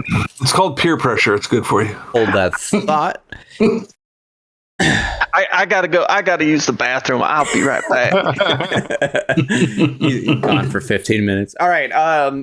Just gone. As Caesar circles the town, and Gale is behind dry goods shop, crying. Suddenly something stirs. What a sea change. At the back. Yeah, it was a hard shift here. Good laughs. I'm pretty sure the thing stirring is right in Warren's pants right now. God. Gale, while you're crying, Don't play his character. abruptly, the back door to the dry goods store begins to creak open. He's out, an old man kind of walks out and looks like he's in his bed suit, pajamas. I don't know why. That was like one of those I'm too high to think of the right word memes right there. His night suit. I was thinking of pajamas. I like it. I must don my bed suit. His skin blanket. Comes out. Hello? Somebody out here. She don't respond. She's in her own little world right now. I probably can't do it right now, but he has a bit of a German accent. Oh. Fancy. Come on, do it. I'm gonna try. I'm gonna do my best. I heard someone crying out here. Hello. Kind of shines the lantern over in your general direction and catches a glimpse of a leg. Yeah, she's doing one of those one knee up, one leg out, like head in her giant fucking sombrero hat just leaned down, and you can see her visibly like shaking. The light gets brighter and brighter as you hear him approach you. She it's instinctually like pulls out the gun and like points it at him for a second. He drops the lantern suddenly and it freezes. Ah! Oh, is that what they make? The noise? I guess so. The lantern drops and the oil catches flame right by him. And he doesn't say anything. He's in shock. She puts the gun back and like takes her hat and she's trying to put the flame out. She goes, "I'm sorry. I apologize. I kind of reactory. I couldn't help myself." And she's trying to put the flame out of his lantern. Your enormous hat fans the flame and gets the oil on it and catches on fire. Oh fuck! Shit! Fire! Water! Yeah, water! He rushes back into there and comes back out, and he comes back out with a blanket and smothers the fires. Looks at you and he looks concerned. He's an older man. Lucian, are you okay? Yeah, and then she goes, "I'm fine." Then she begins to go back to crying again. She goes, "Fuck this," and is really trying hard to make herself Gale, trying to be all big and strong. And do one more spirit check to see if you get back to Gale.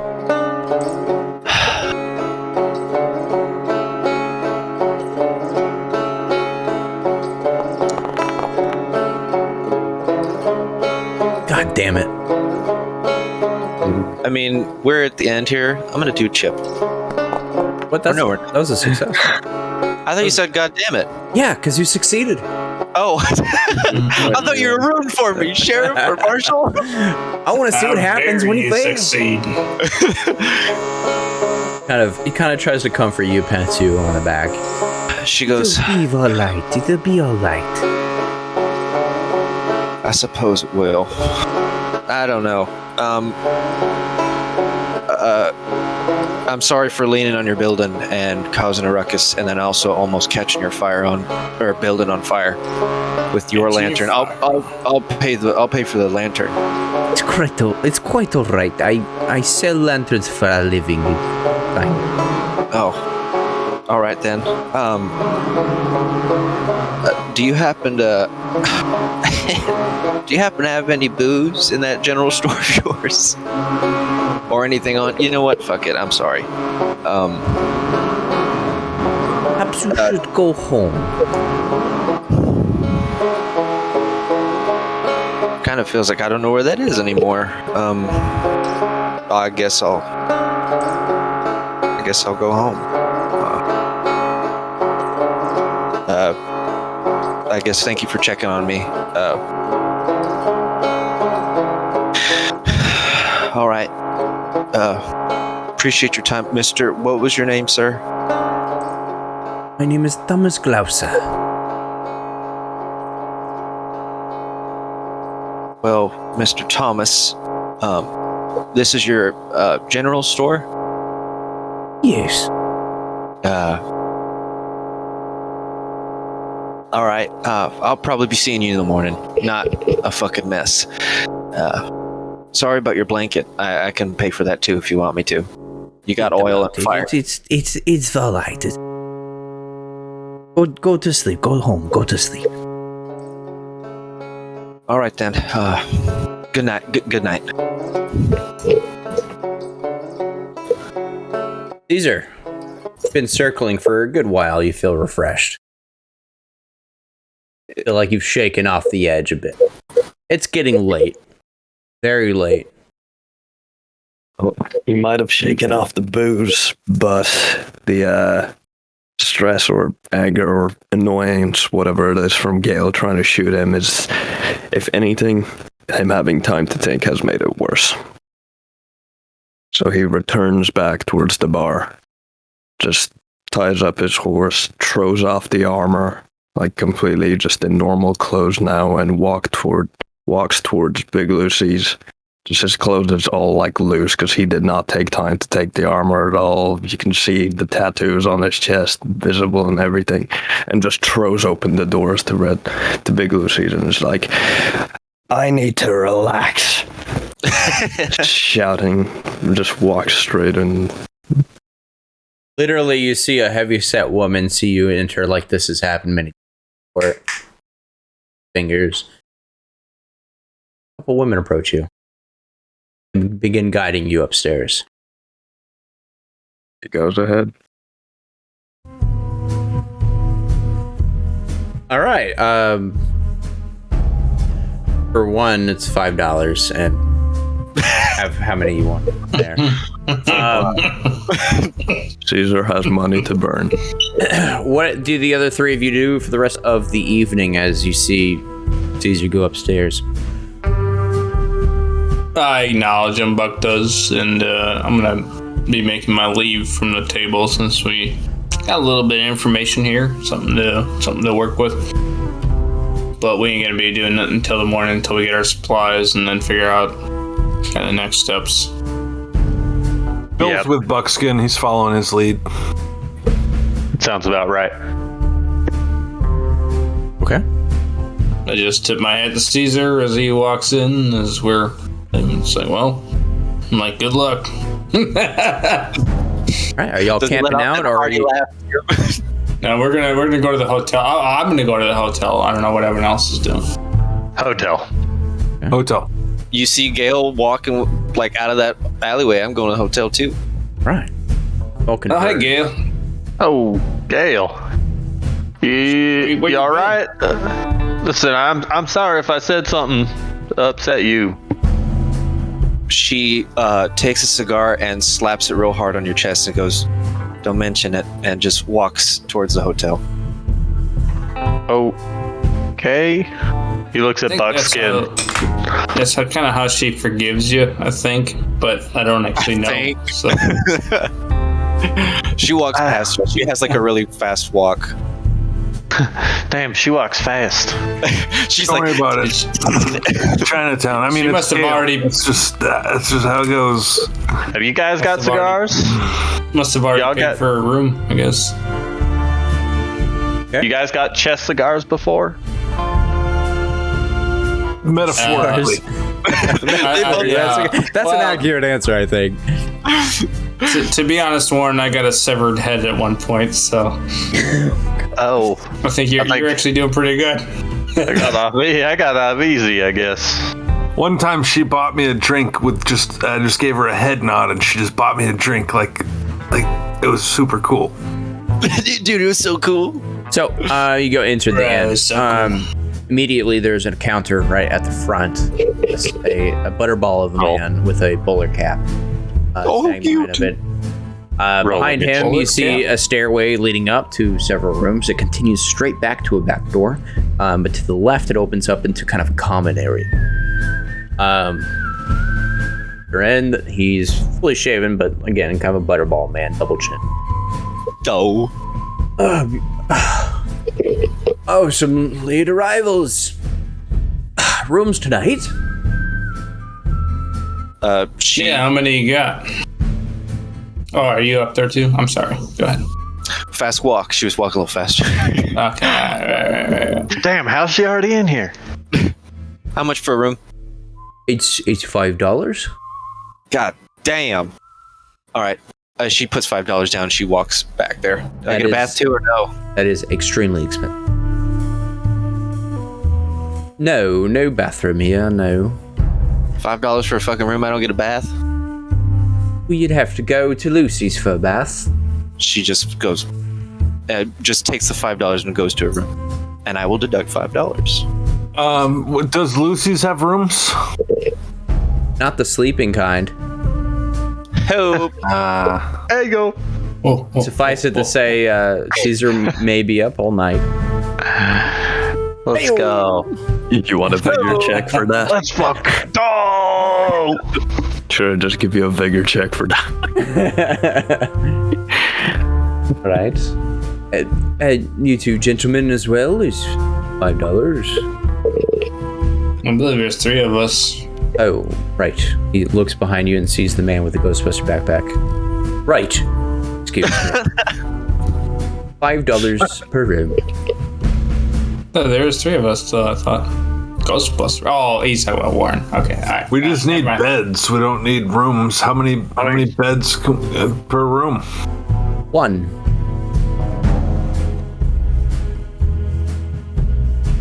All right. You said $5? Yes. He smiles widely. Sounds like a lot. That sounds like too much. You guys can just share a room. You sleep on the floor. I paid $2 anywhere else. What kind of place is this? Yeah, I don't. Listen, Well, maybe. it's the only hotel that you could reach anywhere for weeks. Oh, so you get to set the price, I guess. It is late at night. I'm not gonna argue. I got $5, so I just throw it down. Are you sure, Buckskin? You sure it's safe? Maybe we should all. I'll sleep on the floor. Maybe we should all be in, at least close proximity in case these Northern Star boys try something funny. They know we're here. Pardon, one person per room. My policy. Oh, you make the rules now. I see. Okay, give me a moment. Say that. I understand. Well, $5 is $5. We could camp. Can you? With the settlers, I'm Sure we could.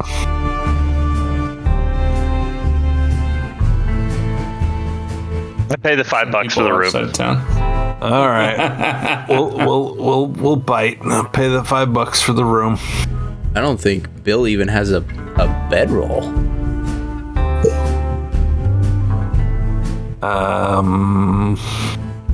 Are you in my character sheet, dog? I'm all in your character sheets. In your character sheet. How dare you? Well, fine. I can just fucking meditate all night, bro. From her, she hears you from your room, throws down her bedroll at you, Bill. Guys, continue into your rooms. You're given your keys. Bill? No, I'm sorry. Buck. The other Bill. The other Bill, rather. I'm William. Right, yeah. Billiam. The other Bill. It's just William. There is no Bill. Say, for flavor purposes, you're the last to follow as you're passing on the left. There appears to be a day room where people relax at the hotel, have their whatever. As you pass by, you see the gentleman from earlier, light him black with the black sunglasses. They're not on him right now. It's not. Sitting with him, having a cup of tea, though. Ranger. The territorial ranger that promoted you back in Colorado. Oh shit! I stopped walking upstairs. Raises his teacup at you and says, "Buckskin, scene's gonna fade to black on that." Oh! Hey, This town has everybody in it, dude. Yeah. Almost like we're coming to a, IMAX of some kind. Yeah, it's kind of weird how everybody's just kind of like migrating. Caesar's definitely coming to a climax right now. Oh, that's what I like to hear. I like to think that this is the most. There's the most shit happening in this backwater town with no fucking bathing elements in the hotel. Well, it's like in the middle of nowhere. Anyone else? You gotta go bathe at the whorehouse. Hygiene wasn't exactly the top. Have your whore bath. Your oldest whore, please. Oldest whore, if you want. I would like one whore bath old is whore. what, like just a little bit of water underneath everything. We're gonna find somebody to raid here. While I'm doing that, thank you all for hanging out with us tonight. Much obliged. This is a huge roller coaster of emotions tonight. It's a huge clusterfuck technically, and all sorts of things are happening. It was Yeah. great.